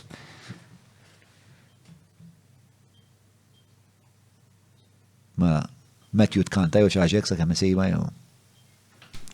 Mhix nibda. Naħseb sabu għarrejt. Tista' tkompli. ta' parsi taħdem. Fuck it, lifta. Kellna opportunità tad-deb. During an edition of TVM's Insight, Pizzuto passed on the minutes of a May 2019 meeting of the Building Industry Consultative Council, li hija xaġu ħaralina BICC. fim ta' sat il-funzjoni tiegħu, which is an advisory council made up of all stakeholders involved within the construction sector, including government. After the meeting, the BICC was set to submit fresh proposals to the government on the sector. Iġviri dan il-BICC xogħlu kien dan huwa struttura tal-gvern. Iva. Huwa struttura tal-gvern li huwa il-miljet nifhem xi xorta ta' think tank Eżattament. li stakeholders tal-kostruzzjoni li inkludu periti, kulħadd ħafna nies. jitħattu bejnietom u Eżattament. jagħmlu proponiment. Issa, after the meeting, the BICC was set to finish to submit the proposals to the government on the sector. However, Katkuti insisted that they did not need to include the introduction of a register and proper licensing system, claiming that it would be passed off to the Property Malta Foundation li jidir li kienet li kienet public-private partnership bejn il-gvern u l-MDA. Correct. U xek. Eżatti. Iġviri, kien se jisir dan il-reġistru, jew kien se il-BIC kien ħaj proponi l-gvern biex il-gvern jagħmel reġistru u Sandro għallhom daħal fil-nofs biex kien fil-meeting u għallhom le tipproponi xuma għax dak ħanamluh aħna bħala Property Malta Association. Foundation. Mela, ifimni, dan huwa diskussjoni li jisekollok opinjoni mod jisom, aħna dejjem xtaqni il-da. U li qed jgħid Sandro hemmhekk xtaq jagħmlu isma' għandna l-istruttura. Ma tarax conflict of interest li tagħmlu l-MDA dan il-reġistru dan il-licensing. Le, isma' ma kafi jkisir sar u sar effiċenti taf illum taf dik il-lista mitu ta' inqas nisu. Dik l-idea li ku għax inti l-privat huwa iktar effiċenti minn. Ma tarax konflitt ta' interess inti Le. l-MDA Għandek ta' ħafna associations, għandek ħafna jgħidu kamra tal-periti. Kamra tal-periti tikkontrolla l-warrant tal-periti. Hija parti minn board wiesa. Esattament. U aħna xi ħaġa xtaqna nagħmlu. Il-warrants tal-periti kif joħorġu? L-istat imma mbagħad id-disciplina tagħhom u hekk aħna ma kam tal-periti aħna qegħdin naqblu ħafna affarijiet. Ġifieri infatti aħna qegħdin naħdmu tajjeb ħafna m'Andre ġifieri u li qegħdin naħdmu flimkien biex l-affarijiet il-ġurnata llum għal-nies hemm barra u għal-ħaddiema u għal-pubbliku ġenerali nixtiequ naraw il-bidla, nixtiequ naraw improvement u issa x'intqal 4 snin u x'intqal 5 snin ilu u dal-diskors kollu jekk toqgħod tfittex issib xi ħaġa. Ovvjament l-istorja trittenat kollha. Iva. Għalhekk qegħdin għalhekk ġejt fuq għażejt tiġi fuq podcast għalli mhux 20 minuta u ternaleb u nsiru nafu kif wasalna hekk ħalli nkunu nistgħu nieħdu rendi kont, nħdu stock take, naraw ġaraw ma ġarax, ħalli, l-għana ħari għalija xinuwa. Li ikolna svilupp li jkun sostenibli. Li ma jkun xraw daw l-imwiet, jena di ta' Jean Paul Sofija, kisret li qalbi. Għandek għagħu mux li l-biss, kulħadd. Li ma nafx ferroċjatni għamlet ħafna. Eżatt. Xderlek meta l-Prim Ministru rifjuta li għati inkjesta pubblika l-Isabel Bonici, reazzjoni tiegħek personali. Għanajdlek, il-kwistjoni ta' għax huwa punt, naħseb li punt legali ħafna. Jiġifieri, infatti jiena mort nixed waqt l-inkjesta Jean Paul Sofija, infatti l-ewwel. Le ma għajdlix għadilek għax jiena bdejt minn mod morali, forsi ma taqbilx miegħu, imma mill-mod legali taf kien hemm raġuni illi aħna ma nafux ħajkun. Għax inti isma' ma vera ma kienx hemm ma tafx kif jaħdmu inkjesti pubbliċi u kellek diġà kellna ġifieri preċedent ta' Defni. Iva, imma inti titqgħod attent ħafna x'ingħad waqt l-inkjesta pubblika u x'jgħid waqt l-inkjesta kriminali. Taħtar nies li huma esperti biex jagħmlu l-punti ta' referiment ikunu magħmuli b'mod esperti. Le, ma sekox, jiena tlajt nixed waqt l-inkjesta ta' Jean Paul Sofija.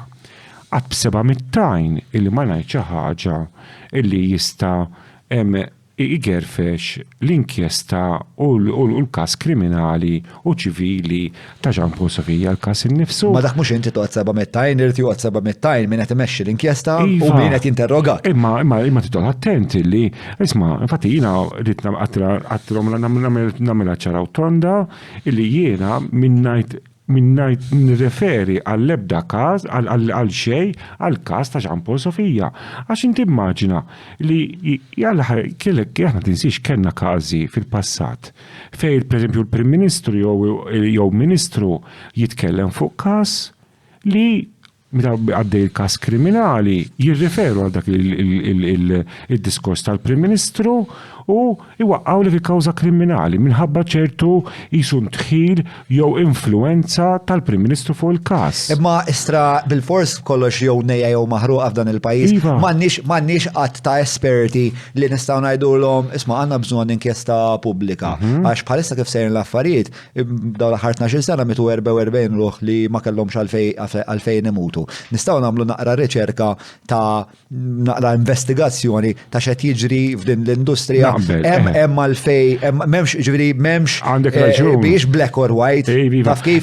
Ovvjament xi ħadd bħali li huwa opinjonist li jkun qed iħares minn barra jibda jitdal fejn qed jgħidulhom hekk men. Ma jistax jista' jkollna sitwazzjoni jew jista' jkollna investigazzjoni li hija iktar idiosinkratika li ma tippreġudikax il-każ kriminali. U fl-istess ħin tagħmel ħaq minn daw l-imwiet kollha li kellna u jibda jkollna xi xorta ta' ġustizzja soċjali fuq is-siti tal-kostruzzjoni wkoll. Biex ovvjament l-inkwiet tiegħek huwa ta' ċittadin u naħseb kienet xi ħaġa li ħassa evidentament kulħadd jew biċċa enormi tal-popolazzjoni kienet ta' xil-Madonna għandu xi jaħbimen. Eżatti. Ma għaliex jiena ħankun sinċir dak il-punt. Dejt ninku Italjan kan kellkom xtaqsmu magħha. Li tajdu l-usma mhux aħjar ma nikxfux borom hawnhekk. Tara again, ħanek, kultant id-difett kif dejt fil-bidu li ma jiġu spjegati sewwa l-affarijiet għax inti kultant tara d-deċiżjoni. Għax fucking 24 sena wara damel U-turn. Ġifri, filli il-parlament kollu ġalu u naf li ġalu, jena xira kienem minn ċempilli minn ġewa membri parlamentari ta' li għallu li jesma ġan, jena tafġa, jien xin rajt li ma tajlomx, l-għon fajt nibki. Unbat bil-rabja remettejt u tlajt online, il-mara tal tkellimni xalaqt il-bib, u ktib ċaħġa, rabjata ħafna u postjajta. U bdew ċemplu li nies li huma parti mill-gvern, ma kellix naqsam, ġaluna. Umbat, 24 sewa wara, daqal, le, sorry, le, reġatarli. Ovvijament daw kienu ħafna iktar maħruin, għax daw kienu fucking l-ewel umiljati u dim il-pajis, kulħadd jietek ma jistax ħares fajnej dillhom tokropa ftit ġustizzja. Mbagħad da deċieda isma' da ħajkolli problemi serji mal-poplu hekk U-turn, skużani, taw qajtkom għandek ma' Malta kollha. Skużani, Sinjura Bonnici li ma tajtekx il-ġustizzja li it-tifel tiegħek jistħolu. Aħna infatti aħna jkissibu biħriġna favorija l-inkjesta ta' Jean Paul Sofija, ġifieri, imma gejn ridna nkunu. Ġirintom favorija? Favorija. Għana osmani, fil-veta bħala s-soċċess. Ikkonsulta ma'kom il-Prim Ministru? Le. Fuq dil-inkjesta? No. Flebda punt ma' kelmek? Flebda punt. Le, aħna għazbis, ħaġa għasumma minn Britana, aħna għazbis tħanna fil-kas, ovvjament. Le, ma u hija inkjesta mux fuq il-kas. That's the whole point ta' inkjesta pubblika. Le, l-ewel, inti iktar terms of reference. Tal-waħda terms of reference? Għaxik importanti. ħafna nis mux jifmu terms of reference. Għandek raġu, fuq di għandek raġu. Imma terms of reference u ma edin emmek biex jintużaw bħala springboard biex naraw jekk hemmx ħwejjeġ problematiċi li huma sistemiċi. Li mbagħad jirreflettu fuq il-bqija tal-industrija. Fil-verità, jiena xorta nemmen illi ħafna affarijiet iktar terms of reference, iktar 1 to 5. Għandek 1, 2, 3, 4, 5, 6. Eżatt, huma whether the land allocation from government entities to Matthew Kembri and Kerbo Ħaġar was lawful, regular and followed the necessary procedures. Issa inti la darba ħataraf dik, ħataraf jekk hemmx problemi sistemiċi fej probabilment hemm iktar nies li ħadu l-art b'mod li mhux lawful, mhux regular u didn't follow the Eżatti. Issa, whether there was a link between the allocation of the land and the building collapse and its consequences, again, it can show systemic issues. Whether the state had adequate rules in place before, during, and after the death of Jean-Paul Sofia, and whether it ensured regulations, policies, processes, administrative obligations, this is all systemic, and preventative measures to protect the health and safety of people during construction works were enforced. 4, whether adequate measures to prevent injuries and fatalities on construction sites are seriously integrated into all construction sector processes. This is all systemic. Sorry. Miskina. Sorry. Għalli għalija. Funna ħati għana bżalija. Għasif xkun tal-ilma. Isma, Thank you. inxifna għaj, grazzi ġajet, tit kafe jħor, Ik joġbok. male, whisky jħor tit. Ejwa. Naqa silċek jieġbok u għol. Ijet, nej kafe. Vera tkun komdu għonek tamil l-intervista miegħek hekk vera. Dak huwa l-punt. Il-punt li tirrilassa u hekk u Fexa, kemm jista' jkun ikollna konverzazzjoni li hija ġenwina, jien ma niddejjaqx insaqsik li għandi bżonn insaqsik, ma tiddejjaqx twieġeb u li hemm ħafna insomma funzjonijiet tagħha. Inħoss. Toħroġ. Da toħroġ iktar li il-poplu jifhem iktar x'ikun għaddej. Għal dik again, fuq ta' Jean-Paul Sofia naħseb jiena. Waħda mill-affarijiet hija li kien hemm ħafna nies mhumiex jifhmu x'inhu għaddej u dik l-iktar li rabjat in-nies ukoll. X'taħseb li ma femux in-nies? Illi ħaġa naħseb li għalfejn ma il-gvern ma ridix fil-bidu. Li ma ġi spjegat biżejjed, jiġifieri naħseb illi għax inti għandek ċertu pariri legali li jgħidlek isma' fatik tara anka sal fil-qrat illum għandek avukati kienu jaqblu mal-Prim Ministru illi ma ssirx l-inkjesta minħabba li tista' teffettwa l-kawża kriminali u għandek ċertu avukati bil-kontra. Min kienu l-avukati li ma qablux li qablu mal-Prim Ministru? Kemm min ixtajjeb fix-xerejds astja. Issa ħajja li Julian, għajt il-Julian, spjega l-Julian. Itla jidħol u għajdlu spjegalu jittajb. Le, m'għandekx tweġiba? Mela, min huma daw l-avukati li qed jgħidu li qalu li inkjesta pubblika? Għandna tweġiba jew? X'qed tagħmel okej? Ġibt is-silġ? Thank you, Kylie. Ej, tfa'. Mela. Uj. Pero jibqa l-fat li 24 sija wara da għamel jużer ġifiri. Speċa huwa evidenti li dak li kien qed isejjes l-opinjoni tal-Prim Ministru dak il-ħin ma kienx qed jorbot fuq l-opinjoni legali. Ma nafx eżatt x'kienet jinforma. Ma nafux aħna ovvjament. Qatt ma kellimtu dwarha, qatt ma saqsejtu isma' għalfej. Dan il-perkors għalfej tieħed dal-perkors. Aħna fil-kassa Jean-Paul Sofia qatt ma ddiskutejna mal-gvern, qatt ma dħalna, ġifieri kull ma għandna dejjem fil-pubbliku. Again, ġifieri każ li ovvjament mhux kassa Jean-Paul Sofia biss, ġifieri kull mewt da accidents fortunatament jiġru, ġifieri il-familja ovvjament batit ħafna, ġifieri u nemnu li fl-aħħar mill-aħħar id-deċiżjoni kienet fidej il-gvern assolutament u aħna ma kellnax. Bl-ebda mod ma interferixxejtu. Laqqas xejn. Turtak li n-nies jaħsbu li kellkom xi xorta ta' interferenza anke f'dik. Ħafna, turtani ħafna. Taħseb li part mill-raġuni li il-nies għandhom dik il-perċezzjoni huwa anke pereżempju għax fit-2000 insejt nisemna sena kien ma ħadx nota, il-predeċessur tiegħek Sandro darba kien mistoqsi nsejċiex insomma u ta' din it-tweġiba ta' din il-metafora ta' isma' daw il-partiti l-kbar jisom żewġ ħwienet kbar fil-li tixtri minant wieħed u fil-li tixtri minant ieħor. Il-verità huwa li kull votant jagħmel dak l-exercise daqqa jivvota partit u daqqa jivvota ieħor. Jew għandi aħna jalla jkollna ħafna nies iktar hekk, aħna ma nemnux li għandna jkollna sistema li kollok nies li jivvotaw partit. Ġifieri tgħid li dik kienet purament analogija u x-xiri huwa purament fuq il-vot. Eżatti. L-iżviluppaturi, klassi tal-iżviluppaturi kemm jagħtu flus il-politika?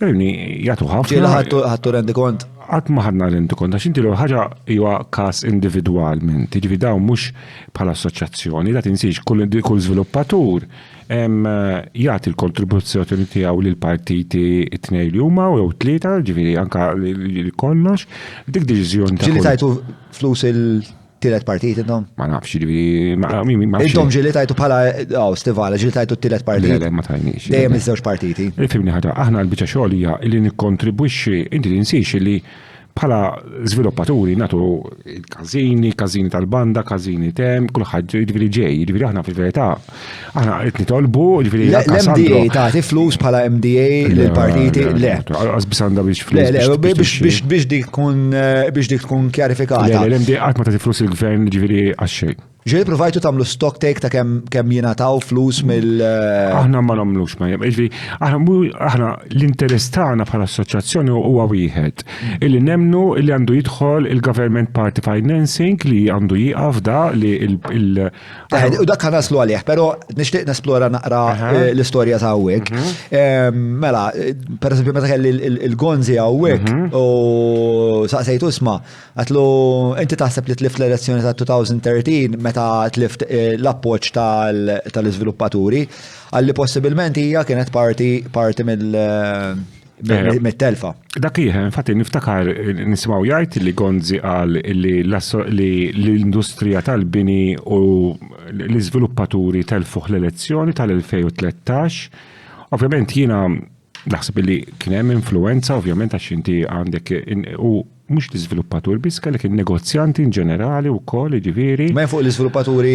Hekk għallek kien għalek ċaru ton speċifiku, ġifieri nemmen li. Jista' partit jerbaħ l-elezzjoni mingħajr l-appoġġ tagħkom? Ħana jekk ħaġa jista' mhux daqshekk faċli, ġifieri għax inti ovvjament xi tfisser partit jerbaħ minn l-appoġġ tal-iżviluppatur. Inti jekk inti l-iżvilupp. Jekk il-kultura tal-iżviluppaturi bejnietom jiddeċidu isma' dan ħajprova jislowja l-industrija. Isma' guys, tagħtux flus il-da. Għatu flus il-da. Mux kwestjoni ġast ta' flus, inti kwestjoni ta' voti. Il-verità hija li ma' flus iġibu l-voti ukoll bħalma taf. Għandi kwestjoni ta' imma l-ġor parti huwa l-vot.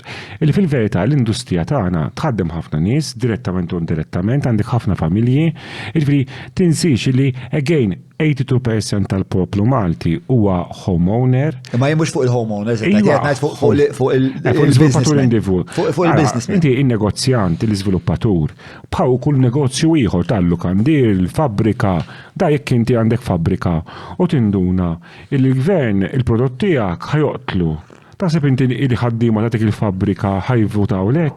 Ma jekk ħajtik policy li lek il-business tiegħek ħajsplodi u lek iktar għandek ċans li teħel flus. Ifimni ħaġa, bieċa xogħol, ma dux, skutan nisemplifika ħwis is-suġġett. Il-verità hija li il-gvern ma jagħti l-ebda policy lill-iżviluppatur individwali jew lill-industrija. Din il-leġenda tar-raba solar. Kemm vera? Hija leġenda mu vera xejn. Xej, mu vera. Ġifieri Angelo Farrugia kienet jivvinta. Iva. Ġviri mu vera xej, ġviri Sandro Katkuti u għek għatma kienu fl-erba u l-veritajja, eżatament fej kien Sandro Katkuti ma nafx, imma l-veritajja. Taf kem taw l-Partit Laburista 2013 l-Sviluppaturi? Nataw ħafna flus, ma nafx il-figura, ma nataw ħafna ġviri. Egħin, qabel kull elezzjoni, anka ġviri ġeja tal-Europa issa, u ġviri dejjem l-istess, ġviri da tinsiex. Li inti, il-sistema, John, ma nanatu tort l-iżviluppatur, nanatu tort il-politikant. Il-sistema, mela ejja ngħidu, illum il-volontarjat fil-pajjiż qed jispiċċa. Naqblu li ħafna nies m'għadhomx imorru qabel kien ikollok il-kwartieri, l-istamperija, kien ikollok biżibilju nies lesti jmorru jaħdmu b'xejn, daw in-nies dejjem qed jonsu. Illum il-partiti ikollhom għandhom miljuni ta' spejjeż fis-sena. Issa, tal-miljuni jistgħu jew ma jħallsu l-ħadd xejn, jew iġibuhom x'imkien. Min fej ħajġibuhom? Billi taħseb inti bil-membership tagħhom biss ħajġibuhom. Jidaw li jduru.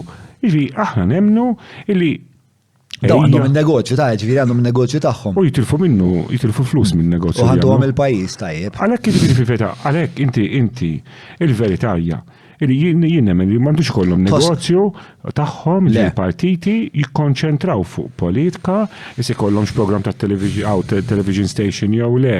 Jiena ma nistax nidħol daqshekk fis-suġġett ma nifhimx fih, ġifieri jiena Italija li kollhom ċentifi channel mhijiex oġġett daqshekk gravi.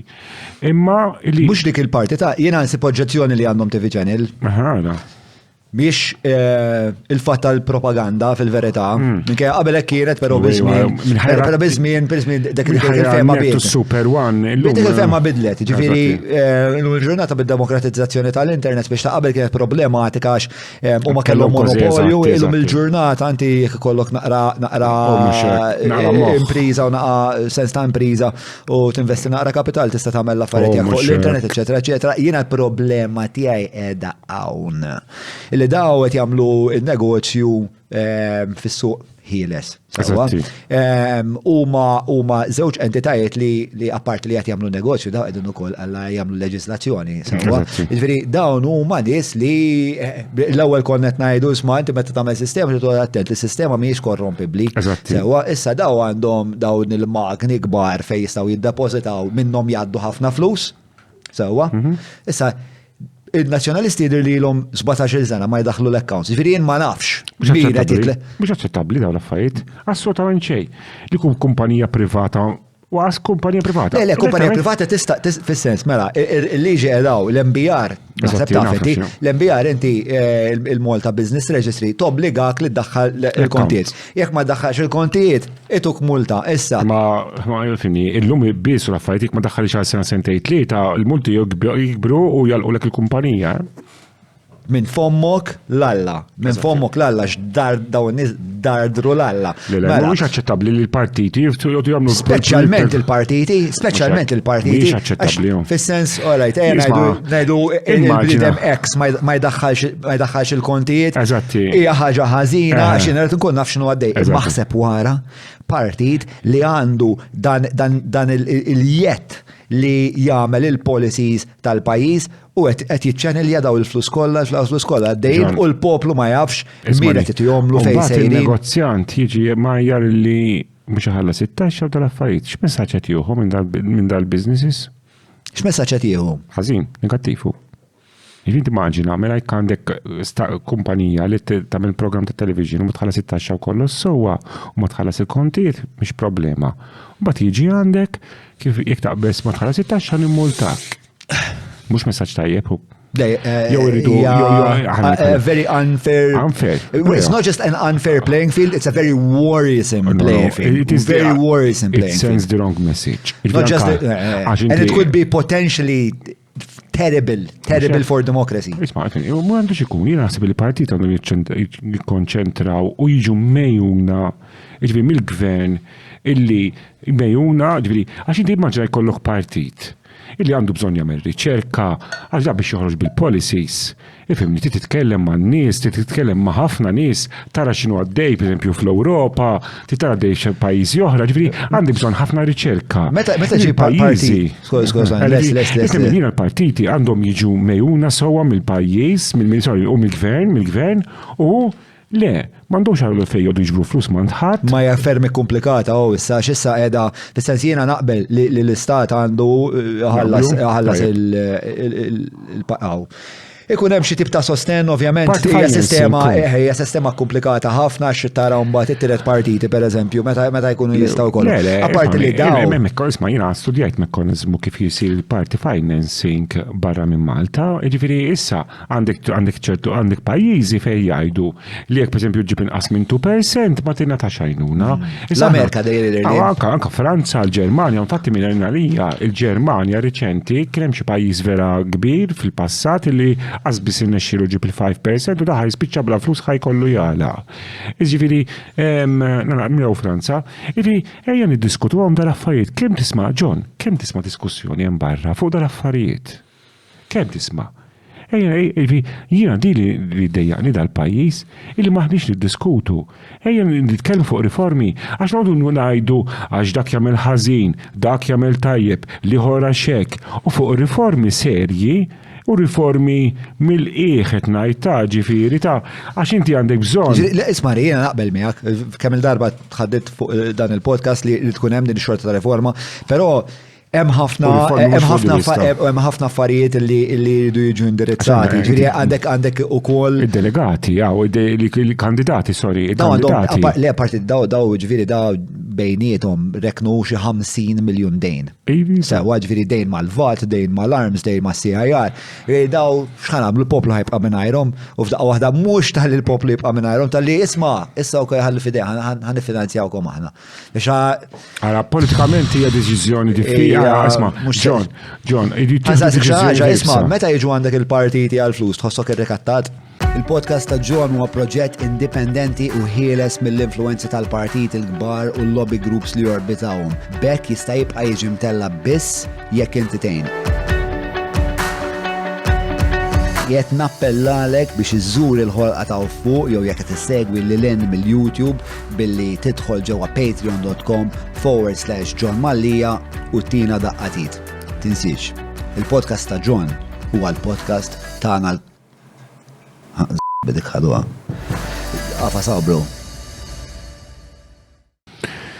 Ħanajlek, meta ħassni r-rekattat ma tajtomx. Ġili ħassejtek ir-rekattat? Ġili. U, tajċ. Meta ma ħassni ir-rekattat, meta ħassni kondu. Għalfej ħassejtek ir-rekattat? Għalġiri, kultant, ifimni ħagġa, jgħidulek ċertu diskors li ma joġbokx. Diskors? Illi, per esempio, ifimni, għajku ta' meċek ta' melek, il-veri u għaddu konna ċari, il-veri aħna no. Il-nejnu l-partiti, meta aħna vera għanna bżon nħossuna komdi. Biex ir-rekattawk? Le, ifimni ħagġa aħna l-izviluppatur tinsiex. Huwa vera suġġett għal-rekatt. Inti aħna rekattati kull minuta l-izviluppaturi, mux ġazbis mis-sistema, għalek aħna rikattati minn ċertu nis li joġġezzjonawna l-permessi, rikattati mitat mu anka. ċiġvi rikattati minn nis li nasab indis kważi rikattati minn komjien. Iva, mela inti, meta inti taħseb inti m'għandniex objectors illi ikunu qed joġġezzjonawlek għall-permessi bil-jittrawlek l-objection jekk ittihom xi flus jew ittihom xi proprjetà. Naħseb li huma l-minoranza jien. Ma taħseb ma jeżistux? Naħseb jeżistu u naħseb li temmen li jeżistu bħali. Nemmen, mhux kollox jeżisti f'dal-qaħba pajjiż, però nemmen ukoll li huma fil-minoranza dawk in-nies. Nemmen li l-biċċa kbira tal-objectors, nemmen li l-biċċa kbira tal-NGOs, nemmen li l-biċċa kbira tal-ambientalisti huma qegħdin hemm fil-biċċa kbira assoluta huma qegħdin hemmhekk għax vera huma nkwitati kif ġie żviluppat il-pajjiż, kif l-iżvilupp qed jimpedixxi fuq il-kwalità tal-ħajja tan-nies u jiena naħseb li qed jagħmlu biċċa xogħol importanti illi l-ambjentalisti għandhom rol importanti fi.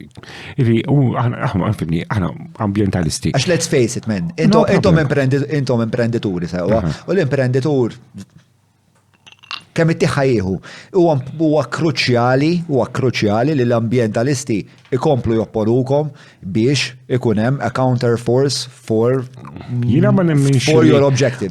Jiena nemmen illi għandna naħdmu flimkien. Għax inti għamil darba mill-tqarrija li mhux bitnix ovvjament. Ovvjament. Ħanajk ħaġa, ibiċa xogħol hija. Tindirizza? Ħanajk ħaġa, jiena dik il-pożizzjoni meta kontatta kont nemmen fiha. U minn dakinhar law kont nemmen fiha ħafna iktar. Għax minn dakinhar jiena wafquni n-nies u kulħadd jispjegali l-każ tiegħu, jiġifieri n-nies qasbis nafhom. U sirt naf ħafna iktar informazzjoni. X'informazzjoni x'taf? Jiġifieri ħanajk ħaġa, dik l-informazzjoni għaddejta wkoll il-VO Commissioner, jiġifieri qed tiġi investigata, ġifieri attenzjonajt, jiġifieri ma kellek ħafna każijiet strambi li ċertu proġetti jiġu oġġezzjonati u ċertu proġetti le. Per eżempju? Ma sax nsemmi każijiet individwali, imma rajt diversi każi vera strambi. Imma titkellem naqra wis flastrat biex jista' jkollha konverzazzjoni ankrata. John, irid not attent kif nitkellem għax tinsiex li jiena meta dik id-diskors, jiġifieri ġejt. Għax għamilt akkuża serja ħafna. Fimni ħaġa jiena, infatti meta ġejt imsejjaħ mill-kummissarju, ovvjament battu. Ovvjament akkuża serja bħal dik xi tip ta' sustanza li tkun hemm. Żgur. Sissa li qed nisma' minn għandek Mike huwa kelmuni xi nies u qaluli. Le, wara, le, John.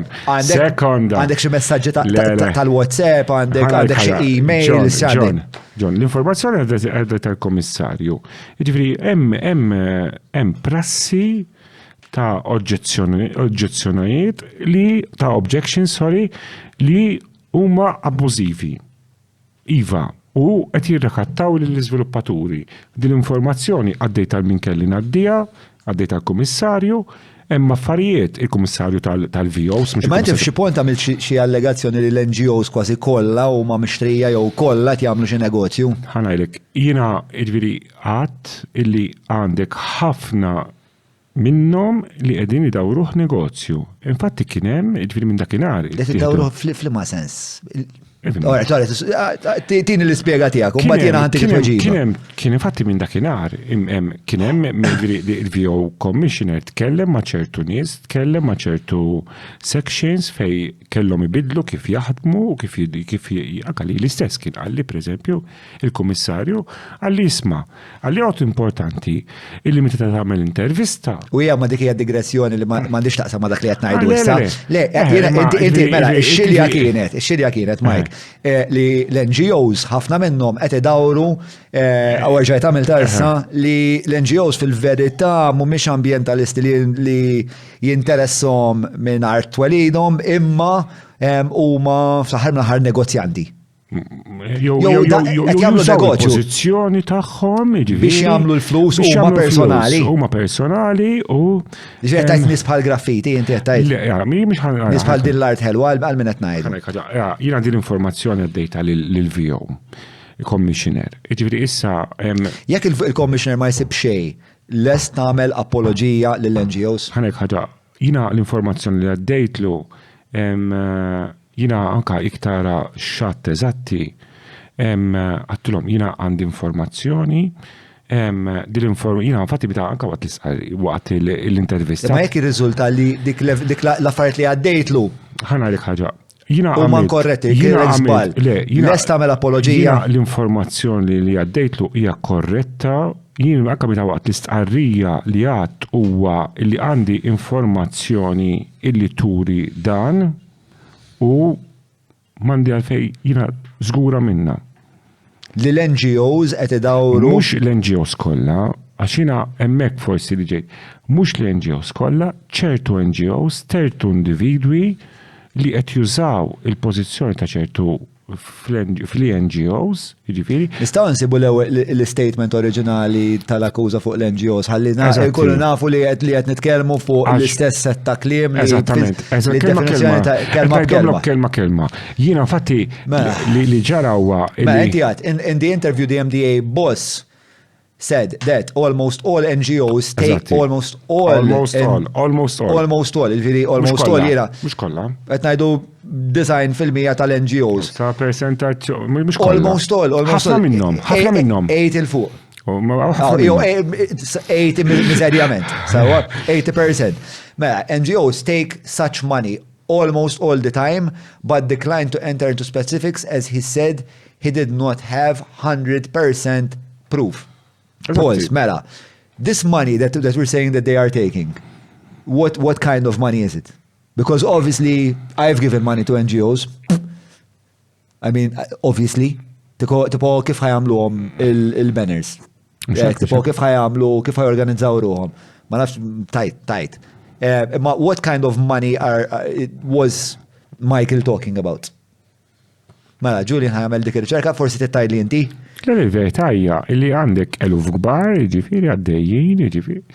Għandek eluf kbar li ġejjin minn fej. Ikollok diversi interessi minn diversi nies illi ikollok pereżempju il-proġett tiegħek illi tajt isma'.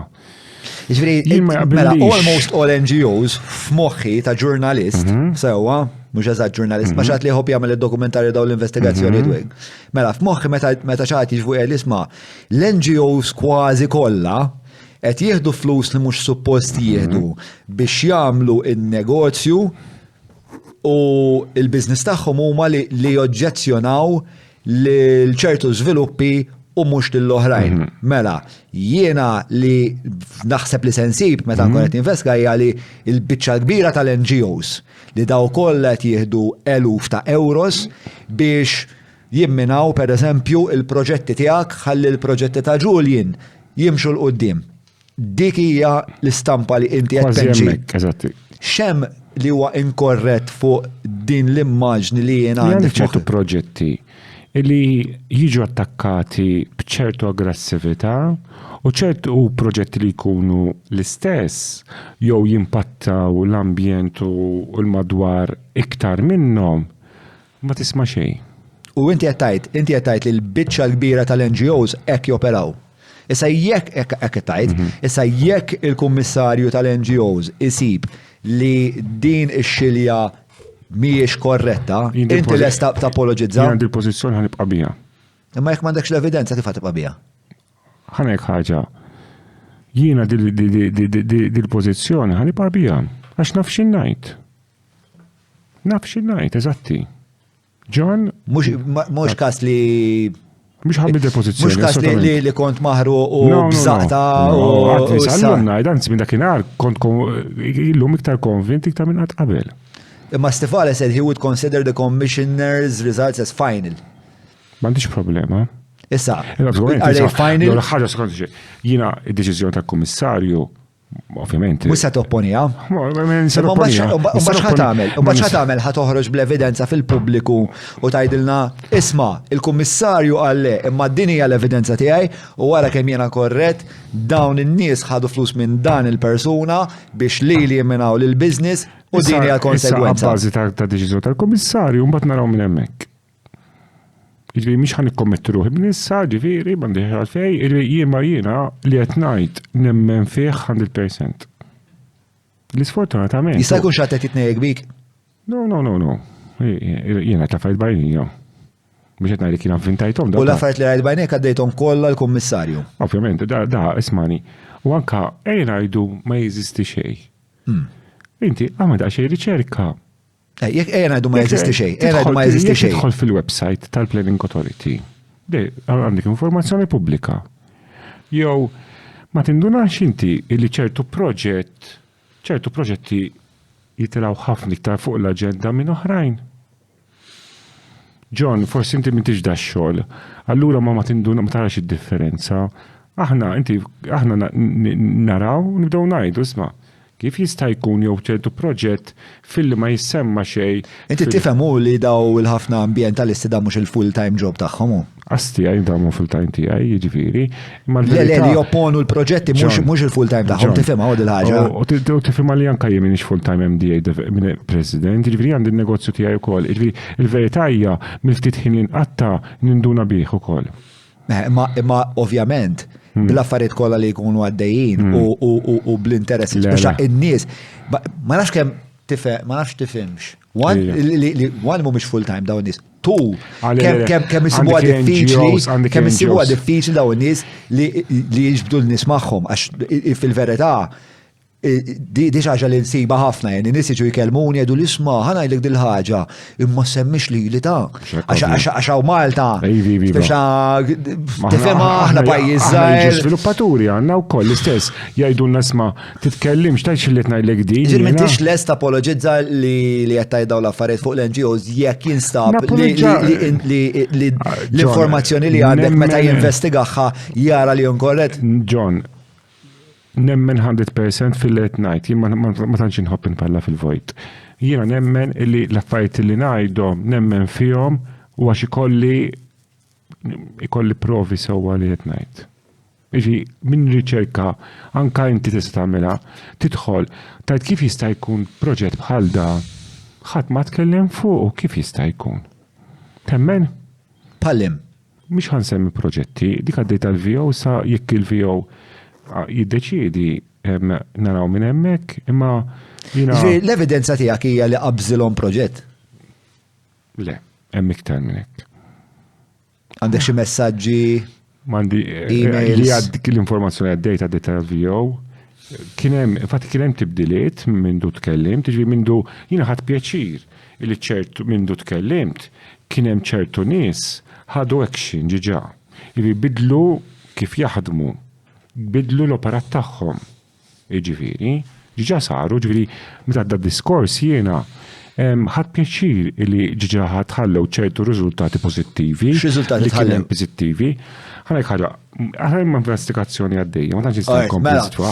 Imma nista' ngħidlek kuntent ħafna li almenu kien hemm ċertu nies li ħadu action. Ma relevanti di għal dak li qed ngħidu.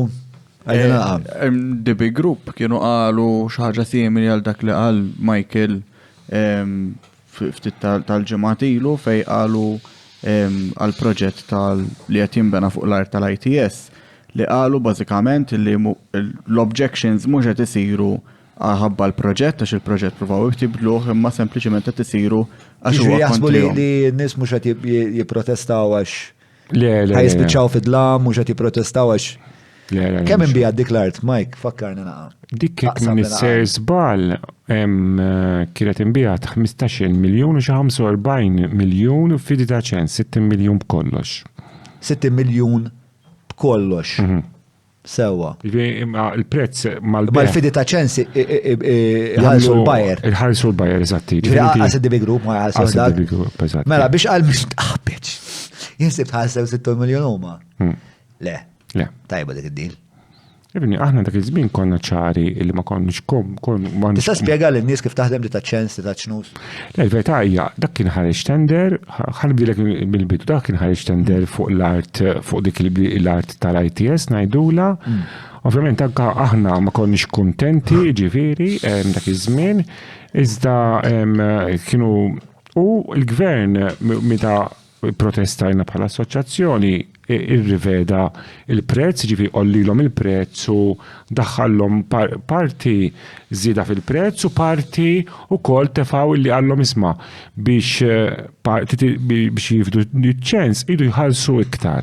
Allura il-prezz kien ora. Ovvjament aħna nemmnu illi l-art tal-gvern minnaħa tal-att soċjali għandha tinbih bil-prezz tas-suq, ġifieri mhux għad kemm fuq dal-proġett kollha fuq dejjem l-art tal-gvern. Jiġifieri ma taħsibx li n-nies li qed joġġezzjonaw għall-istess raġuni li kont qed toġġezzjona sempliċement baqgħu insistenti li din hija biex tollerabbli.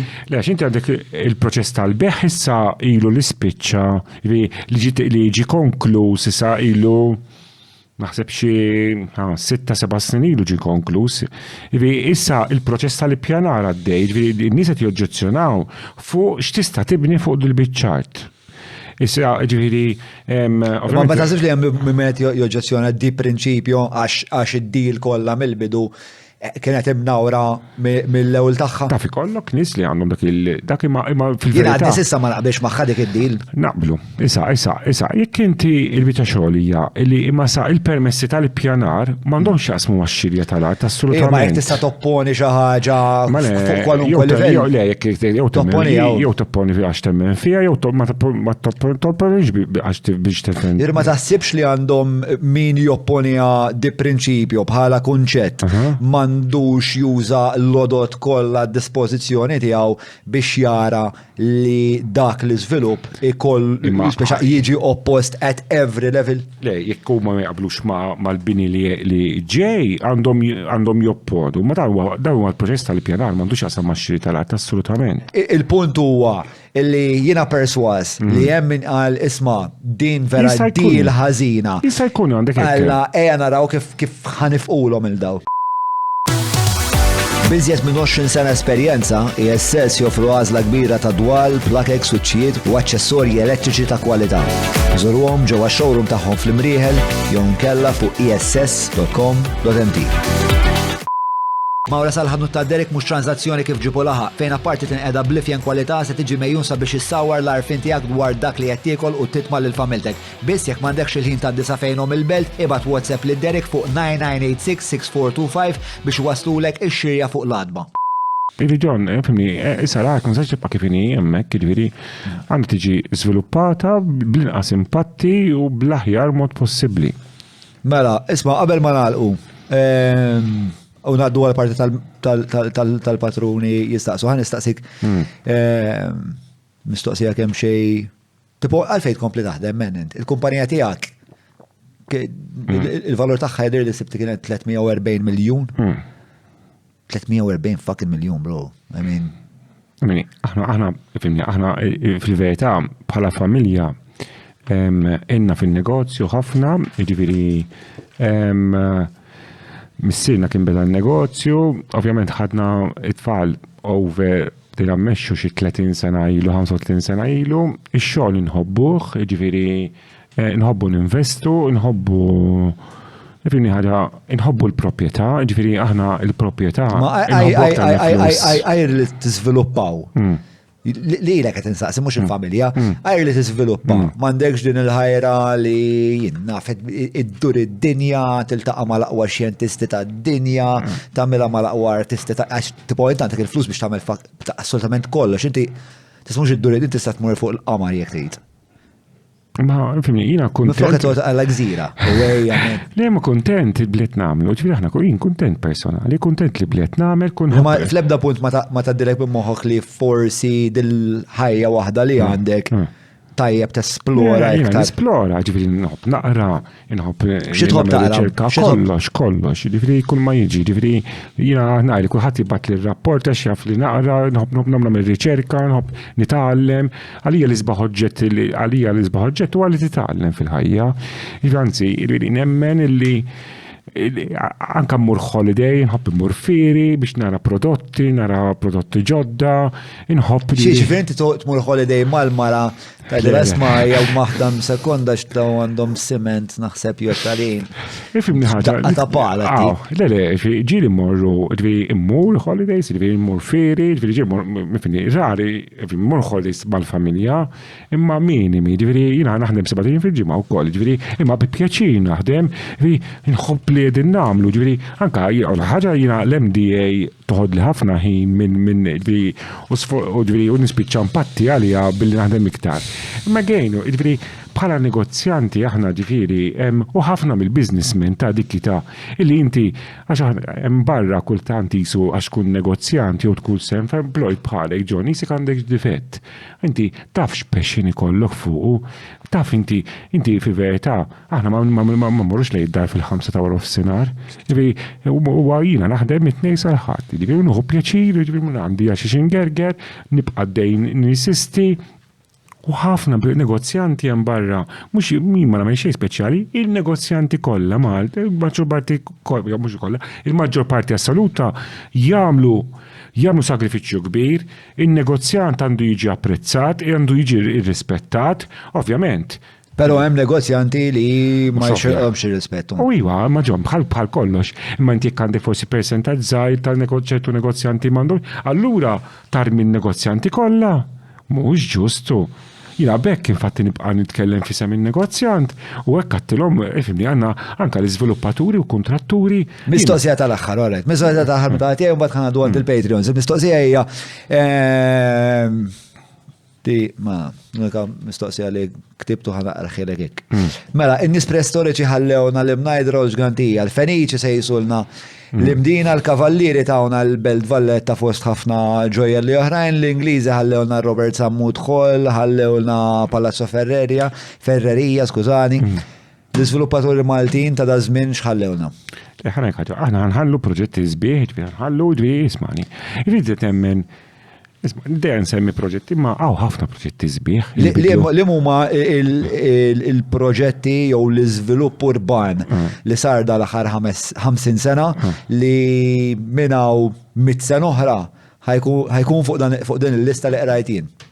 Ħana jek ħaġa, dawk l ħaġa, dawk il-proġetti li semmejt inti, għad ma kienu negozju, dawk huma ngħidu l-Parlament Malta. U għabinja li you have to be proud with. 100% imma dika mill Renzo Piano mhux intom. Isma, skon xej, dak huwa bnewhom kuntratturi Maltin, bnies finixxawhom. Żgur li membri tagħna dawk ħadmu fuqhom, dawk infatti il-kontrakter huwa wieħed mill-ikbar membri tagħna. L-unika viżjoni sura li għandna kellu jtielna barrani. Le, il-perit. Issa, xini li? Il-perit id-disinja, il-perit. Isma, dak iżmin taf x'għamel il-Prim Ministru Gonzi għaw l-perit. Renzo Piano. Taħ freehand biex jiddizinja. Kontrarjament, li qed nagħmlu mal-periti Maltin. Illi llum kif taqbad perit Malti jipprova jiddiżinja xi ħaġa, noħorġulu biżibilju ta' regoli. Inti tiftakar ta' Renzo Piano. Tista' tweġibni. Iva. Min, ċoe xiex ħajmur fuq din il-lista minn hawn 100 sena oħra meta jkun qed jgħidu il-neolitiċi jew in-nies preistoriċi tawna, il-ġganti, eċetera, eċetera. X'ħajħallu? Renzo Piano. Renzo Piano hija t-tweġiba tiegħek. Waħed minnhom jiġifieri, hemmhekk iktar parsi mhix jiġuni f'moħħi, imma hemm ħafna proġetti li huma sbieħ. Imma isma' tinsiex li dawk il-proġetti ħafna minnhom bdew mill-iskjavitu u ejja naraw. Għandix il-bot ħafna. Ma niskjavitu llum. Le ma niskjavitu. Again, din li provaw ta' ċertu nies jagħtu l-perception li dal-ħaddiema barranin din nħaddhom bħala skjavitu. Il-maġġor parti mhumiex skjavi u qegħdin u ħafna l-biċċa kbira tagħhom, mela, il-biċċa kbira tagħhom qegħdin hawnhekk min jeddhom. Veru ħalija din jisna kulħadd il-kontratturi jew il-negozjanti ħadmu bil-skjavi llum. Però ara, is-sitwazzjoni naħseb jiena hija ftit iktar idiosinkratika minn sempliċement tajt isma' hawn il-human trafficking. Però hawn human trafficking u hawn volumi li għalija kienu allarmanti, ġifieri jiena pereżempju kelli ma nafx qaċċata di. Kelli u fil-fatt mhux ħanajdha insomma. Wej jgħid issa. Le kelli xi ħadd li kien ħajidħol sponsor. Mu kien se jidħol main sponsor. Mu aħna nagħmlu naqra due diligence fuq il-kumpanija u sirt naf li da kellu xi 4 każijiet miftuħin ma' DIR. Ovvjament, li għal min ma jafx DIR huma dawk li investigaw ovvjament. Ħasseb skomdu inti bħala. Ħassejt niskomdu għax l-iktar għax kelli relazzjoni deċenti ma dal-bniedem. U kelli nċempillu ngħidlu sma' l-flus tiegħek ma nistax noħodhom għax inti parteċ bdi. Imma mbagħad wara li għamil dik il-biċċa tax-xogħol bdejt niskopri kemm hawn minnhom daw il-każijiet tad-DIR li fil-waqt. Jekk għandu 4 każijiet u għandu 1000 ruħ jħaddem 1000 ruħ mod. Jekk għandu 4 każijiet u jħaddem 4 min nies, problema kbira. Inti trid toħodha. Le ma bdejt insaqsi naqra lid-DIR, tipo il-volum ta' complaints. Fucking numerużi. U għal min ma jafx, ġifieri id-DIR they handle abuse tal-ħaddiem. Id-DIR huwa dipartiment fejn tirċiev il-paga. Jista' jkollok impjegat tiegħek inti li inti ma jkunx kuntent ma tkunx tajtilu skont il-liġi u imur jagħmel complain u d-DIR jgħidlek isma' jiġi għandek jgħidlek John, il-data jtur il-paga suppost 1100. Issa ir-rimi tagħhom huwa wiesa, però meta bdejt insaqsihom isma' bħal dawn il-każijiet speċa bdejt ninvestiga naqra li l-każijiet ta' nies li pereżempju jgħidulhom ismajja Malta tinkwitax għandu xogħol mbagħad ma jtuhomx xogħol, ma jtuhomx paga, l-affarijiet tikkomplika ruħha ħafna ġifieri. Kontra human trafficking. Li ngħidu li m'hawnx skjavitu hija human trafficking isma' m'hawnx sistema forsi tajli isma' m'hawnx jasar bħal żmien il-kavallieri meta daw kienu jmorru jaqbdu jimlu il-vapur bl-skjavi torok iġewek u jibnu l-belt.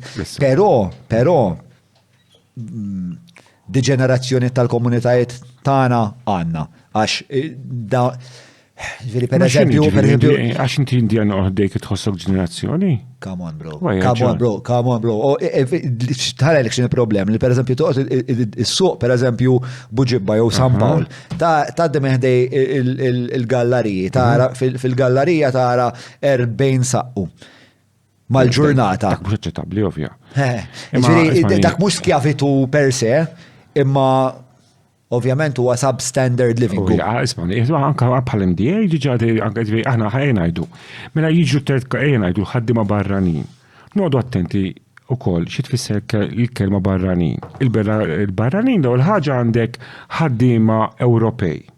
Mela li daw fil-verità aħna bħala pajjiż ivvotajna għall-EU U għadna isma, meta Taljani, Franċiżi, Ġermaniżi jistgħu jaħdmu llum jiġu jaħdmu mingħajr problema Malta.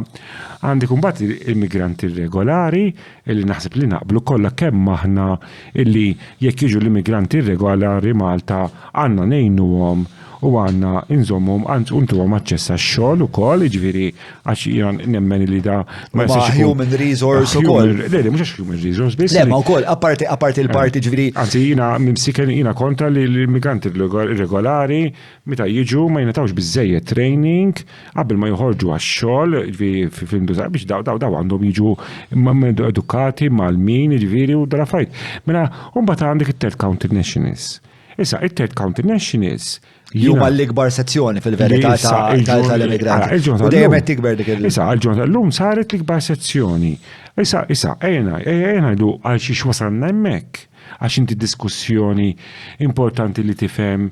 Isma' x'ġara Malta. Dat third county nationals u mhux Malta biss imma fil-Western world kollha, infatti kont anke meeting tal-G7 riċenti, illi l-istess sitwazzjoni maħniex insibu ħaddiema u mhux Malta biss. Nerġa' ngħidha. Mhux kwistjoni ta' paga, issa hawn min jabbuża dis-sitwazzjoni, għandek ċertu kumpaniji illi daw jagħmluhom interview, Nepal, Bangladeshi, Indjani u joħdulhom il-flus. Allura u l-gvern għamel sewwa li qed jgħid isma' ma nistgħux inħallu l-kull min irid iġib id-tip ta' ħaddiema għax daw jiġu qed jabbużaw il-dal-ħaddi. Jiena personali ili naħdem fuq għad il-dibita xogħol sentejn ili naħdem fuq. X'tixtieq tejjeb fil-mod kif. Ara, jiena nixtieq intejjeb illi tiskanta id-dur fejn id-dur dejjem issib il-burokrazija żejda iwassal għall-abbuż. Issa daw mhux f'Malta imma barra minn Malta. Jien sentejn ilu għamilt riċerka u mort Dubai u hekk u għamil daqsxejn studju. Ġifieri taf kemm grid jumej ġifieri kollox mort jumej Dubai u skoprejt li min jagħmel l-interviews tal-visas daw jekk inti tħallas iħalluk tistenna, iħallhom ċertu żmien u jekk iħallsu qabbażhom il-kju. Issa, mela x'kellek inti? Infatti aħna tkellna diskussjonijiet anke ma' Identity Malta illi jisma' ejja araw illi il-proċess jiġi kemm jista' jkun ikkontrollat 100% minn Identity Malta. Infatti Identity Malta għamlet biċċa xogħol ħafna kbira u importanti li l-proċess għamlet ukollu digital u qed tuħu il-proċess kollu f'idea. U qed isir xogħol anke mill-gvern biex ineħħi dal-abbuż. Jiena naħseb illi ara li u da third county nationals tinsiex ħafna minnhom li vera għandek id-delivery men tal-daw li jqasmu l-ikel, għandek waiters u raffajiet, minnhom jiġifieri. Again, għandna bżonnhom id-dan nies. Illum hawn min jordna lek kafe bid-delivery. Għalija ma nordnax kafe bid-delivery, imma again, da domanda ġejja għax il-konsumatur Malti qed joħloq qed jirrikjedi dak is-servizz ta' daw kieku daw third county nationals mhumiex m'għandhom xogħol jew mhumiex jagħtu servizz ta' xi ħaġa tibżax illi jmorru pajjiżhom da mhux qegħdin Malta mingħajr ma jitħallsu. Taħseb li da kollu qed ikollu impatt negattiv fuq il-fibra tal-komunità tagħna, ġifieri ammont ta' nies ġej minn fejn ġejjin. Eżatt. Ġej minn fejn ġejjin li qed jaraw Malta mhux bħala d-dar tagħhom imma bħala post temporanju fejn jiġu jaqilgħu li jraw mbagħad jibqgħu żejjin. Jiena nemmen jiġifieri jkollna nazzjon jiġifieri li jkun kosmopolitanu li jkollok nazzjonalitajiet differenti li talmu minn xulxin, reliġjonijiet differenti li nitalmu jiena hija dik jiena bniedem naraħħa pożittiva. Ovvjament, tissir bi pjan, ġifieri inti tikollok pjan fejn in-nies idu nikkożistaw, da r-riżultat ukoll li inti għandek ħafna Maltin nisa maħniex konna tfal. Għandek l-inqas rata fl-Ewropa ġonta. Jiġifieri il-verità illi in-negozju llum titgħod attent ukoll ġifieri il-gvern mela għandek in-negozju iħallas it-taxxi, dat-taxxi idu jintużaw għal ħafna servizzi. Inti il-pressjoni fuq il-gvern illum żdiedet ħafna li tiddaħħal ammont ta' flus Mela llum għandek is-social services, edukazzjoni. Kemm idaħħal mit-third country nationals fil-veritax. Jiena jidher li ħafna mit-third country nationals li minna li jgħoddu għal madwar xi 50,000 daw il-biċċa kbira tagħhom jaħdmu minimum wage. Jiġifieri qegħdin below the threshold tal-income tax. L-ħaġa threshold jiġifieri inti jaqraw għandek biċċiet u le mhux qed tajt ħażin John ta' għandek daw third country nationals ħafna minnhom jaqraw pagi tajbin ħafna. Tista' tiċċekkja x'tib ta' pagi jaqraw third country nationals. Jiena jidhirlkom rajt statistika li l-biċċa kbira tagħhom. Tittara by industry, għandek ċertu industri jħallsu ftit u għalhekk jiena naqbel mal-gvern ħafna illi ħajregolizza temping agencies. Għax hemmhekk jiġifieri li inti jaraw li tat-temping agencies mhux jiġu abbużati u għandek ikkwad il-bieraħ kelli meeting ma' bank internazzjonali jaħdem Malta fejn qalli 40% tal-istaff tiegħu huma third country nationals. Daw jaħdmu ġifi taħseb inti jaħdmu bil-minimum wage tajt inti. Ma ovvjament kif għadt inti eżatt trid tara by industry. Minkejja li hemm bank wieħed u mhux li għandna m'aħniex is-City of London aħna, iżda għandna xi 50 bank u kulħadd jaħdem fil-banek u jiġri ħafna banek Malta. Imma l-biċċa l-kbira ħafna banek ħafna minnhom ikunu banek pjuttost żgħar. No. The minister also revealed that the average wage of third country nationals working in Malta stood at 18,290, 3,000 less than the average wage. This includes both employees who work full-time and even part-time or full-time.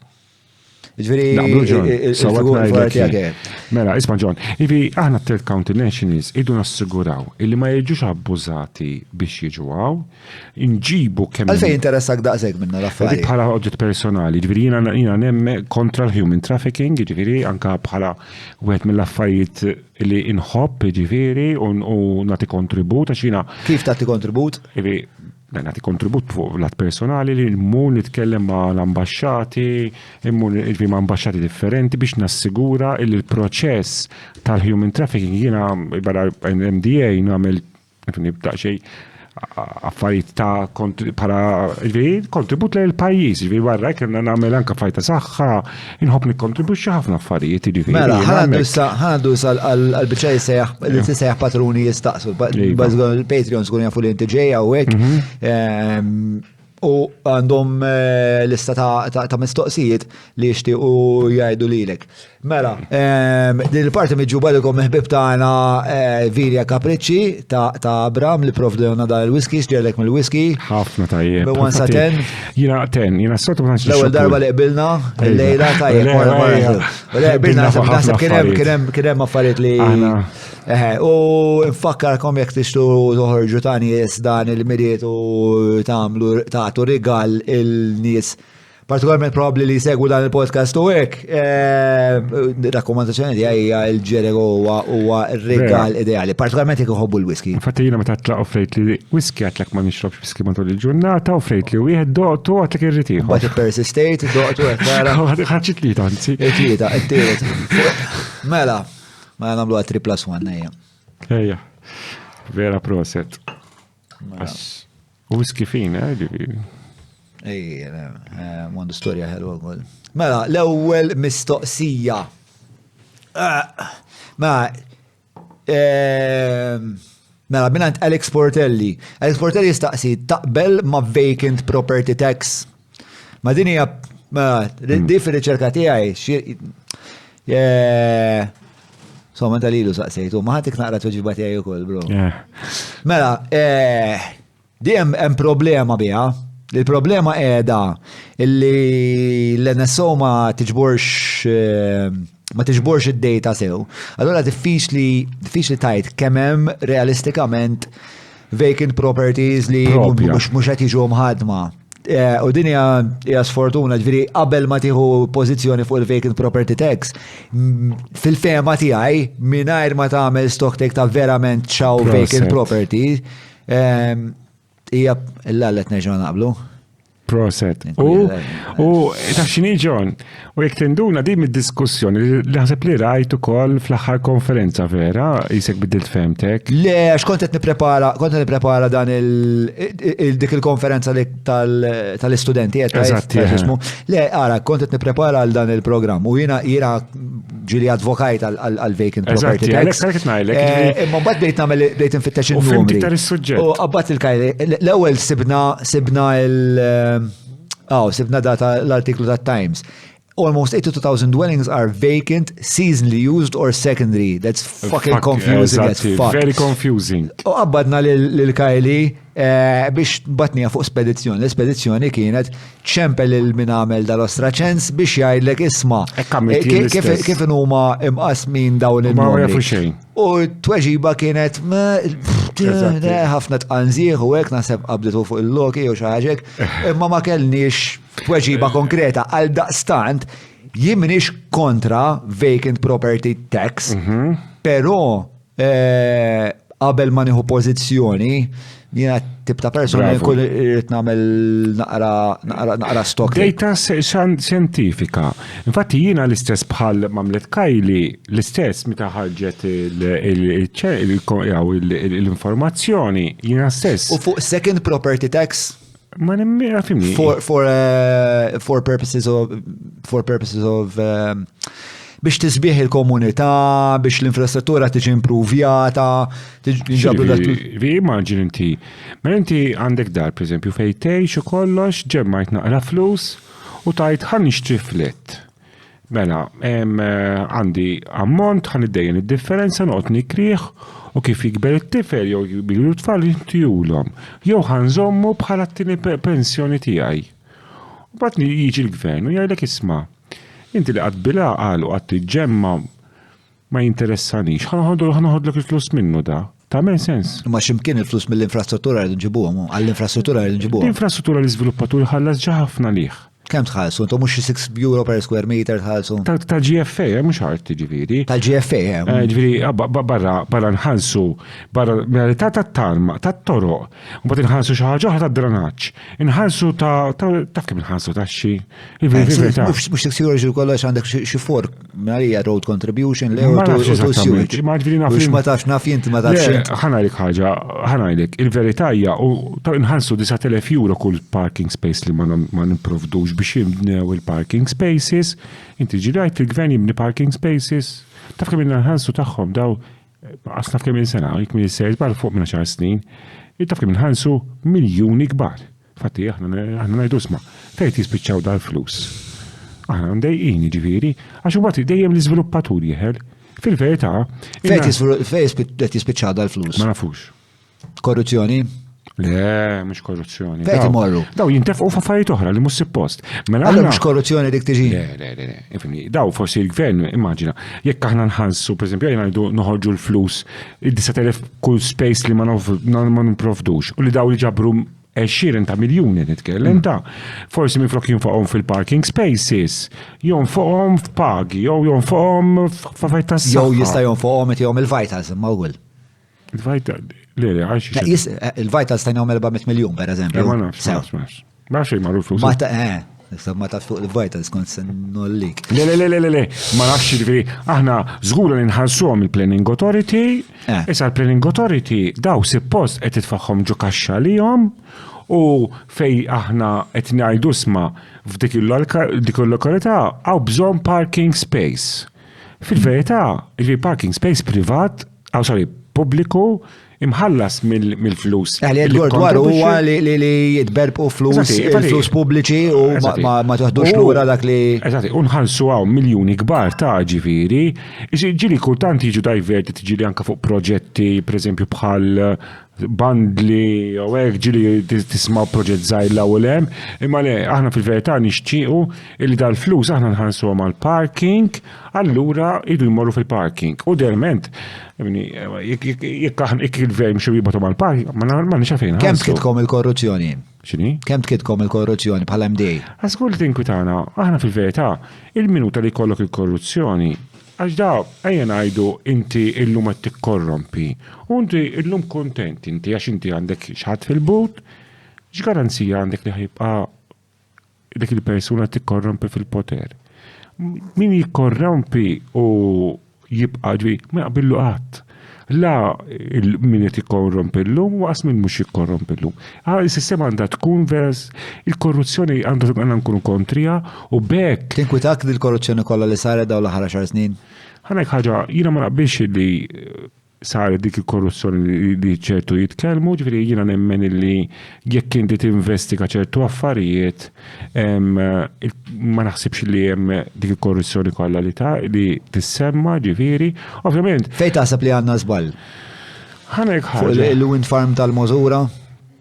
Ħanek ħaġa, ovvjament titissemma. Għajdli, taħseb li għandna żball taħseb fuqha? Jiena ħanek ħaġa, ġieli jiena tafx il-problema. Il-gvern xogħol il-row tiegħu għandu jkun wieħed biss, regulatur. L-għandu jiftaħ wind farms, l-għandu jiftaħ xejn. Il-minuta, li Le, ma għalek kif għamil statement inti. Regolatur. Le, l-statement huwa li ftit minn dan li korruzzjoni tinkwitak, imma li korruzzjoni li semmijiet dal-aħħar ħafna minna forsi mhijiex korruzzjoni li ma jislu xejn. U qed nistaqsik għal xi xettejt. My gut feeling qed ngħid li m'għandix provi ta' xejn, imma nemmen illi ħafna għax naf kif jaħdem il-gvern. U naf li ħafna drabi bl-iżbalji u l-misadministration jispiċċa l-gvern ħallas iktar mill-privat u mbarra tant kemm ma temminix illi tant kemm huwa monstru ċivil u anka ifni il-ħin kollu jiġri ma possibbli da iċ-ċivil qed jaħdem hekk. U inti tibda tiddaħħal fliles ġo moħħok, tajda bil-forsi hemm xi ħadd jew maħmud jew xi ħaġa, imma r-realtà huwa illi ċertu inkompetenza u ċertu komplessità. Ara jien Mhux ħana. Minix inħossni. Ma fimtni, ma Le, mhux spjegax ruħek. Inħoss li qed tkun Jien ħanajk. Mhux qed tkun autentiku naħseb. Jiena nemmen. Illi hemm korruzzjoni, hemm ħafna affarijiet misadministration, hemm affarijiet illi fil-verità. Ma mill-affarijiet kbar li semmew, x'taħseb li għandna żball dwarhom? Jekk forsi ġieli segwejt il-podcast, naħseb ġieli smajt nitkellem fuq ħafna ħwejjeġ differenti. Tista' tgħid li hemm xi ħaġa li ġieli smajt nitkellem dwar tajli isma' fuq dik naħseb għandek żball. Jiena naħseb illi ċertu tenders li nataw u ċertu proġetti ikunu mux satajli jisma naħseb ġona nisbal emmek. Speċjalment li l-verità li għandek kawzi għadhom għaddejjin il-qorti u da xinti attenti li aħna kif titkellem. Għax dejjem li tinsiex li jina bekka dejjem jina nemmen fil-rule of law. Li fl-axħar mill-axħar. Taħseb għal daqqa rule of law kif nismaw jenat ħafna? Li kien hemm nies li kienu above the rule of law dawn l-aħħar. Il-perception hija ħafna mir-realtà. Il-perception hija ħafna mir-realtà. Ġifieri ir-realtà hija li mhijiex li kellek problemi bir-rule of law, ġifieri kellek fatti pereżempju riċenti bħala żviluppaturi u jiena maqbid magħha assolutament xejn, illi kien hawn name and shame għall kuntratturi pereżempju. U jiena meta smaj dik għatti ġifiri, ejja ngħidu, John Mallija jagħmel żball fuq xi ħaġa qabel ma ntellawh il-qorti, qabel ma jkun hemm deċiżjoni, noħorġu fil-medja u nirridikolawh. Jiena dak l-affarijiet mhumiex aċċettabbli, jiena lija oġġett wieħed aċċettabbli, jekk John Mallija jagħmel żball, jittieħed il-qorti u d-deċiżjoni finali tal-qorti għandha tkun dik. Jiena anke nemmen. Ġifieri għalik il-kritika pereżempju ta' politiku li ikun hemm ħafna evidenza li tipponta lej direzzjoni. Il-medja għalik m'għandix tgħid li dal-politiku għandu jwarrab. Jiena nemmen li il-każ tal-wind farm pereżempju. Nafu li dal-wind farm inxtara 6 miljuni u ġimgħa wara nbieħ xi 13 u xi ħaġa sewwa. U n-nies li huma involuti huma l-allegat mandant ta' Defni Caruana Galizia, tal-Defni Caruana Galizia, is-signatory huwa Konrad Mizzi u il-terza persuna li għamel il-flus huwa mhux Tumuluri li joħraw. insomma, il-persuna li kien rib ħafna il-persuna mill-Azerbajġan li bħalissa jisima qed taħrab li sewwa. U nafu li din it-transizzjoni saret, u nafu minn iffirma, u nafu jiena John Mallija jew kwalunkwe ġurnalist ieħor, inti skontok m'għandux joħroġ jgħid isma' din tidher vera gravi, Konrad Mizzi għandu jwarrab u din hija probabbli korruzzjoni. Għandu, inkom bħala media għandkom tajdu, isma, hawnhekk jidher l-affarijiet ma marrux sewwa. Hawnhekk għandu jiġi investigat u jekk jinstab li għamel xata ħażina illi imur il-ħabs, whatever, jew jiġi penalizzat. Imma żgur alla ta' ittuħx iktar flus pubbliċi xi ħendil għal dal-ostja. Ismani, aħna l-problema hija waħda, il-qrati f'Malta tant kemm ikollna delays illi mbagħad il-pajjiż kollu ma jaħdim sewwa ta' di diskussjoni ġiri. Ma qed nipprova nifhem il-pożizzjoni tiegħek tal-medja, il-pożizzjoni tiegħek tal-medja hija fejn tinkwitani. Jien għandi nagħmel dik il-ħaġa jew le. Jien nemmen illi tajt li għandu jiġi investigat. Inti m'intix 100%, inti ċeket il-provi, għandek il-provi inti. Hemm ħafna provi, hemm ħafna provi u rajt il-kontratti. Mela, trid nibdew l-istorja mill-bidu. L-istorja mill-bidu fis-sens. Il-każ ma nafux eżatt. Hemm biżejjed evidenza. Għandek kontratti, mux li tajt il-medja ta' jena. Mux għal dak kas individual, non attenti kif nitkellmu. Jena kull ma najt huwa il-kull kas illi fejt imma jekk il-qorti mhux qed tiffunzjona u dan il-bniedem għadu qed jeħendelja miljuni fuq miljuni ta' fondi pubbliċi, jiena xlotna, fuck it, u hija se nistenna l-qorti ta' ħajkompli jaħxini alla miljuni iktar miljuni. Fuck it, iwarrab u ma għax da jgħun beċilli u beħħajk, jgħun kalla ħalli. Mela either way, m'intix. Ara, jiena nemmen illi l-iktar oġġett għandu jiena ta' projota fil-pajjiż huwa wieħed illi tafxin il-vizjoni tiegħi illi l-qrati jsiru riformi kif suppost. Hemm bżonn tibdil kbir fil-qrati. Jekk il-pajjiż ma jkollux qrati jiffunzjona, il-pajjiż mhux hekk jiffunzjona ta' Nasib anke l-pulizija għandha problemi kbar. Imma John, inti anka jekk żgur għandek bżonn fil-verità, imma the most important one, ġviri ta' waħda hija l-qrati. Jekk inti għandek persuna, għax Minni ta' sekċer ta' fuqa. Isma, għabdu affarijiet għandu xektar xasmu. Le, ma immaġinti bħala individu. Mela taħseb li politikant, negozjant, individu li għamel ġara ħażina u da għaddej il-rati għaddejjin numru ta' snin u ma m'hemmx deċiżjoni. Taħseb inti huwa ġust? La huwa ġust għall-individu, waqas għall-pajjiż. U jekk ma jkollokx il-qrati jiffunzjonaw, aħna infatti fin hawn negozjanti jgħidlek isma' jekk għandek raġun tidħolx il-qorti, jekk m'għandekx raġun idħol il-qorti. Għandu nibqgħu hekk. Fil-verità, mela immaġina inti. Hemm konflazzjoni ta' idejat hemmhekk. Imma immaġina mela jiena bħala negozjanti kan fottik lilek, skużani l-kelma. Jaqbil indaħlek il-qorti. Jaqbil indaħlek, imma mbagħad mela jiena biex immaġina anke jekk għandek korruzzjoni, jekk għandek kollox, aħna nemmnu li għandek inti s-sistema ta' qrati hija importanti jisir riformu. Pulizija, iva, għandhom bżonn jina ta' iktar equipment tal affarijiet. Imma għax inti jekk il-pulizija ma jaħdmux bħala pajjiż u bniedem qed jabbuża b'xi ħaġa jew qed jagħmel l-istorbju jiena ġib bniedem individwali. Le ma l-pulizija il-problema tal-pulizija hija ferm iktar profonda. Isma, ħanaddu għal-parti li bisa għaxilna xi tletzija ta' d-dejjien hawnhekk. Taqbel il-kontrattur li għandhom pagamenti ta' taxxa pendenti li jmorru snin blura għandhom jiġu skwalifikati minn tenders. Iva. Jekk inti ma ħallas it-taxxa, għandhom jiġu skwalifikati minn tenders. Sempliċi, mhux ġust li kontrattur jew li qed ikkompeti ma' kontrattur ieħor illi mela jiena bħala kontrattur qed inħallas kollox fil-ħin u kollox. U mbagħad għandek kontrattur li ma ħallas it-taxxi u qed nikkompeti miegħu. Unfair competition. Waħda mill-affarijiet li aħna dejjem ngħidu huwa aħna hekk irridu l-affarijiet ċari u sempliċi li jekk jiena u inti qed nikkompetu fuq bażi ugwali. Taqbel? U bidna fuq ħafna affarijiet il-lejla ġew.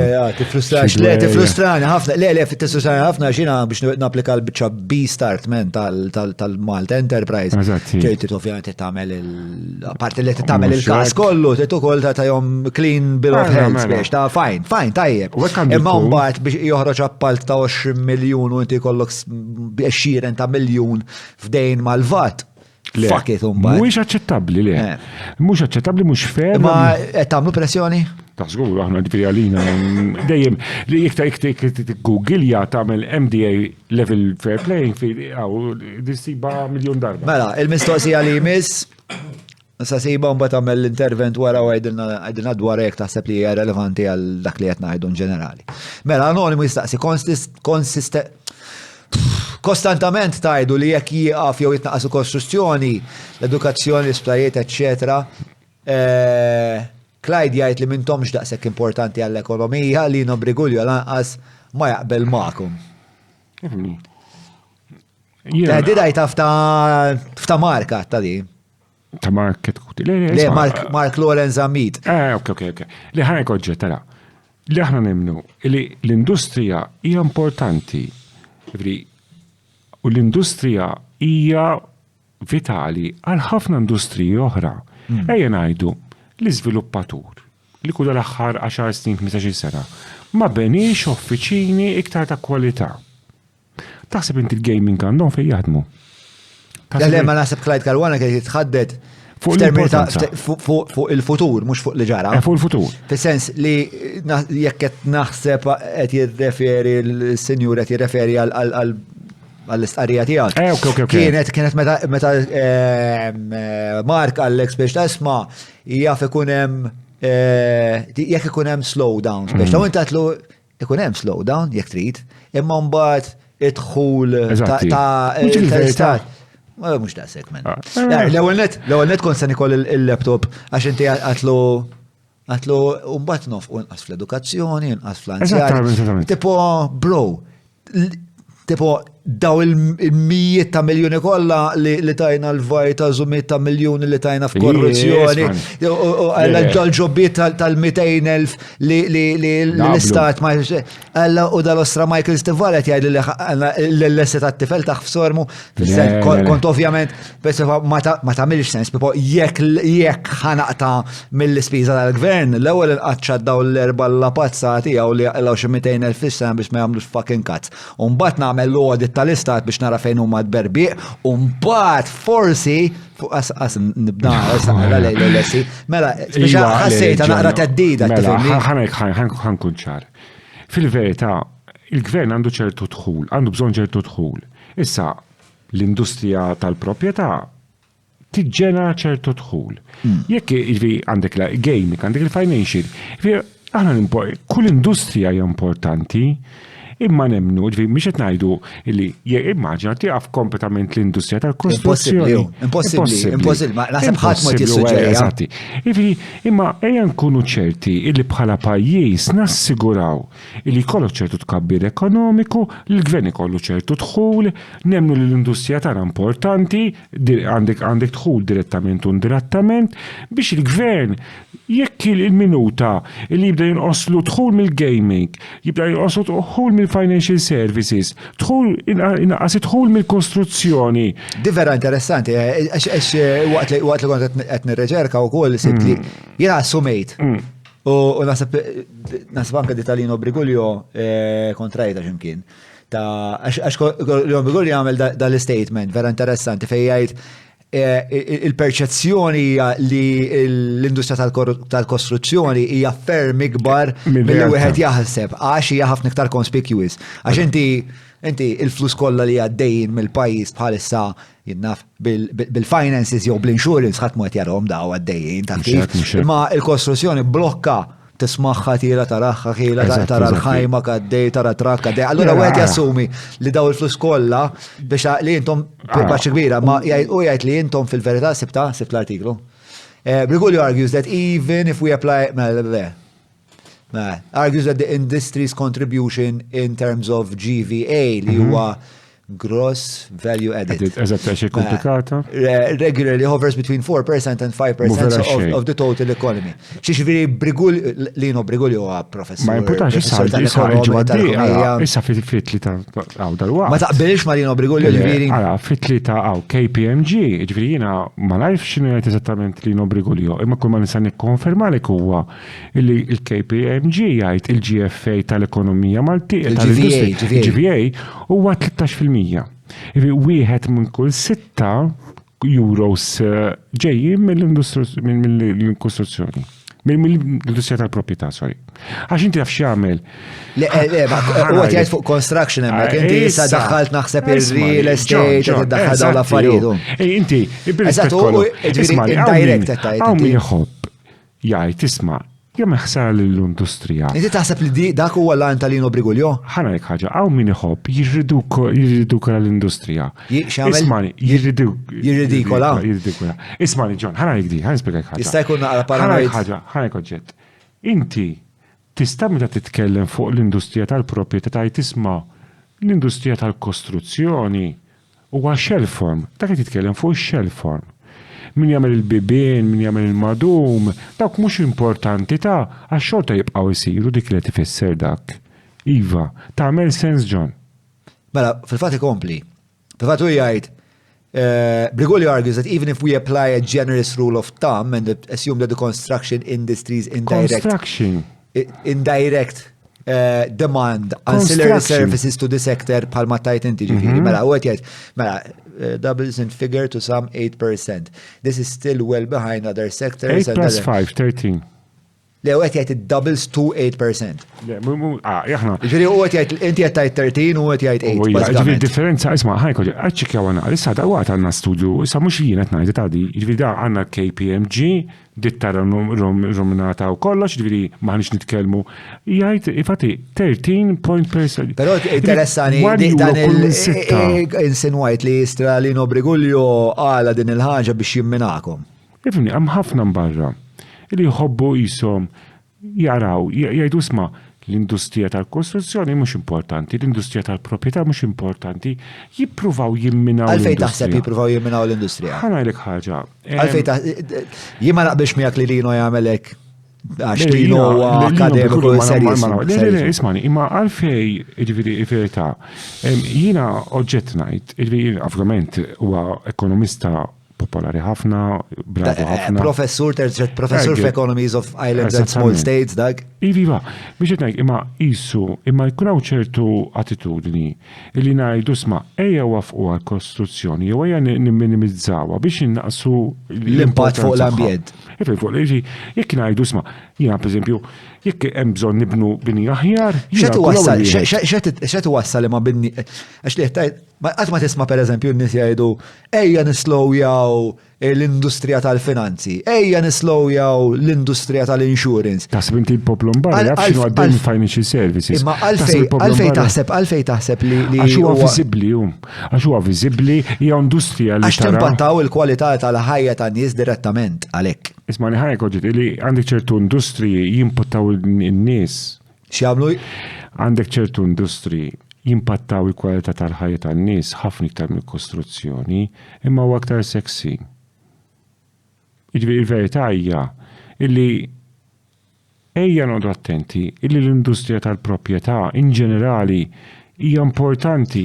Mhux għax naħdem fiha jiena qed nirrappreżentaha, id-djar ta' kull wieħed individwu minna naħseb jiena l-impatt huwa importanti, noqgħdu attenti li ma jistax ikun li jisna l-industrija tal-proprjetà nużuha ballun għaw politiku. Infatti jiena ta' diskors waqt l-AGM meta kien hemm il-Prim Ministru u l-kap tal-Oppożizzjoni, l-appell tiegħi lil-tnejn li huma kien wieħed. Ejja nsibu policies, nagħmlu policies li jkunu tajbin għal pajjiż u mhux jintużaw ballun politiku, ma jistax ikunu għandhom bidluhom kull elezzjoni, ma jistax ikunu għandhom bidluhom kull darba li jinbidel ministru, ma jistax ikunu għandhom bidluhom kull darba li jkun hemm CEO. Nażlu direzzjoni. Urġet nifhmek. Jiġri qed tgħidli li l-antipatija li l-poplu Malti għandu lej l-industrija tal-kostruzzjoni huwa immirat lejn l-industrija tal-kostruzzjoni għax ma jafx li hemm industri li qed jimpattaw aktar. Li kieku jaf, li kieku il-rabja tiegħu jimmira fuq. No, aħna nimpattaw il-kwalità tal-ħajja tan-nies. Nimpattaw il-kwalità naqblu. U qegħdin naħdmu biex l-affarijiet jimprovjaw, qegħdin naħdmu biex jonqos l-impatt u timprovja. Aħna għandna wkoll parti mit-tort. Nemmen li għanna parti mit-tort, fatti aħna rridu waqt li tisiru x-xogħlijiet, għanna nodu attenti li ma ntajrux it-trab, għanna nodu attenti li kif tispiċċa ġurnata x-xogħol, jaħsu l-bankina u jaħsu t-triq, ħallu l-indafa, għax dak li jkun jiġi wara x-xogħol u jsib xebaħ ħmieġ, mhuwiex aċċettabbli, għandu li jekk inti l-ġar tagħmillu l-ħsara mur kif qabel ma titlaq u tajt isma' l-estate il-proġett, mur ara dur il-ġirien u għara tinterranġalhom. L-isfortuna hija li hemm ħafna nies li mhux qed iġarbu dawn l-affarijiet, ġifieri pereżempju l-aħħar darba kien wieħed mill-Patreons tagħna hawnhekk Matthew Montebello beda jispjegali da il-kalvarju li għaddewh minnu il-raġel ġifieri da beda jibgħat lill-videos id-dar tirtot konsenturi til-lajn da l-inkwiet li għaddewh minnu l-dar-raġel miskien u ma la sapajnuna mill-BCA, la sapajnuna mill-pulizija, la sapajnuna. Mux aċċettabli. Għet nkun ċari, ġifiri iktar mċar minn hekk għalija ma sax nkun. Għalija mux aċċettabli. Illi isma. Ejja, ma s-sen għamlu. Li isma. X-sen għamlu mennu. Dita l-licenzja l-kontratturi qabża ħafna kbira importanti. I'm sorry, I'll believe it when I see it. Because it's been 12 years on the table. Għati ċans, ftit tal-ġimgħa toħrek il-bambini rit u inti il-ġimgħa tal-lum mela ħajkunu nafu illi f'dik is-sit hemm dal-kontratturi jaħdem jagħmel dar-żbal darba darbtej tlieta. Mela, ġu inti qed titella li din il-pie chart u tqabbadni l-ġuħ. Għandna sourdough x'imkien ġejjel. Ġibt nofs tużana slices l-hawnhekk. Jekk jogħġbobkom dejjem please. Mela, hawnhekk li qed naraw Matthew on screen please. Huwa skont l-NSO il-gross value added minn industriji differenti, ġifieri construction hawnhekk qiegħda 4.3%. Imma construction mhux property, dik il-problema. Komparata. Construction tfisser ġebel u saqaf, bini, jiġifieri aħna nemnu, inti il-bini mhuwiex isma' l-industrija tal-proprjetà mhuwiex il-bini ġebel u saqaf, huwa n-notar, huwa l-avukat, huwa tal-madum, huwa tal-kisi, huwa biżibilju tal-lifts u hekk. U Brigulju qed li meta żidhom kollu fil-kien dawk jiġu fl-ACM tagħhom jiġu 8%. Inti qed tajt 13. Jien ngħid 13, għaddi flajt id-dejta l-ġimgħa l-oħra. L-istudju tal-KPMG ma finanzjajtuh intom? Le, fil-verità naħnu ikkommissjonjat minna hemm il-banek involuti u f'tinsix. Isma' ħanajk, taħsibx li KPMG ħajlabu bil-figuri, ġifieri daw Big Four, ġifieri daw anke tkellmu, ġifieri m'hemmx daw il-Big Four m'hemmx da it is with international standards u dal-affarijiet, ġifieri. Mela. Ngħaddu għall-mistoqsija li jmiss. Mela, Chris Ellul jistaqsi, nifhem li mill-industrija qed tagħmel lajxin tajjeb ħafna għalik u għall-familtek li fl-aħħar mill-aħħar il-main interest ta' kull individu. Imma meta tħares lejn l-aspett negattiv tal-industrija bħal injuries u mewt ta' mwiet ta' ħaddiem fuq il-post ta' xogħol, il-qtil ambjentali tal-pajjiż il-fatt li jissu issa ġi f'stat fejn koppji Maltin qed jieħdu self ta' 40 sena biex jixtru kaxxa ta' soffarini u barranin qed jissalbu biex jikru mhux kamra imma sodda. Ikun hemm drabi fejn inti tieqaf u taħseb li b'dak li qed tagħmel inti u nies oħrajn fl-industrija probabbilment se tħallu il-pajjiż fis-stat qar milli sibtuh għal ġenerazzjoni li ġejjin. Żgur, ifhimni aħna daw id-domandi bħal daw naħsbu fuqhom il-ħin kollu. Ifimni ħaġa. Ta' belek dir-riflessjoni. Għazur kontinuament, ovvjament, ifimni. Jina, aħna jien nintaqa ma' ħafna nis, bħalma jintaqaw kulħadd, ġifieri jiġu min ikollok complain mod, min ikollok complain mod ieħor fuq tal-barranin, ġifieri nisimgħu l ħafna nies. U ġifieri u nebnu li fil-verità kif qegħdin naħdmu huwa soluzzjonijiet fil-komplessività ta' kollox. Ma tistax ikun mela ngħidu isma' hawn ħafna barranin. Mbagħad għandek in-nies jordawlek il-kafe bid-delivery. Ma tistax ikun ngħidu. Ma probabbilment jista' jkun li dawk qasuma l-istess nies. John, eżatti. Il-kwistjoni hija issa. Le, ġifieri minn qed igor fuq ħafna fis-sens in-nies kultant din iddaħħaqni n-nies jiġu rappreżentati f'sentenza bħalli kieku kienu xi oġġett monolitiku. Fis-sens perswas li hemm min igor li hawn ħafna barranin u ma jordnax. Eżatti, imma fil-verità x'ħan nagħmlu? X'inhu ma' deċiżjonijiet? Għax inti l-problema hija. Issa rajna tal-scooters illum. Rajta tal-scooters saw sori dal-ġrani taw. Ignoranza għalija huwa ġifieri il-deċiżjoni hija ħażina. Mela, jiena ngħid il-verità kelli laqa fuqha għax jiena lija kont qed naħdem fuqha ġifieri biex jinstabu soluzzjonijiet għalija tal-scooters tajli x'għandi x'tansam imma jiena nħobb ġifieri kemm jista' jkun nejn. Ibita xogħol hija li again mid-dera il-gvern intaqa mal-providers u ma ridux jgħinu biex jisibu ċertu soluzzjonijiet. Per esempio dik tal-parkeġġ li jiena jiġu allokati ċertu parkeġġi. Ma inti immaġina sibna soluzzjonijiet kien hemm.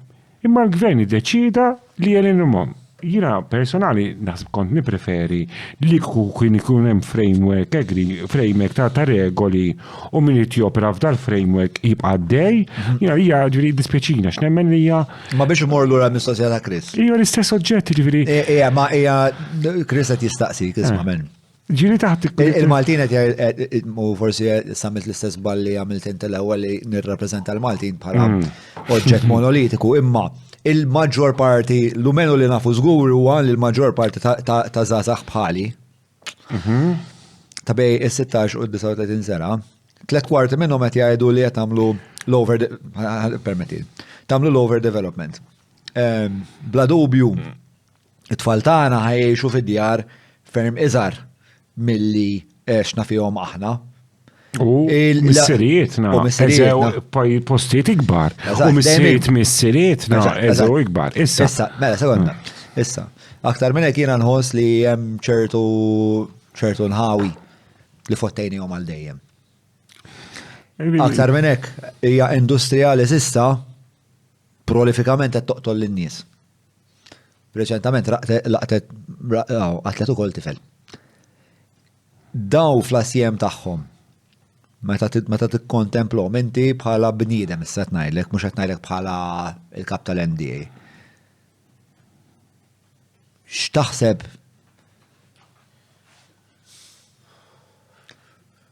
jimpattaw il-psike tiegħek? Żgur ovvja. Mela, jiena ġifieri x'nixtieq nara tgħidlik ikun tix tagħmel bħala li kollok tagħti parir lill-politikanti. Għandna bżonn pjan kif suppost. Għandna pjan fejn iridu waslu l-pajjiż 20 sena oħra, 30 sena oħra.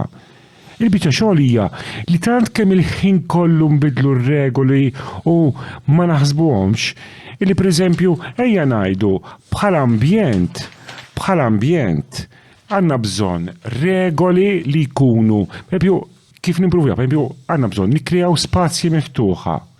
Imma ma jistax ikun nikkrea spazju miftuħa bl-art tiegħek jew bl-art tiegħi. Il-gvern għandu l-art tiegħu, il-gvern għandu minflok il-bih l-art tiegħu biex xejn il dak ieħor għandu jużaħħa għal spazji miftuħa. Jiġifieri mbagħad għax inti immaġina mela l-gvern ikollu l-art tiegħu minflok jagħmilha spazji miftuħa jmur biħħa biex xejn u mbagħad niġi għandek John. Tifhem, aħna nixtiequ u lan tagħna huwa li l-pajjiż imur għal ambjent. L-ikbar falliment fil-pjanar ta' dawn l-aħħar il-local plans il-local plans huwa oġġett li effettwa ħafna Ġviri, kif qegħdin ngħixu u kif qegħdin nibnu, ġviri. L-ikbar żball li sar fl-iżvilupp fl-istorja ta' Malta huwa l-local plans. Forsi dal-aħħar 20-30 sena.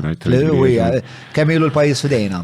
Jiena nemmen il-local plans, ġifieri, għandhom bżonn jiġu riveduti, idna nitolbu l-gvern biex bżonn jiġi riveduti biex fil-verità jirriflettu xemm hemm barra. Inti il-biċċa xogħol li l-local plans u x'inhuma xemm riflessi hemm barra mhumiex qed jurġa' faj differenti.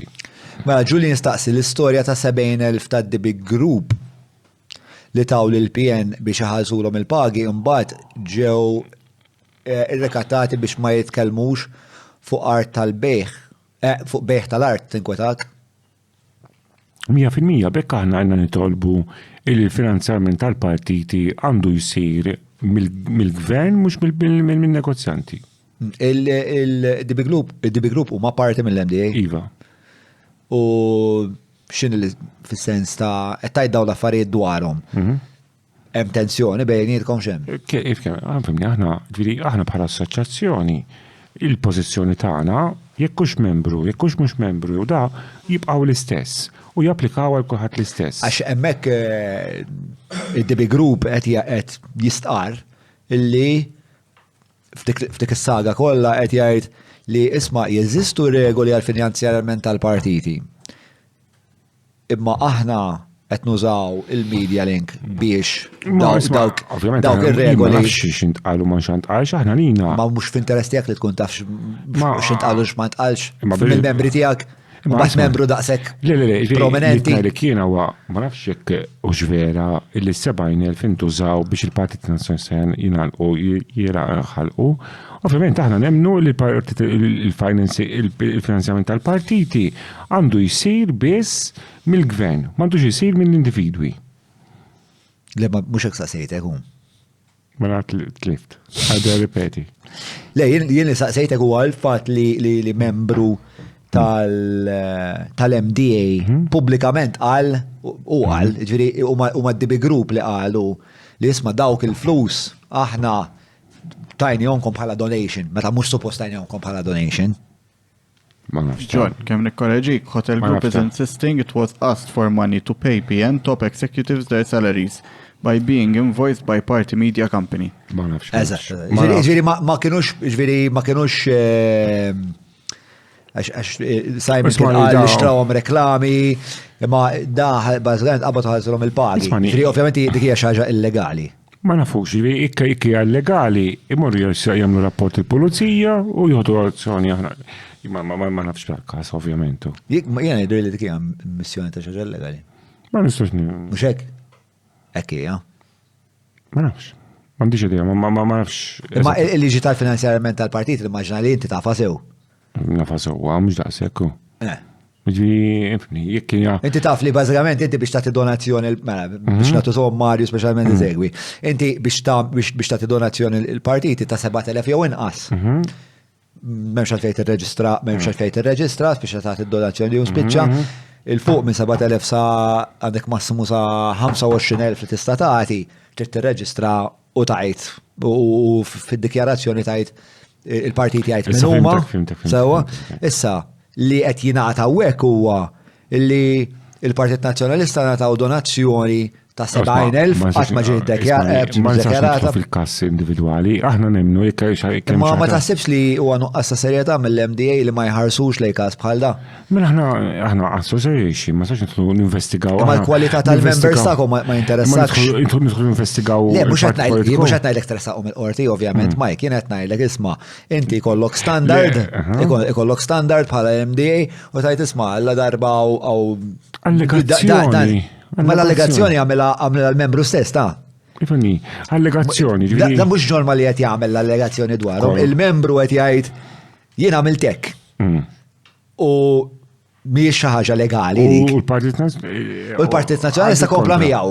Ma nafni, aħna dejjem nimxu ir-rule of law titlob illi minn jkollok deċiżjoni tal-qrati finali hemmhekk notu action. Anke jekk ikollok ammissjoni pubblika mill-membru stess. Jekk ikollok ammissjoni jew ikollok investigazzjoni għaddejja nissospendu u mbagħad ikollok deċiżjoni finali jekk hux jaġa jidħol bħala membru jew le, jiġi dak il-punt. Ma se ikun noqogħdu li niġi nikkritika jew nkeċċik minn membru John għax xi ħadd qal xi ħaġa. Kieku fis-sens. Namlu analogija banali, ma kieku Matthew jiġi fuq jgħidlek isma' John Bill fuq is-sid. Alla, u poġġejt bil-qeda fuq biex nagħmel fattija u xarabt il-koxxa. Altru hekk u issa forsi timmerta investigazzjoni. Forsi merta investigazzjoni nsibu li kien ġuri. Imma Emmi għaten, daħt immul daħt li. Rġajt il-lift. Le, imma kieku jgħida Matthew dwari, u dwar najt, men, jimmortu bil fuq is-sit ta' u issa Matthew reda għax poġġa bil-qeda fuq. Kieku jiena għatta, biex jien x'interessandi. Ma u għat kriminali, xinu għat inti. Imur żgur kontra il-liġi tal-finanzjarjament tal-partiti. Kifu jekku azzjoni u minħajk xin? Min kien sentenza ma ħadtek min kien hemm dak iż-żmien? Mex fnik x'il-Madonna kien jismu. Isma' ma fimni. Mex fenek x'kien jismu. Ma nistax ikun nodlu fil-każijiet individwali, aħna dejjem bħala policy jekk ikun hemm imma jkun hemm aħna. Għax kien hemm ir-rule of law fallitu għalhekk għax ma kienx hemm. Jekk ma jibqax il-mistoqsija tfajta jiena. Qed tgħid li tinkwetak. Imma fl-istess ħin qed tgħid ma nistgħu nagħmlu xejn fuqha. From my point of view, it sounds like a lot of nice words, but no action to back it. Għaliex daw di mhux allegazzjoni u qed jgħidha 70,000 reklamar huma ħafna. Ma nistax nifhem kif jonfquhom 70,000 reklamar. At the very least, timmerita li intom mill-MDA tgħidu isma' din hija allegazzjoni serja, irid ikun hemm investigazzjoni. Ma per esempio il-commissioner jitfaddel fuq l-industrija tiegħek. Ma per esempio commissioner tal-party financing qed jieħu action jiġifieri. Imma jekk ma ħax action ġifieri għax l-awtoritajiet ma ħadux action, intom tipo qiegħda fil-pubbliku. Issa anzi għax qalu li qed jagħmlu hawn ħadd m'għamel xejn fuqha. Kieku jiena naħdem fil-PR tal-MDA, statement hekk imbul taħti. Għax ħammex l-industrija. Fimtek, put validu. Man mandiċ, nitkellem il-verità, għaddew ħafna snin minnu dak naħseb dak għaddew xi 7 snin ilu jew xi ħaġa, ma le m'għandix risposta, ġifieri. Ma tinkwita li xaġa bħal dik. Ifni, jekk hija l-verità, ġifieri hija allura, ma tistax tkun sorpriż meta il-poplu jaħseb li intom tipo daħt jgħid li għandu il-Simon Busuttil fil-but. Bat li ħorjajt għax nixtri u mux nixtri. Tipo kollox fl-ACM taħħom daw l-affarijiet ma jidrux għabina. Kas individuali nsejtu ġviri għax. Imma ġviri li kull ma najt li jifimni, l-istituzzjoni ti tiħad maħjaru jekk. U l-MDA ma tix taħdem maħjar? Bħala assoċjazzjoni. Di kolla standards aħjar? Code of Ethics, infatti għadna bħala assoċjazzjoni riċenti għadna koll kif biddinna xej waħda l-istatut, ġviri għedin nirreformaw koll MDA, ġviri għedin jitolbu, tinsix li aħna membri, John, aħna ma sax noħdu action kontra, inti taf xie s-tamillu bnidem, tajdu ma mintix membru tal-MDA, da' sekk kollox ta' Bara, il-pozizjoni tagħna hija pjuttost evidenti fuq di, ġviri, il-pozizjoni tagħna hija la darba ikun hemm ammissjoni ta' irregolarità, aħna nipretendu li l-President tal-MDA li qed jgħid li huwa serju fuq din il-missjoni biex l-industrija tagħkom tkun aktar serja. L-darba jkun hemm dak it-tip ta' ammissjoni tal-inqas l-MDA tinvestigaw tara isma' speċa jiena sorpriż li inti ma tistax tgħidli jekk hemm x'surito liġi jew le. Jiena kont nassumi li intom taraw xi ħaġa bħal dik, tmorru tiċċekkjaw u tista' tgħidli, sibtek tgħidli le, ma hemmhekk ma kienx hemm ksura ta' liġi, hekk iċċekkjajna, eċetera, eċetera. Però dik il-ħaġa ma saritx. Issa, ovvjament fl-assiem ta' dawn l-affarijiet kollha fejn qegħdin kif il-poplu Malti qed iħossu fuq kif sar l-iżvilupp li l-intuizzjoni li l-politiċi qegħdin fil-but tal-iżviluppaturi u mbagħad ikollok xi ħadd bħal dali qed tgħid isma' jiena tajthom 70,000 euro tal il daw. U mbagħad il-predeċessur tiegħek jgħid isma' daw ġieli tixtri minn wieħed ġieli tixtri minn ieħor. Meta dawn id-dots koordinati kollha skużani, jikunu fuq il-mappa li ħafna Maltin jaqraw hija li jisma' l-iżviluppaturi f'Malta jagħmlu lil Madonna jridu għax għandhom lil politiċi fil-but u bekk qegħdin fis-sitwazzjoni li qegħdin. Tifma' din? Fimtek. Imma ma nafx, imma ġifieri kultant il-perception hija differenti mir-realtà ma again, ġifieri każ dan l-waħda dan jisajlu naħseb jekk minn se żball xi 8 snin ilu sa snin ilu, ġifieri 6 snin ilu. Again, ġifri, il-realtà hija li fi verità mhux bħala assoċjazzjoni kellha noħdu action. Jekkem, hemm il-kummissarju tal-finanzjament tal-partiti, kummissar Żball, u dak għandu jieħu azzjoni mhux aħna. Jiena nħoss li li kieku jiena għandi assoċjazzjoni u li qed ħammar li wiċċi, li xi ħadd membru ta' ħammar li wiċċi naħseb ikun fl-obbligu tiegħi anka biex nissalvagwardja l-interessi tal-bqija tal-membri li nieħu azzjoni jien u mbagħad partikolarment jekk qiegħed f'sistema fejn l-pulizija u laqqas il-qrati ma jaħdmu mbagħad fuck it u x'għad tagħmel pass. Mela, however maliciously with intent to conceal the origin and amounts of donations divides a donation into smaller amounts or in order to circumvent the recording and reporting requirements provided for this act shall be guilty of an offence and shall be liable to an administrative fine not exceeding 10,000 euro. Da titkellem fuq party financing law, La, ġviri by 10,000 euro, sa, 10,000 euro da ħel. Tipo, dikija. Il-PN kemm tu għom refund ta' xar telefon. Tipo, nżom 60 u 10 tajjeb. Evini, naħseb li. Dew min jiktibhom dal-liġiet? Il-partiti jiktbuhom dal-liġiet, Le, naħseb li party financing law sem bżonn innan tolbu snin, lem bżonn ta' xej revizjoni, naħseb li għandhom jippreżentaw l-accounts tagħhom iktar kif suppost, kumpanija ma tippreżentax l-accounts tagħha, tibda teħel multa kull-jum. Għedin jaħluhom partiti għafet iġu konsidera differenti. Li għanna bżon li jkun għu ktar serjetà. Ma sepp nistaw naddu għal-parti li jmiss f'intervista semmejt li hemm ħaddiema li qed jixorbu f'siti ta' kostruzzjoni u jilabu bil-mobile. Iva wkoll. Infatti, dik hija. Bħalissa l-industrija tagħkom tant ġungla li hawn min qed għandel il-briks fis-sakra jew isuq il-gaffa u jelab il-Candy Crush. Le, il-verità hija John, li għandna. Temmen bil-sosija. Dik is-serjetà li l-employers qed jitolbu mill-impjegati tagħhom u responsabilità fuq il-ħaddim jew l-employer. Ħanalik, ifni, dil-problema li jużaw il-mobile waqt il-ħin tax-xogħol illi mhijiex naħseb hija tal-industrija tagħna, ġifieri naħseb ġieli tidħol ġo restorant, tara waiter. Ma l-ħares tara x-xufier ta' tal-linja pereżempju għaddej jelab il-Candy Crush u Ifni, aħna qed nitolbu lill-awtoritajiet, l-OHSA li fisma' fil-verità inti impjegat tiegħek hekk hawnhekk inti taqbdu jilab bil-mobile, taqbdu jisker. Ija ma l-impiegat tiegħi fis-sensa grazzja tal-la mhux qed għandel il-briks jew għaddej bil-ġiger. L-istess issue, għandna problema. Hija ħafna iktar serja. Iva, imma aħna nemmnu ġifieri li fil-verità bħala employees fil-industrija tal-kostruzzjoni għandu jkollu iktar poteri fuq l-impiegat tiegħu li in case li jkun qed jixrob, jekk hux qiegħed bil-mobile, aħna nemmnu li mobile m'għandux jidħol ġo construction site, pereżempju. Imma l-employer, l-employer mandux xi tip ta' responsabilta. X'ista' millum? Xi xifieri, jekk xi ħadd jidħol hawnhekk fis-sakra pereżempju fuq ix-xogħol. Possibilment inkeċċih skont iċ-ċirkostanzi. Ma tistax. Għalfejn ma tistax keċċih. Għalli tagħti warning 1, warning 2, warning 3, u mbagħad tista' tkeċċiehu. Ġifieri m'hemmx ma dawn affarijiet serji ħafna.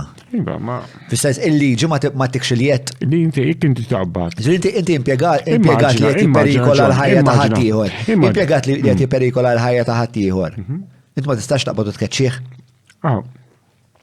Apparti li qed isuq il-gaffa da fis-sakra dak huwa reat. Iva, ma inti fejn taf ifhimni. Il-problema hija li hemm bżonn illi ġġun tal-lum jinbidlu ċertu regoli jekk bdem daħal fis-sakra hawnhekk. U inti keċċejtu, tmur qoddim id-dajjar li għadek kif semmejt inti stess li huwa jisu tiparu kaza li tmur qoddimu, għax inta ġiri kollu Għadu kaza tkun qed tabbuża mill-impjegati. Eżatti. Mela jena ngħidu, imma imma għalhekk titol attent mir-rule of law, illi immaġina ħaddiem mela joħdok jgħid isma' inti keċċejtni għax inta fis-sakra. Tista' tini prova li kont fis-sakra. Għajli ħad rispondi. Imma allora biex fis-sens ovvjament is-sistema li ma taħdimx. Eżatti, John, Ġifieri intom x'qed tgħidu li aħna għandna bżonn mekkaniżmi, regoli iktar ċari x'nistgħu nagħmlu. Jekk inti bniedem daħallek hawnhekk fis-sakra u ma tistax tipprova, titgħod attent għax ifittxek u jgħidlek isma' inti għad li fis-sakra, inti keċċejtni, mu vera xejn, inti tispiċċa tinstab maħati. John, jiġifieri aħna pereżempju għandna l-issue huwa anke ngħidu tal-weed illum, tal-kannabis. Se jiena favur li tiġi illegalizzata u kollox, imma x'inhu jiġri? Jiġri ikun hawn każijiet fejn impjegati jmorru għax-xogħol taħt l-effett tal-kannabis. Meta daħlet il-liġi tal-weed? Ħad naħsib dal-affarijiet, ħad naħsib il-isma, jekk jiena jiġik, ejja ngħidu, bniedem daħal fis-sit tax-xogħol mela bl-effett tal-weed. Min iħaddem, x'poteri għandu bil-liġi li jista' jagħmillu? Issa gejn jiena favur liġi illegazzata, ma nkunx imma inti meta. Tista' tirrapporta l-pulizija biex jiġu fuq is-sit u jaħdu l-breathalyzer pereżempju? Ma naħsibx. Jiena naħseb li regu tad-DIR ma nafx. Hemmhekk għandna jisuq inħossu li għandna vettju. Madonna ma di vera. Ma John. Inkwetanti ħafna ġifieri daw għaddejjin hemmhekk fuq it-tavluni. Le, isma' joperaw. Mhux qed li kulħadd. Mhux qed li kulħadd imma hawn min qed tgħidli li hawn min qed ikun fis-sakra. Bħalma min isuq il-karozza jkun bl-effett tal-weed, hawn min isuq bl-effett tal-alkoħol, hawn min isuq bil-mobile feedu, iva. Għandna ma jiena fl-aħħar mill-aħħar nippreżenta l-industrija tal-proprjetà u tal-kostruzzjoni. Kwit tiegħek, tinkwitak li l-OHSA fl-istqarrija li għamlet waqt l-inkjesta pubblika ta' Jean Paul Sofija staru li daw isma' serjament għandhom bżonn 45 ruħ, ma bħalissa qed joperaw bit-13 jidirli. Aħna nemmnu ġifieri fil-verità. Għax tipo l-enforcement tipo tajjeb li ngħidu dal-klim kollu li jkun hemm ta' regolazzjoni. Riżorsi, imma gejn, pereżempju jekk aħna ifni 45 ruħ oħra impossibbli l-Health and Safety Authority. Ikolla enforcement officer fuq kull sit, fuq kull xismu. Aħna il-verità hija inti hawnhekk għandek enforcement officer jew l-OHSA jiġi jċekkjaw jekk jista' xi ħadd Le, ma mhuwiex high risk workplace. Mhux high risk workplace. John, huwa għandek f'kull post ta' xogħol huwa riskju. Ma mhux kollha l-istess. John, kollha l-istess. Mhux kollha l-istess. John, hawnhekk jista' jkollok wire tad-dawl li toqtol impjegati inti. Imma 72% tal-imwiet isiru fuq siti ta' kostruzzjoni. Għax is-siti ta' kostruzzjoni huma aktar perikolużi minn kwalunkwe post ta' xogħol ieħor. Taf li fil-fabbriki jweġġew aktar nies milli fil-kostruzzjoni? Iweġġew ma jmutu l-iktar fuq is-siti ta' kostruzzjoni. Imma gejn. Imma mhumiex kollha l-istess. Huwa minnu vera, il-manifattura għandha ċerta perikli, però mhumiex kollha l-istess. Għandhom ikun hemm health and safety officer tal-OHSA f'kull fabbrika jorbax xi kuljum, aħna li nixtiequ. Ma l-OHSA mhux hekk qed titlob. X'inhi titlob? L-OHSA titlob li jkollha mhux 13 persuna ma jkollha 45. 45 kemm hawn siti ta' kostruzzjoni għaddejjin bħalissa Malta. Jkollok mijiet għaddejjin, jiġifieri fil-verità. Eżatt, jiġifieri huma li qed jgħidu mhux qed jgħidu isma' rridu persuna fuq is-sit ta' kostruzzjoni għal kull sajt irridu. Għax ġeġan ħansu l-Health and Safety Supervisor, fil-verità ma tiġi ikun ikollok enforcement officer fuq kull sajt, aħna nixtiequ illi fil-verità illi l-industrija aħna l-membri tagħna ngħidulhom ejja nimprovjaw, ejja nżidu l-amur, ejja nżidu il-biċċa xogħol hija anke is-sena u l-training. Inutli, inti importanti li l-ħaddiema tiegħek tispjegalhom titrejnihom u kollox. U tgħidulhom isma' jekk taraw intkom atlet taħdmu xi ħaġa ħażina, isma' kellmu lill-manager on site jirranġaħħa għax dik hija s-soluzzjoni fil-verità ma jistax ikun ikollok enforcement officer fuq kull site. Kullum kien le, ma ovvjament fejn ikollok iktar rescue treat, iktar enforcement. Ikollok one-off inspections, anke spot checks, jiġifieri mhix problema jkun hemm spot checks, imma għadha sekk jistgħu jagħmlu l-awtoritajiet. Mela, hemm iktar mistoqsijiet? Le, terminajna. All right, mela. Michael Stivala, dawk huma mistoqsijiet kollha li għandna li llejla. Għandek xi stqarrija tal-aħħar? Kull ma ngħid, ġifieri aħna bħala jien bħala President tal-MDA u bħala nies li qed fl-industrija. Aħna nagħmlu ħilitna ġifieri qegħdin biex inbidlu affarijiet biex inżidu l-kwalità tal-improvjaw. Taċċetta li hemm bżonn dil-bidla. Hemm bżonn riformi f'ħafna affarijiet. Ġifieri fl-industrija għandna bżonn iktar improvements, għandna bżonn ġifieri illi noqgħdu attenti iktar bħala industrija għandna bżonn tibdiliet. Jiena xorta gburi li nirrappreżenta l-iżviluppaturi u l-membri tagħna. Jiena nemmen li l-membri tagħna għamlu qabża kbira fil-kwalità dal-aħħar żmien, ġifieri jekk inti tara kif konna nibnu 10 snin ilu, 15 sena, diġà għamilna qabża. Qatt ma jkun biżejjed, nibqgħu naħdmu biex Partikolarment dawn l-imwietu. L-imwiet, ġifieri għandek ħafna affarijiet, ġifieri hemm bżonn nimprovjaw. Imma again, ma nistgħux naqbdu li jisu l-nies li jaħdmu fil-proprjetà ngħidulhom minnkom żonjużi, qed tagħmlu kollox ħażin, naħseb mhuwiex direzzjoni nagħmlu. Jiena ġifieri nemmen li l-membri tagħna bħala kull min hu involut fil-proprjetà qed jagħmel biċċa xogħol tajba, imma hemm bżonn nagħmlu aħjar. U grazzi tal-intervista. Xej, ma naħseb li biex nkunu fair. Ma naħsibx li n-nies jgħidu issa ċisma' ejja waqfu l-kostruzzjoni. Biex mhux dak il-konverzazzjoni li jkolli jiena.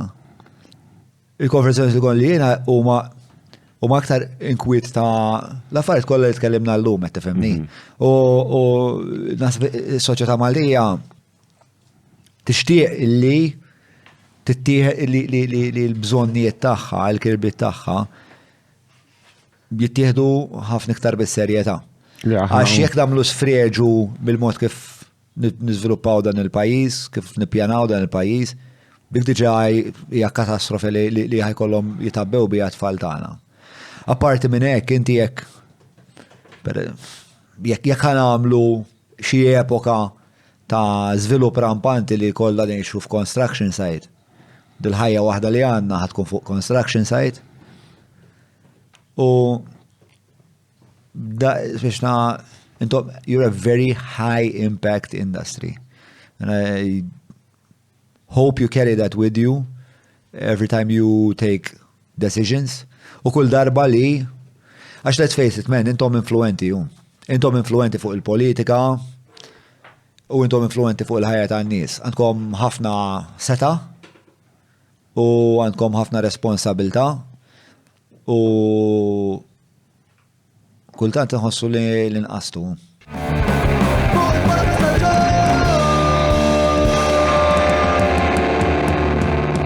Mela, tlaqna?